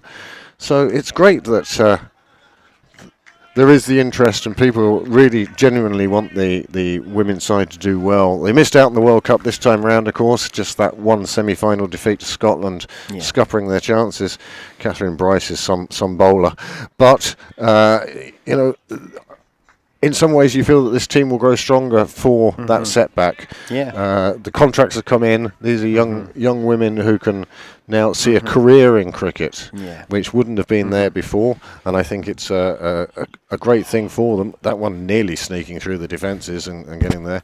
But I think that for the first time in ages, there's going to be a group of women cricketers who are going to go from their teenage years through to their mid-20s to their primes, and pretty much that I feel that group's going to stay together. Yeah. Well, there is a wicket.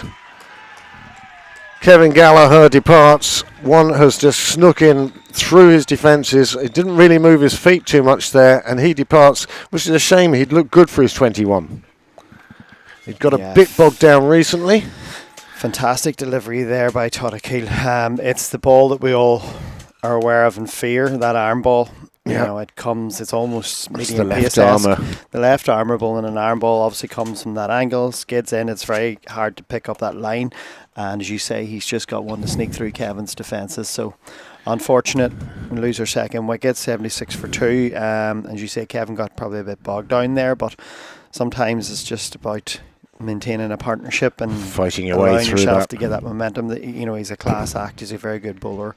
Full value for that wicket there. Well, Kevin Gallagher makes his way to the sidelines. Has a word for the number 4 batsman coming in. Reece Loke comes to the crease. It's so much better when you can recognise the players. Reece did well in the field. He was busy enough, chasing around. Reece has been someone who has been involved in senior cricket since he's been 14 years old. We threw him in at the deep end. He had great potential when he was young as a spinner. I remember one of his first games, he picked up 2 or 3 wickets against Ardmore in a very crucial win. And since then, he's been a mainstay of the team.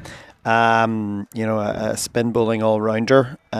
He's had a few struggles with the bat in the last few years. He's been opening, and then he's now dropped down the order and trying to find a rhythm in the middle order. And he's slowly building things back up again, just learning his trade at a different position and hoping that it really he is can find something- somewhere settled. It's strange in the order. how some batsmen are as if suited to different roles. We were talking yesterday, Shane Getgate obviously played for the Northwest Warriors, but Shane had been down the sort of middle lower order, and wasn't getting runs, and they said, well, why not try opening? And suddenly here he was in an Irish Senior Cup final, opening and looking a bit better. He thought he'd got the bat on that, and it nearly got underneath. And Reece Lowe, he'd be quite pleased he got away with that one. Yeah, it's always nice to survive your first. Especially when you're near New York by a left arm spinner. Well, 15 overs gone now, 76 for 2 on the board. Well, Run rate of about 5, but that required run rate is starting to creep. I think if you're in this situation in a game, you've got to realise that you have to nip this somewhere in the bud, and somewhere you have to start just pushing the accelerator button, which obviously will play into the hands of the rush bowlers, but it will bring more opportunities. Aaron's a very capable batter. When he gets going, it's just finding that right time to have that bit of momentum, and you can see the slips out, the sweepers are out. They're obviously they know they're aware who they're bowling at is of this partnership. He's the danger man, and they're given that due respect. So he's just got to find a way here now to get through this patch, get things going again, get a bit of momentum, and try and drag that run rate back to 7s even, and just that as is your first point, and go from there.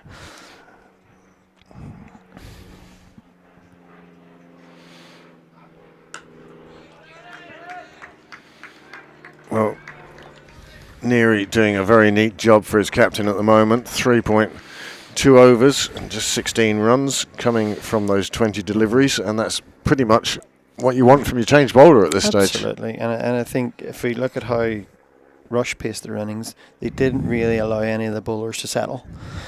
Bar Andrew Mullen was the only one that really got on top of the. Yeah. His 8 overs went for 22 or 23, I think, and he picked up a couple of wickets. Every other bowler came on. The Rush bowlers were just had a quick look, and then they just took it on, dispatched anything with. It was funny because Andrew was bowling from the Mardyke walk end, and as you say, bowled very successfully, and it seemed the slower he bowled, the more problems he was causing. Yeah. And then he brought spinners on at the Sunday's well end, and they're the ones who, it didn't matter which spinner came on at this end, disappeared. Exactly. And yet, yesterday we saw spinning as being quite important throughout the final.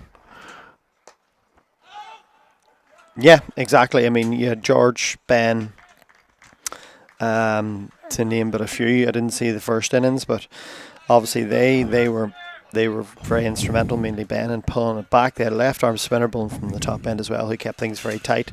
Although he wasn't taking the wickets that Ben was, he was allowing Ben to play that attacking role and slowly bring Phoenix back into the game, and then obviously taking it down to the last 2 balls and getting the victory. An absolute lesson in never give up. Well, that one does beat the diving fielder. It gets away for 4. Yeah, that Phoenix performance yesterday was, no matter what's happening, you're only 5 balls away from knocking a side over, sort of thing. It got to states in the innings where run rate didn't matter. It was wickets were the currency, and when they needed it, their big players delivered. And as a result, they were back up the road to Dublin with the trophy in their bus, as opposed to the Marion bus. I still can't understand how Marion lost it, to be fair. I think you're joined by a number of Marion supporters as well in that view, Peter. I think that it was won and lost and won and lost. From my calculations, I think they lost roughly 7 for 30 or 40, which is that's a monumental collapse in anybody's book, and I think they'll look back at that and think, they were tying ribbons on it at one stage, and then it just went downhill pretty quickly. But kudos to Phoenix for sticking in, never giving up, they got their wickets in clusters, which is good, and it allowed them that little bit of momentum. And then once Ben White had tail enders in front of him, it was almost mesmerising. It was deer in headlight stuff. Yeah, he's had a great rise this last few years. One guy charging down the wicket and letting the ball get past him. The next guy trying to nerdle it around and coming off worse. It just they didn't seem to know what kind of game plan to have to him. No, and he ended up with five hurt at the end, one player of the match. And as you say, a very happy Phoenix team heading back up to Dublin. The gloss somewhat taken off their weekend, I'm sure not much of it, but they'll enjoy the Irish Senior Cup victory. But they went down in the Premiership today. They put out, I don't know, I had a quick look at a couple of balls and didn't recognise any of the names. None of the lads who were playing yesterday, I think, made it out, and deservedly so. Unfairly, yeah. I mean, that when you haven't won it, I think, 1987 was it? 86 that they won the Irish Senior Cup.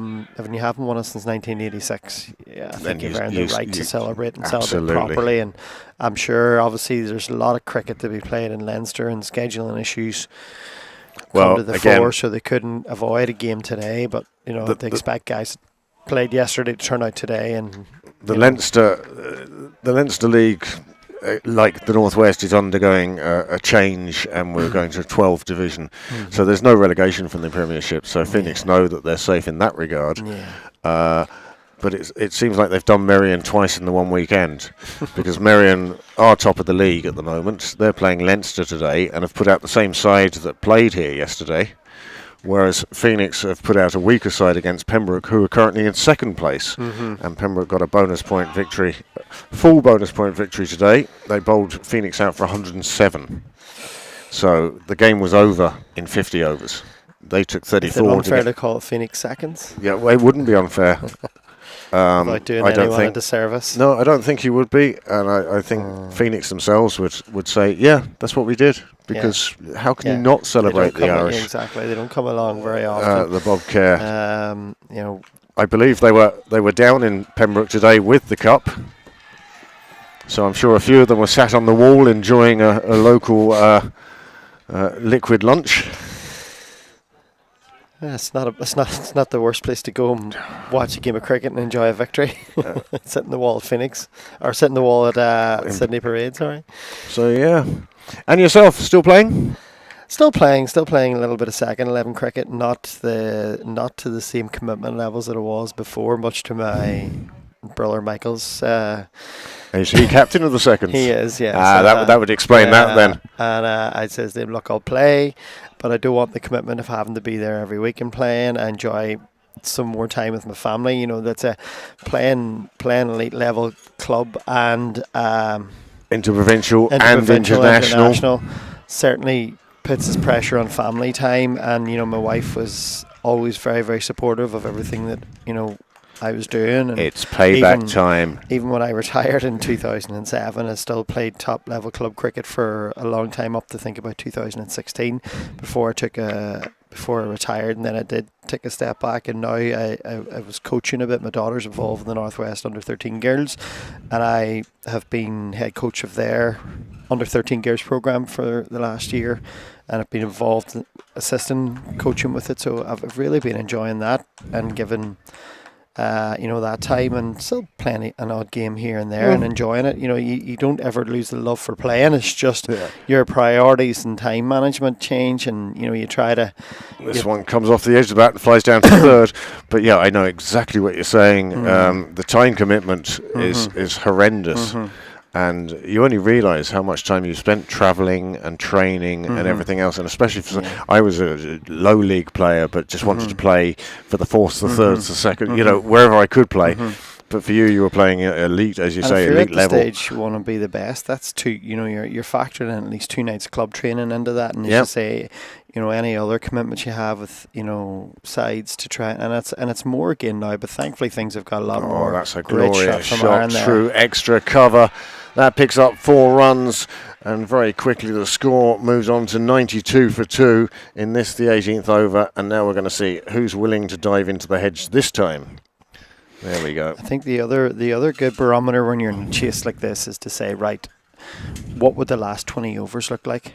Yes. And if you look at T20 cricket now, so if you can be only 1 or 2 down, you're going into the last 20 overs. You know, you see teams now, they're comfortable scoring 160, 170, 180, you know, and if you can take that mindset on and saying, okay, well, I'm still here, we have a set batsman or set batsmen, and you're going into the last 20 overs and you're chasing 160.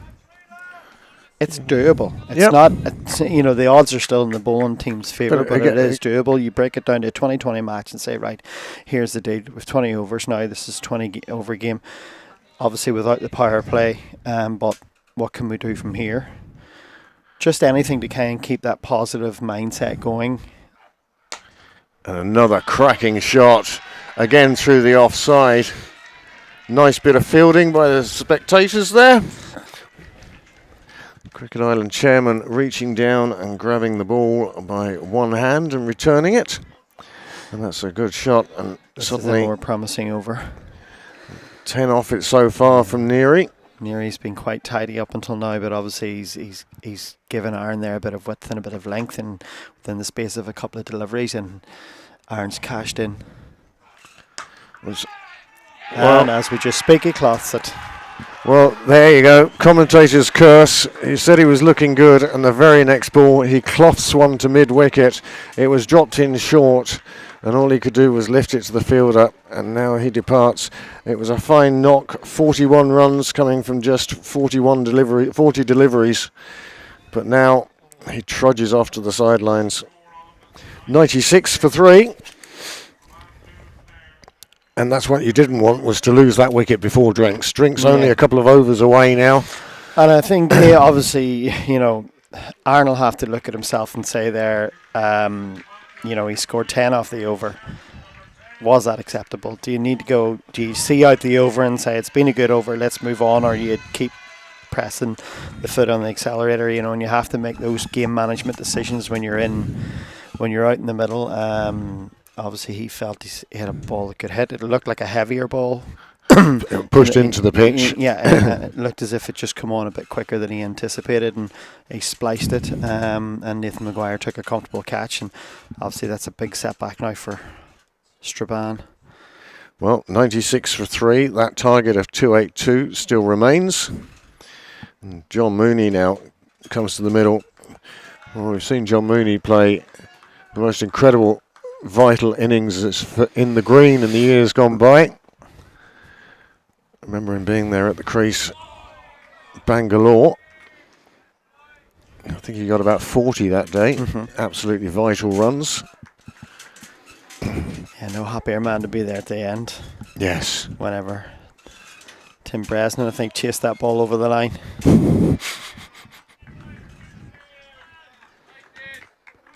And did you get to the Test match instalment? I didn't. I was busy. You can just say busy. You don't. You're not busy. accountable here, Peter. I had a 2 weeks family holiday booked in, and then I've had a lot of commitments this year. You know, with time for coaching and etc. And I've been off work now for. Counting tomorrow, I've been off work for 6 days. And nice. All 6 have been cricket related. a 3-day under 13 girls festival in Foyle College in Derry, Wednesday, Thursday, Friday. Then travelling here yesterday, watching today, travelling home tomorrow, back to work on Tuesday. So and then you say we're on holiday for a couple of weeks as well. But you know, we just thankfully with the streaming services available now and online scoring and stuff, you're able to follow matches a lot more closely than you would be in the past without having to be there. So it's a great outlet. I mean, it used to be. Umpire says not out. The bowler runs 30 yards backwards to make his appeal. And it's a maiden. So 96 for 3 off 19. And 1 over to go to Drinks. Yeah, you probably couldn't ask for a cooler head in a situation like this, especially for someone, you know, like Reece, who's would be inexperienced, although he's been around senior cricket for a while. Obviously, being in this situation, these scenarios are You can't help but relatively learn from new. So from hopefully John Mooney down the other end. whatever information he's passing on is going to be wise. But that run rate, tells a tale. You can't ignore the run rate required there, 8.86. Started And, at 7.05, has only crept up run and a half. Yeah, but But those three crucial wickets, that's Aaron and A run and a half over Aaron 20 and, overs is 30 runs missing. Aaron and Naz have been, two of the mainstays of our batting this year. Kevin moved down the order a bit for the most of the season to accommodate other players to give him a chance to open the batting, and it didn't work out. So Kevin's gone back to his natural home, where he scored. He scored very heavily last year. He was our player of the year last year, opening the batting, and it was great to see him back in that position. But now is the time for other batters in the team to step up and show their worth. But it's I'll not try and sugarcoat it too much. It is an uphill task. Unfortunately, Rush have been very good so far, and obviously things have been working out for them to date. Well, Nathan Maguire now bowling from the Sunday's Wells end.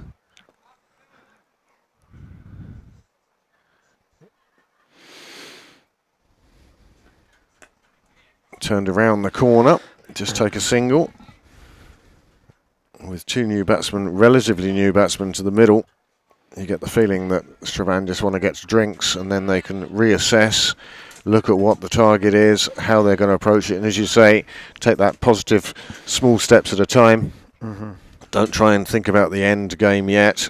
Yeah, I think it's very important like this. You've got to cut down on the amount of dot balls. Yeah. If you allow those dot balls to creep up, then you're forcing yourself into I've got to hit a boundary next. And you're forcing yourself into hitting a ball that you really don't want to be hitting. Whereas if you keep this ticking, just keep something moving forward, then you can start to pick off the ball that comes to you that you can put away for that boundary, and then all of a sudden, a 4-run over turns into an 8-run over. Yeah.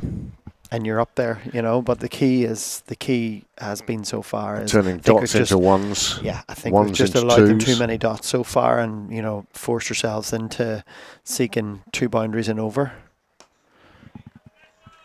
I don't think Nathan's going to be a bowler that's going to give it a lot of air. No. He's going to hit the deck with it, and he's trying to get a lot of revs on it. You can see his wrist is really snapping out with each delivery.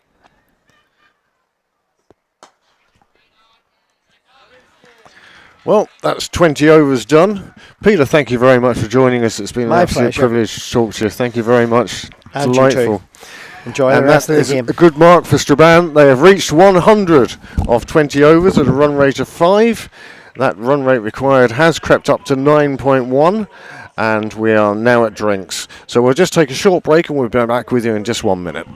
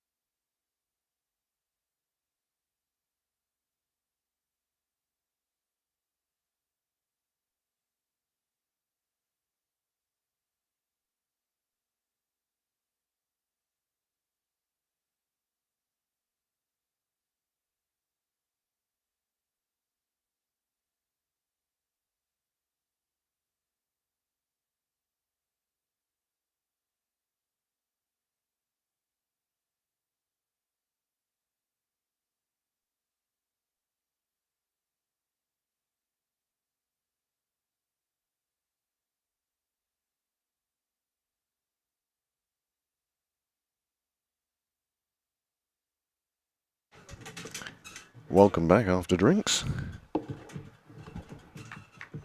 Strabane 100 for 3 from the first 20 overs. Makes the equation quite simple. They have 20 overs in which to score 182 runs.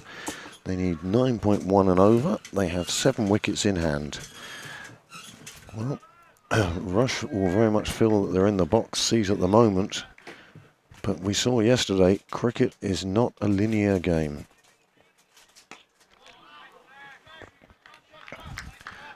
The run rate required when we started this innings was 7.05. It has gone up to 9.18 now with that dot ball. Tokerkill doing a fine job for his skipper. And his fielders doing even more. Joshua Doyle with a fine bit of fielding at mid-wicket prevents even a single. And that was something that Peter Gillespie was talking about just before drinks. The number of dot balls that Strabane have let Rush bowl at them. And there is a wicket. And Logie departs for 8.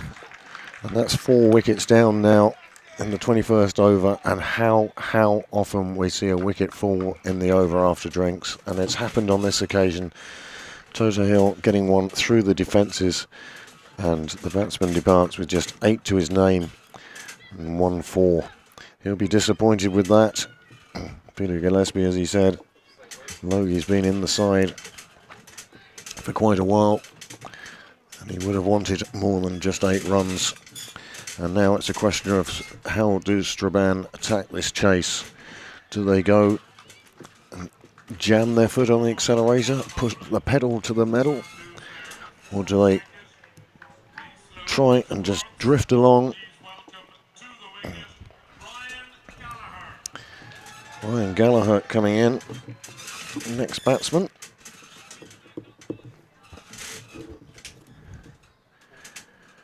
Well, he had a tough time with the ball today. He'll be hoping that it's a much better day with the bat.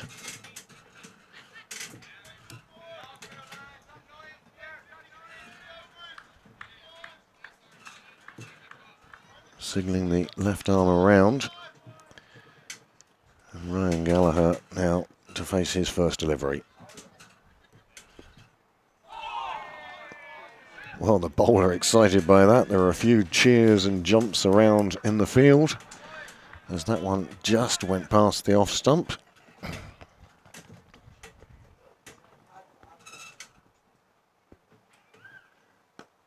This one bowled more towards leg stump. It's turning into a beautiful evening here in the Mardyke. Shadows getting longer now. We're reaching that time of year. Some might call it the closing days of summer. I prefer it as the month of cup finals. And many congratulations to Strabane. It may not look too good for them on the field here today. They're 100 for 4. But, as Peter Gillespie announced before drinks, Strabane will find themselves in the Premiership Section 1 next year in the Northwest. They have in fact won Section 2 today. Their nearest rivals fell to defeat, and that means that St Johnstone can't catch Strabane in the league. So, all in all, you'd have to say a successful year for the Strabane club. Mooney trying to flick one round the corner.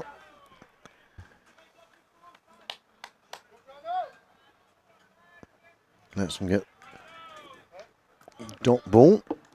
And again, it's the number of dot balls that really are pushing that run rate higher and higher.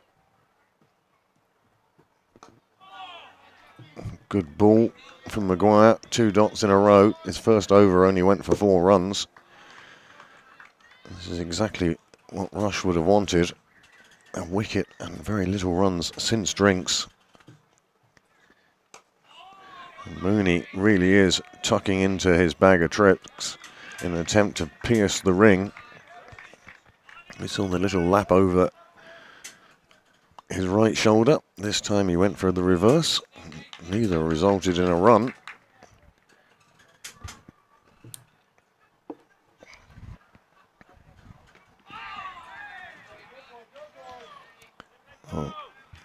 2 left in the over.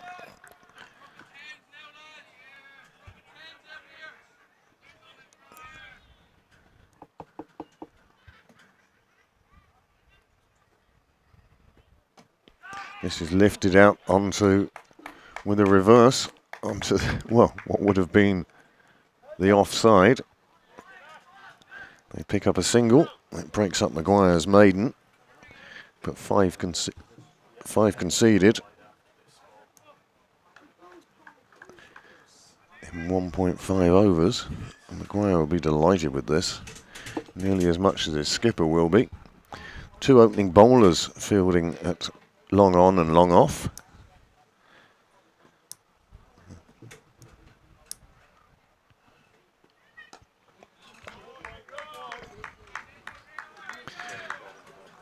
And that is a fabulous over from Maguire. Just the 1 run from it. 101 for 4 after 22. And the run rate required a clip over 10. Well, there are the wickets to have fallen. 4 down, 101 on the board. The top 3 getting themselves in, not pushing on. Aaron Gillespie was particularly efficient, collecting 41 runs, but when he departed to a cloth shop to Migwith, it really left Strabane facing a very uphill battle.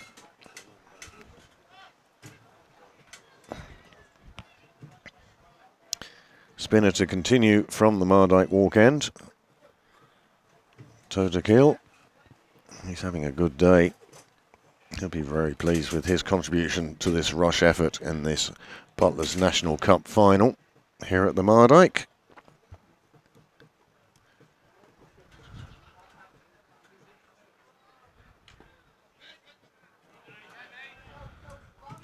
Close fielding again, keeping Mooney quiet.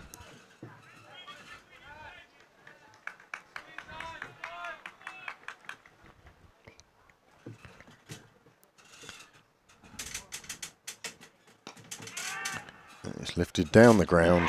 The catch is taken. John Mooney departs. That's 5 wickets down, 101 on the board.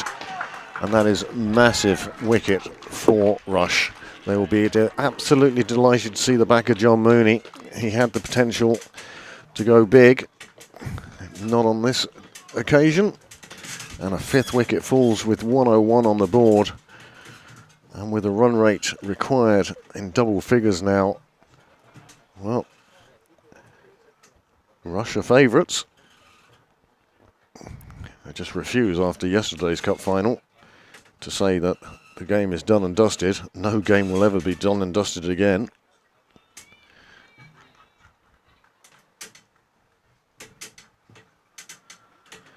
But the task facing Strabane becomes more and more difficult. The incoming batsman getting a small round of applause from the supporters.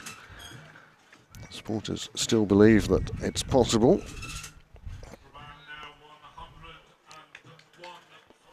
John Mooney departs and is replaced at the wicket by Conor Graham. Well, wicketkeeper Conor Graham is the next man in. He's coming in.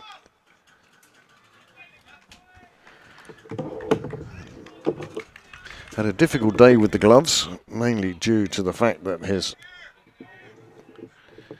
fielders kept insisting on throwing the ball at his feet.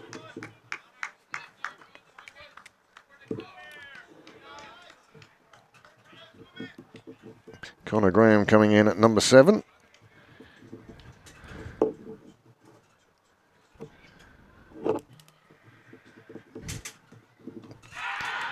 And it's an appeal first ball. The umpire keeping his hands very firmly together. He's not going to give that one.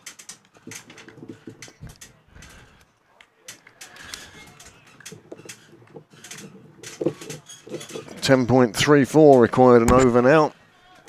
It's just getting more and more difficult as the run rate itself keeps dropping. It's under 4.5 now.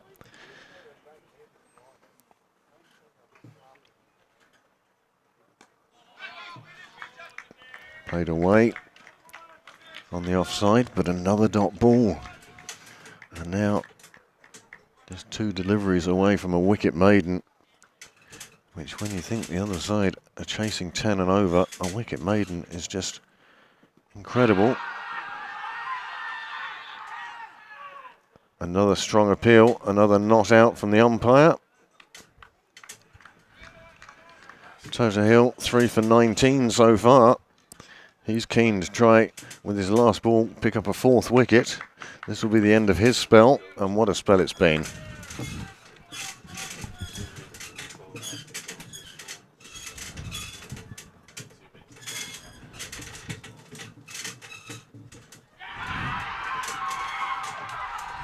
And this time the bowler gets the decision he wanted. It's LBW. A 4th wicket for Tota Hill. 4 for 19 from his 8 overs. And he will be absolutely delighted with that. 4 for 19 from his 8 overs. And he finishes with a double wicket maiden. Graham departs LBW without troubling the scorers in any way at all, except facing 4 balls. And with 6 down now, Rush would not only consider themselves to be in the box seat, they're driving the box car.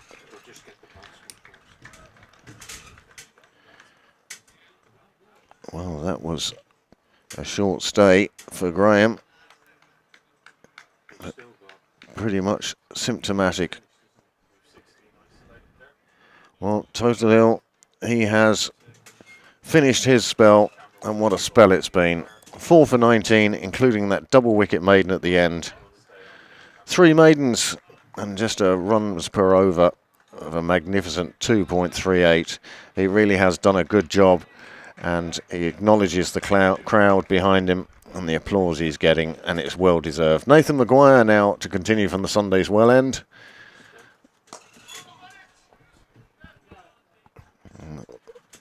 Since drinks, we've seen 2 runs scored and 3 wickets fall. They were 101 for 3 drinks. And here we are, just 3.1 overs later, and they're 102 for 6.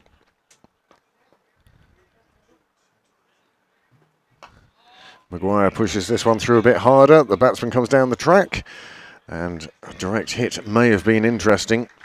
Well backed up by Alan Eastwood. And understandably, big smiles, laughs amongst the Rush players. They really feel that they have this in the bag.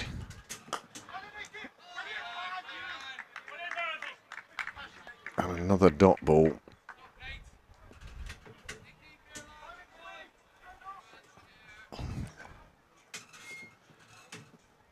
.180 runs required. Seems a long way off now.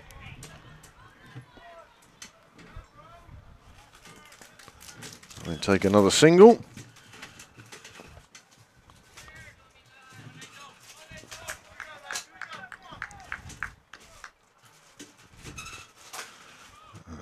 Suddenly Ryan Gallagher, with the weight of Straban's expectations upon him. I have to say, as a bowler, he probably would like to get at least one delivery. He could really swing his arms at. He'd love to reach the tennis courts, extract a little bit of revenge. And that's what he's attempted to do. And it's not going to get anywhere near the tennis courts. It lands in the net that is Alan Eastwood's hands. Nathan Maguire picks up his first wicket, and he has 1 for 7 from 3 overs, and Alan Eastwood takes a fabulous catch over his head. Nice high delivery shot, and as I said, Ryan Gallagher may have been looking for the tennis courts just once, just to get it back. He received such treatment when he was bowling, and now as a batsman, all he could do was lift it, slice underneath it, and it landed in mid-off's hands as Alan Eastwood takes the safest of catches, and Nathan Maguire is delighted at taking his first wicket of this Butlers National Cup final. And if they thought they were in the driving seat now, they're now sitting in the back seat because they've hired a chauffeur. That's how comfortable Rush are feeling now. Leighton McGarrigle comes out without a helmet. It's unusual these days to see batsmen coming out without helmets. John Mooney and McGarrigle both employing the helmetless technique. Well, as this final, I think, starts to draw to a close.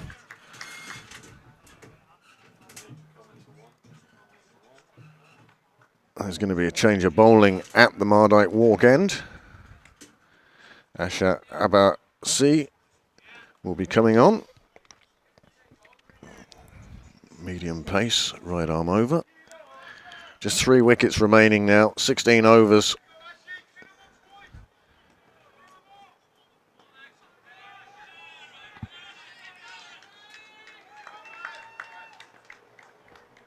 $179 runs from victory.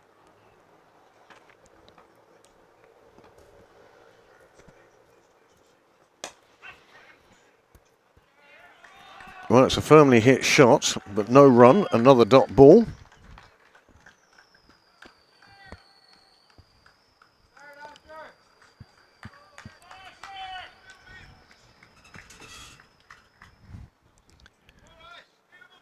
Finn McGee has done a good job behind the sticks today. We haven't mentioned him in too much, which always shows a wicketkeeper doing a good job. Another dot ball. McGarrigle, he's ready for a single at any time his partner calls him.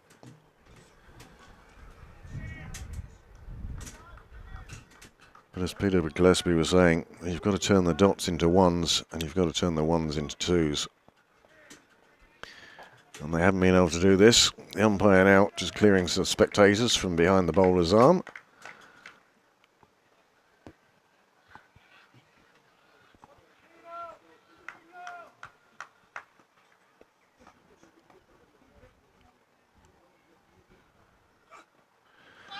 Effort ball from the bowler, gets the bounce he wants, gets it through to the keeper. Third dot ball of the over.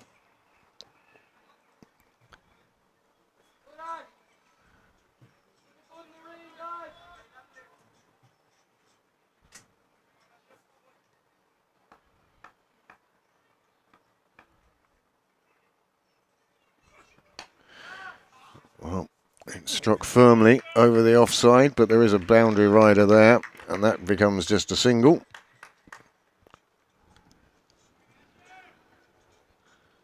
Zar keen to get going, but having taken 4 balls to get that single, what it's done is put more and more pressure.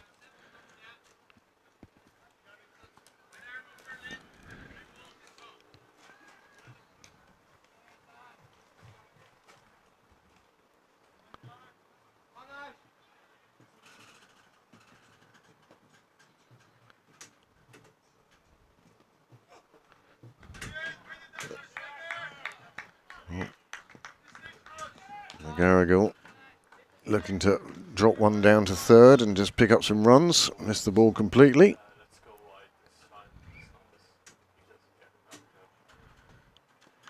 One ball remaining in the over. This will be 25 overs done. Effort ball pushed in, comes off the gloves. They go for quick single. They get through for it. It's the end of the over. Just 2 from that over. Fine opening over for Abbasil.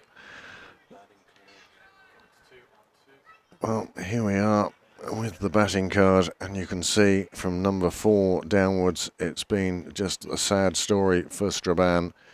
Nobody really able to get going at all. 8 from 18, 3 from 11, 1 from 7, 0 from 4.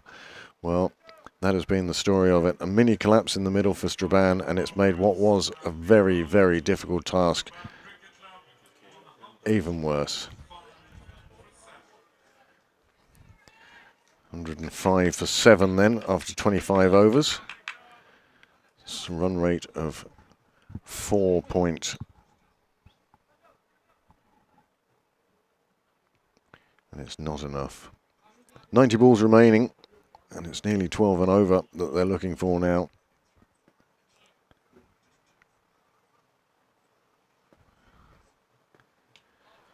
Fired in by Maguire. It goes down the leg side. They take a second. And that was something Rush were very good at. Any time a ball got away from the wicketkeeper from a wide, they made sure that that was double the cost. Just like Strabane did on this occasion.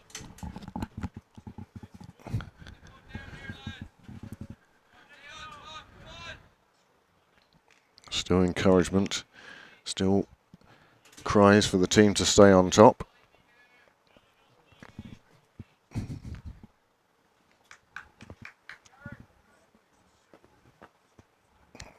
Maguire 1 for 9 off his 3 overs. Whereas the change bowlers for Strabane, well, they suffered at the hands of Doyle, Barnes. Well, the change bowlers, spinners for Rush, just getting through their business. And that's another nice bit of fielding inside the ring. Alex Neary.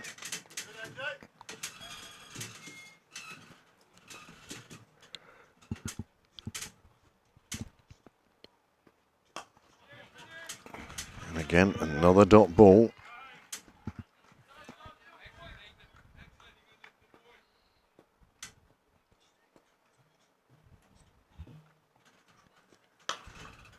This one hit down the ground. They will take the single. But that's all it is. And I don't think Rush will be too concerned about Strabane scoring singles now.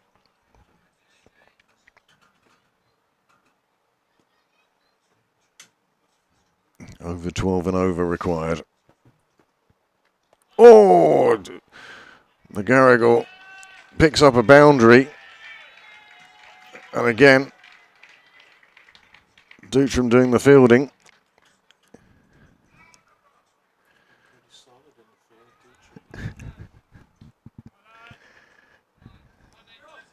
Well, played with a thin edge, it got between, and there isn't much of a gap between slip and keeper, and that one got through. 4 runs, first boundary we've seen in a while. And it wasn't the most convincing of shots. No is the call off this delivery. That ends the over. Even with that 4 disappearing, well, Maguire will be delighted. 1 for 14 from 4 overs. And 1-1-2 for 7 off 26. The equation you see in front of you. And there will be a few Rush supporters now preparing for a night of celebration.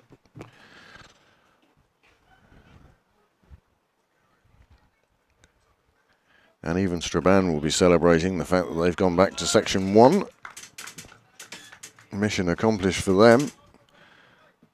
But unfortunately, it looks like they will fall at the final hurdle in the Butlers National Cup. Rush playing extremely well today.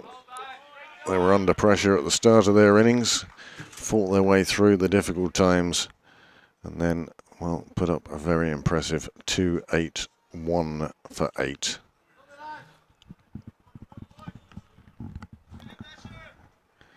That 2-8-2 for victory has proved to be, well, extremely difficult for Strabane.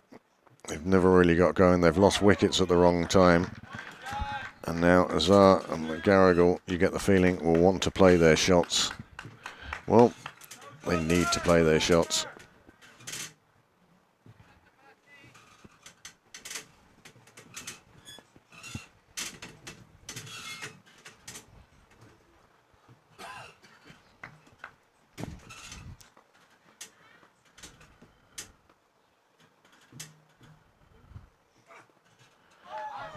Nice bouncer, one of the few bouncers we've seen today. We saw a number of them yesterday. Players discovering that there was a bit of bounce in the pitch if you really dug it in. And that's what happened on this occasion. Flew through to the keeper. 1 for the over. First one for the over. And another dot ball and another nail for Strabane's chances. Another one put in short, this time played away on the offside, but it's a dot ball.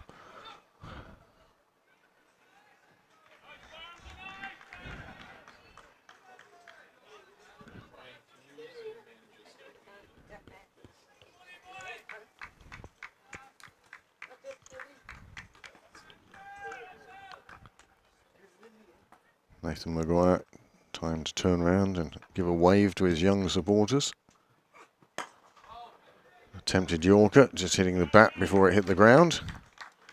Captain Jared Barnes doing the nice bit of fielding.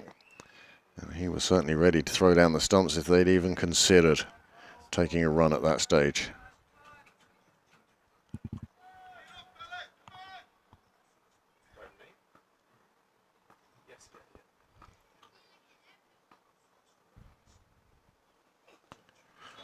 Oh, this ball flying through to the keeper.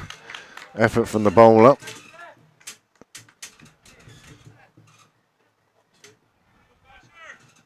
Another over slips by. 27 gone now. 1-1-2 for 7.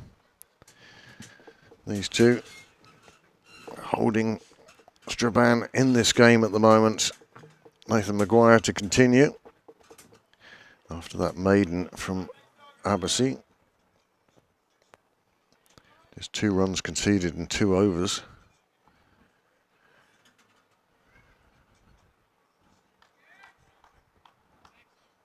McGarrigle checking where the fielders are, hoping to hit it where they aren't.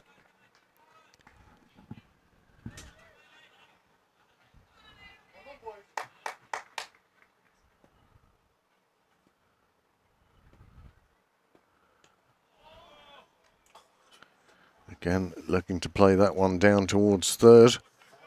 Looking to get off strike, but it's another dot ball.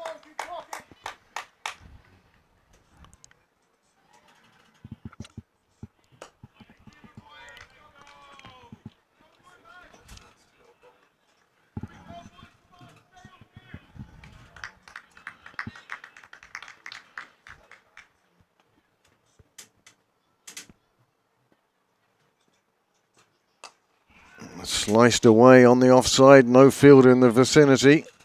They get through for the single. It was in the air, and you could tell that the batsman, well, he wanted to get bat on ball.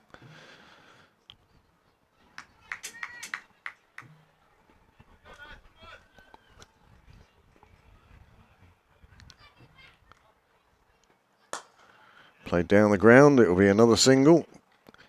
Captain Barnes staying loose.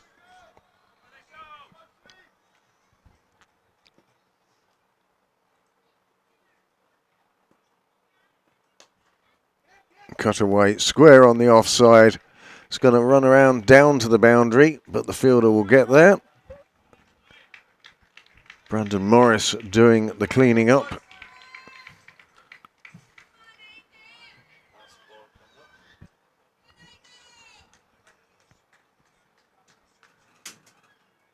Well, making adjustments to the field.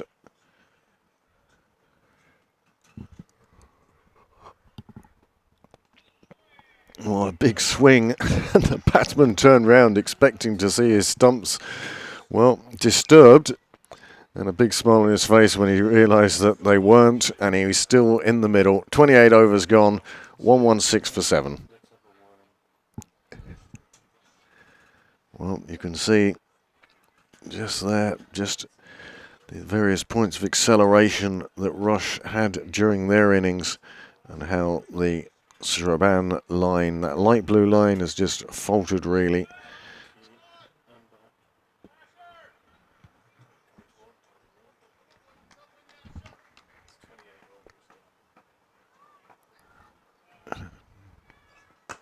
Just 12 overs remaining now, 166 required.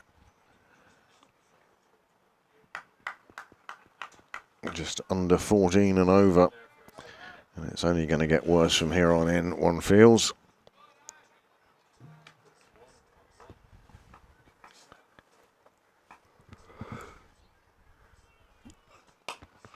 Another full shot. Again, there is cover out there, and that will only pick up a single, despite the call of 2 from the batsman.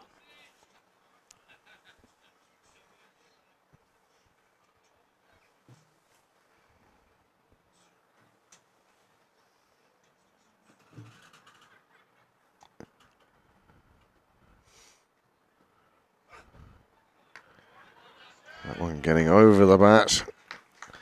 He thought it was there to be pulled. It was through him before the bat came through.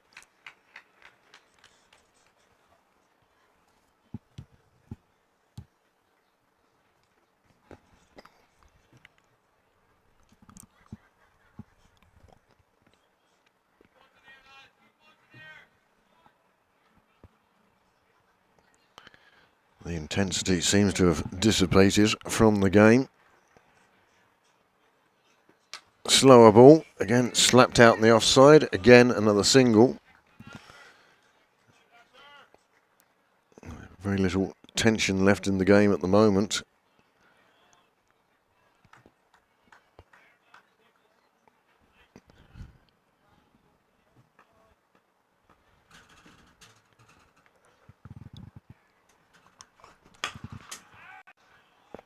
Again, hit down the ground on this occasion. Nice bit of fielding, saves any runs. Gets a good round of applause from the Rush supporters. They're starting to come to life now. Earlier on, well, I think they were being outshouted by the Strabane fans. But of course, as the fortunes of the game have changed, and so has the cheering of the supporters.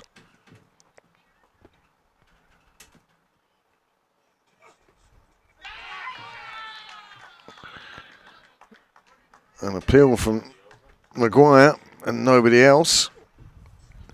Even the batsman looked bemused that there was an appeal. And there are now 11 overs remaining. And Strabane's target still 164 runs away.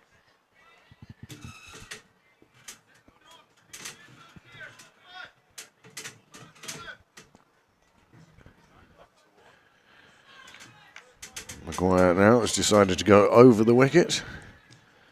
I think he's more looking for the catch now than the bowled. The LBW is sending Barnes back to the fence.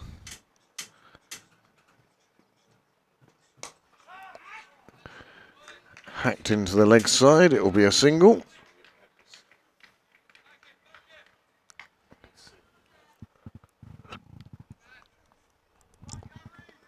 Well, Rush have played a very good game here today. They stuck with their game plan. They were positive throughout with the bat, even with wickets falling.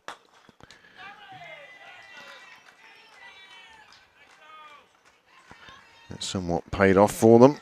Joshua Doyle, magnificent score. And Captain Barnes at the end, with Alan Eastwood putting on 40-odd runs. That really seems to have knocked the stuffing out of Strabane's reply. Well,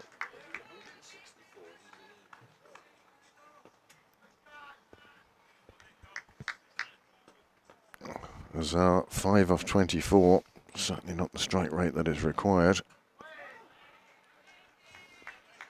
I think there's a matter of personal pride here.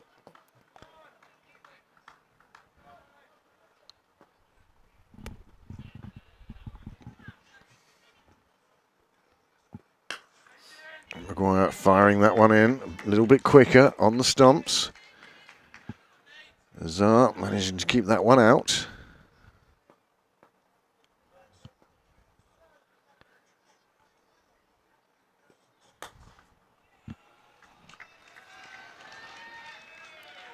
And that rather spoils the over for Maguire.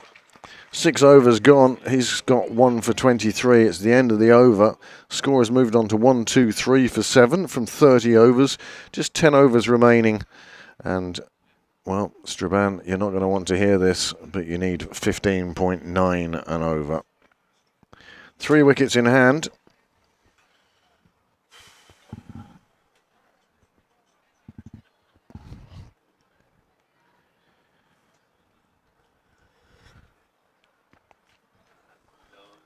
Still 10 overs to go.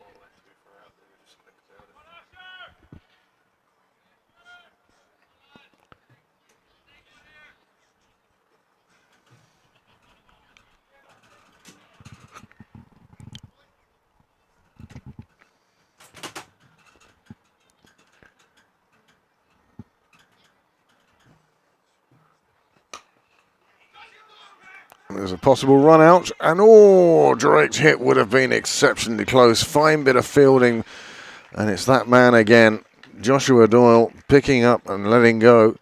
And that can't have been too far away from the base of the stumps, and it can't have been too far away from sending Azar back to the pavilion.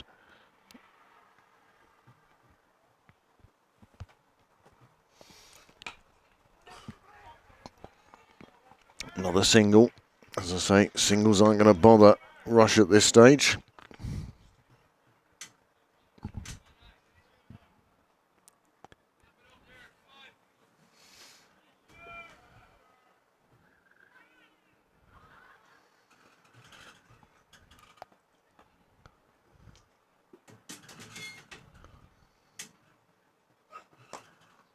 Nearly getting through.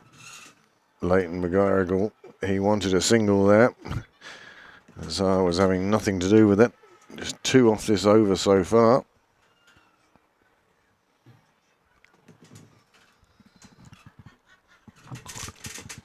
Well, it has been a fabulous weekend here in Mardyke. There's another one goes over the bat, flies through to the keeper. We've had 2 good finals here this weekend. Fabulous hospitality from Cork County. In fact, the whole of Cork thoroughly enjoyed.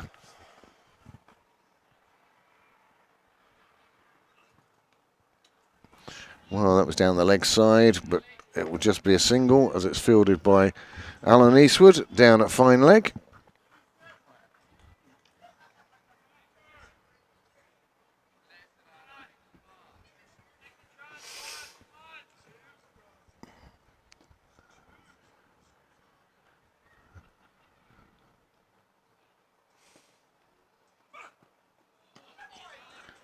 Big swing of the bat. No connection, no run, end of the over. Scorer's just sorting out the live scoring in front of you.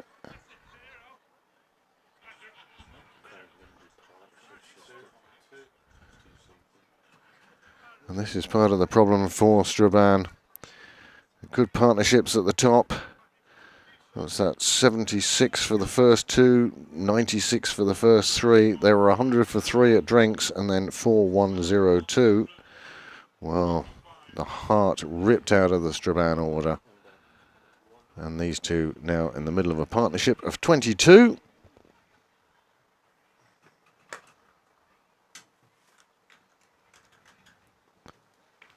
Nathan Maguire continuing into his 7th over. Just 1 for 23 so far.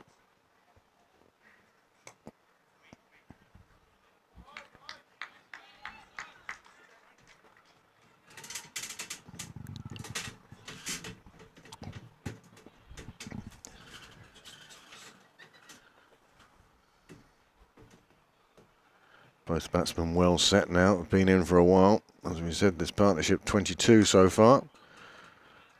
And that will take it up to 26. That's a flashing blade. Going to flash hard, and it disappears down to 3rd for 4 runs for Azar. He moves on to 14 from just 33.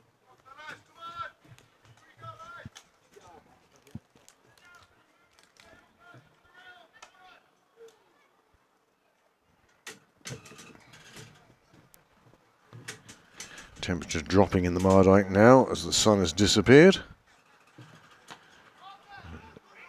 Not quite an autumn evening yet, but certainly late summer evening.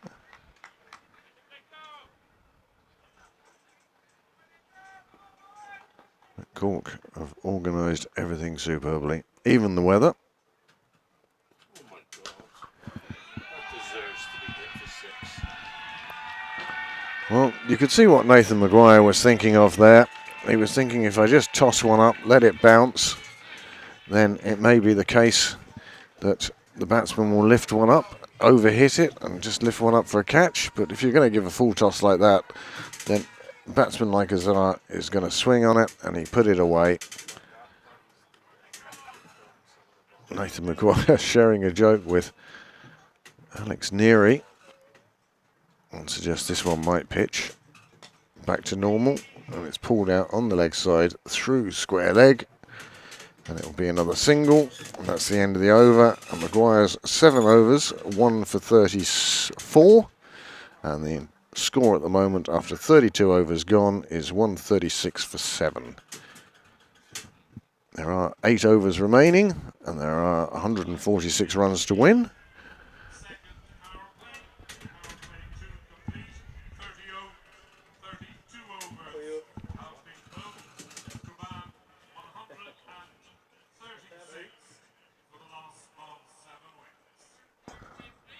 Well, power play 3, and power point 2. Begins with 8 overs to go. I don't think it's going to make too much difference to the result, as this one gets smacked straight. 4 more runs, 140, something for the Strabane fans to applaud and cheer. They've got a few little chants going on over there as well, and Lazar doing his best to give them something to cheer about.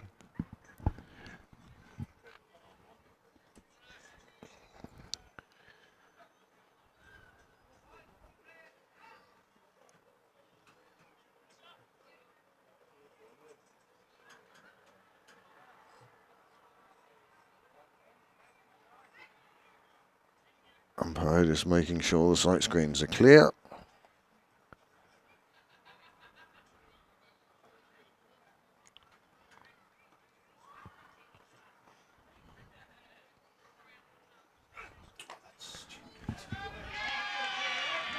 Fours off successive balls as the bowling is just getting a little bit loose now. Started with Nathan Maguire's full toss that was put over the clubhouse for 6, and now 2 fours from the bowler at the other end, and suddenly the score picking up, and well, still in no danger of reaching that 282 one feels. But even so, as a bowler, you don't want to be bowling like that and going for runs.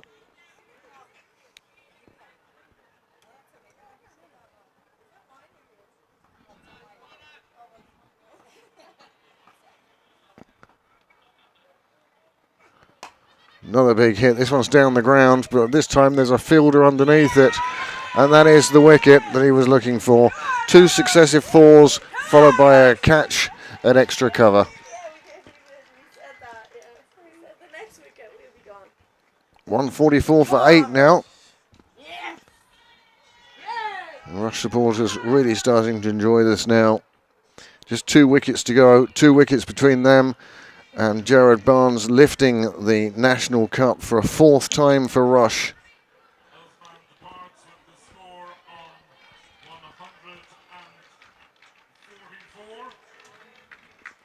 It was a bit of a partnership for the last pair. Andrew Mullen, we saw him with his left arm over early on.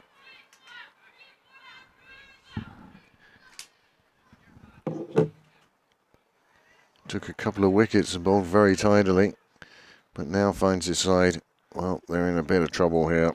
That's to put it mildly.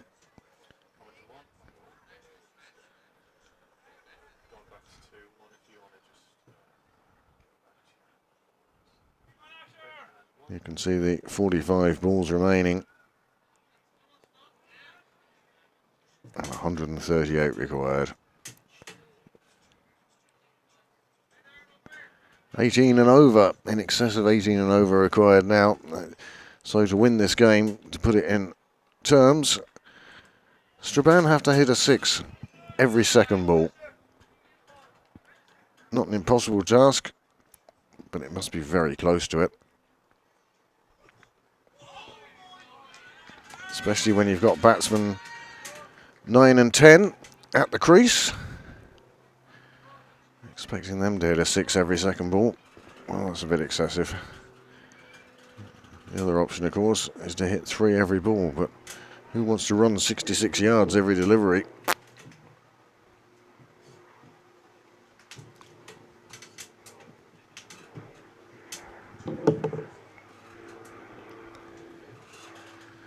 Mullin on strike. He's only faced 1 ball so far. It involved a big swing of the bat. Another big swing of the bat, misses the ball, it hits the stumps, runs away over the boundary. Nobody will care about that. It's the fact that the 9th wicket has fallen and 144 runs on the board.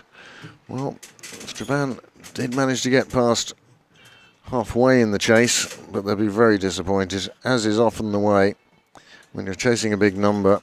Well, the pressure just builds and builds, scoreboard pressure, and in both finals this weekend, it's the side batting first who look like they're going to lift the trophy.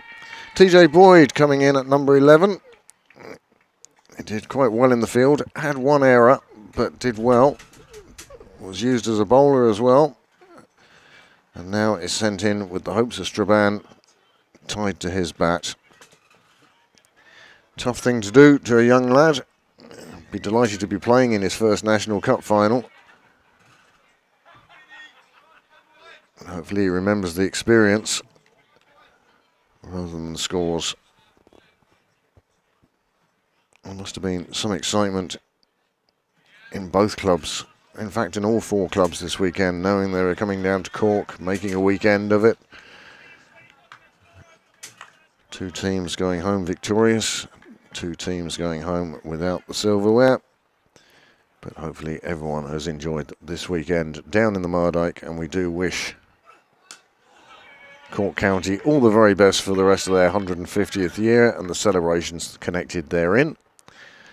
And now with just 7 overs remaining, 1 wicket in hand, and that is the wicket that's in the middle at the moment. They're looking at the scoreboard, not looking at it very long, I suspect. 138 to win from just 7 overs. Well, that's a tough ask.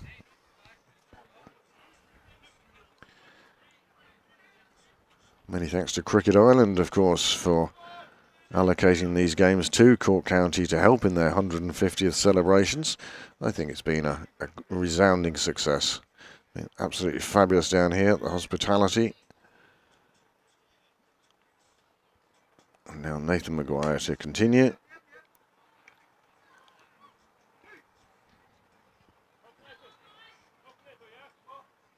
TJ Boyd now will get to face his second delivery.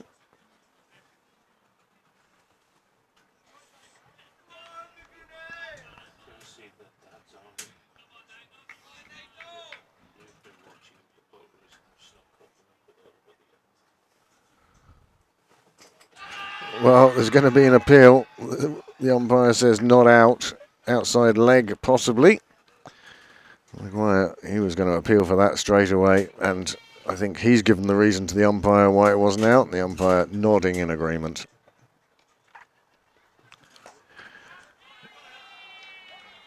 Well, TJ Boyd gets on the board, gets a run, score a run in an all-island final.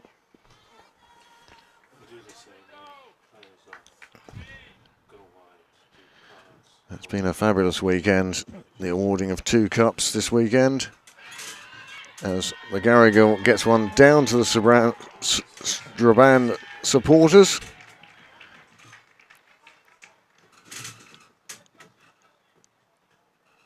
And they have it picked up and returned to the pitch. One gets a feeling that the only way for Strabane would be if the ball disappeared and there was no more balls. But that's not the case. 150 up for Strabane now. They're ticking off the landmarks. Unfortunately, it's taken them 33.4 overs to get to that mark. But a well-deserved mark it is. And this one, oh, we could be in for a bit of entertainment here now. As another ball goes for 4. Maguire's figures taking a bit of battering, and you know, I don't think he minds at all. Big smile on his face. He's fairly confident that Rush are going to pick up the Butlers National Cup today. It's the work done before this over, for sure. 10 coming from this over.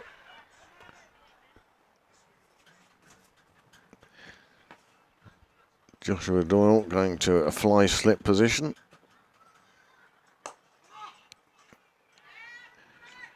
And a big strike, just for a single.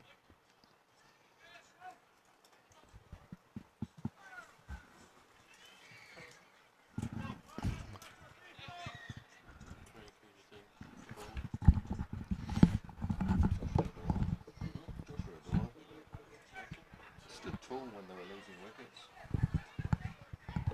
Who would they put that total?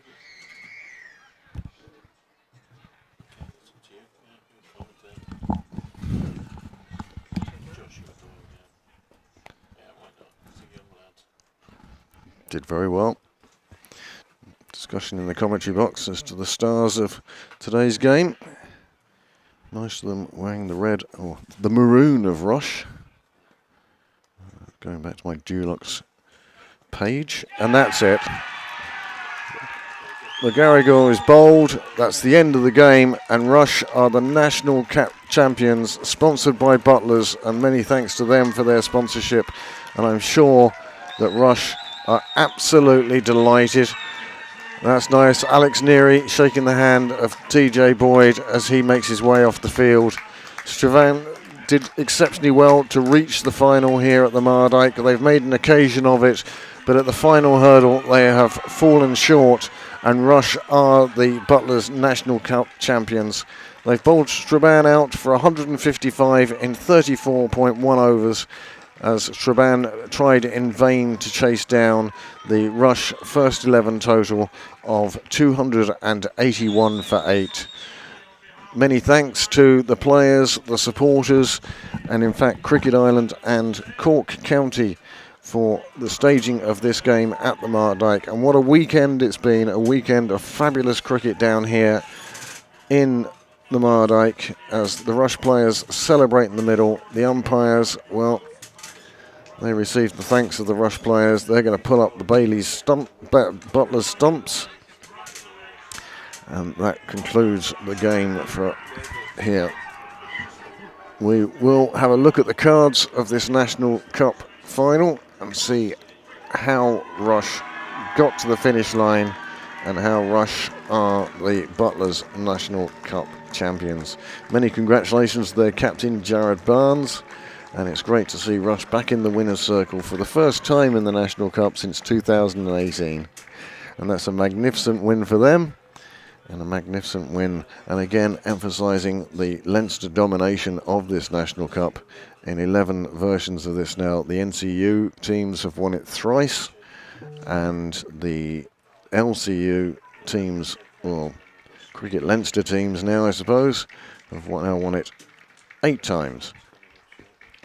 The teams, well, that's great to see. Kevin Gallagher leading his side in fulsome praise of the Rush 11, shaking each hand and congratulating each player. Thanks to the umpires for their job. We also thank the scorers for their job.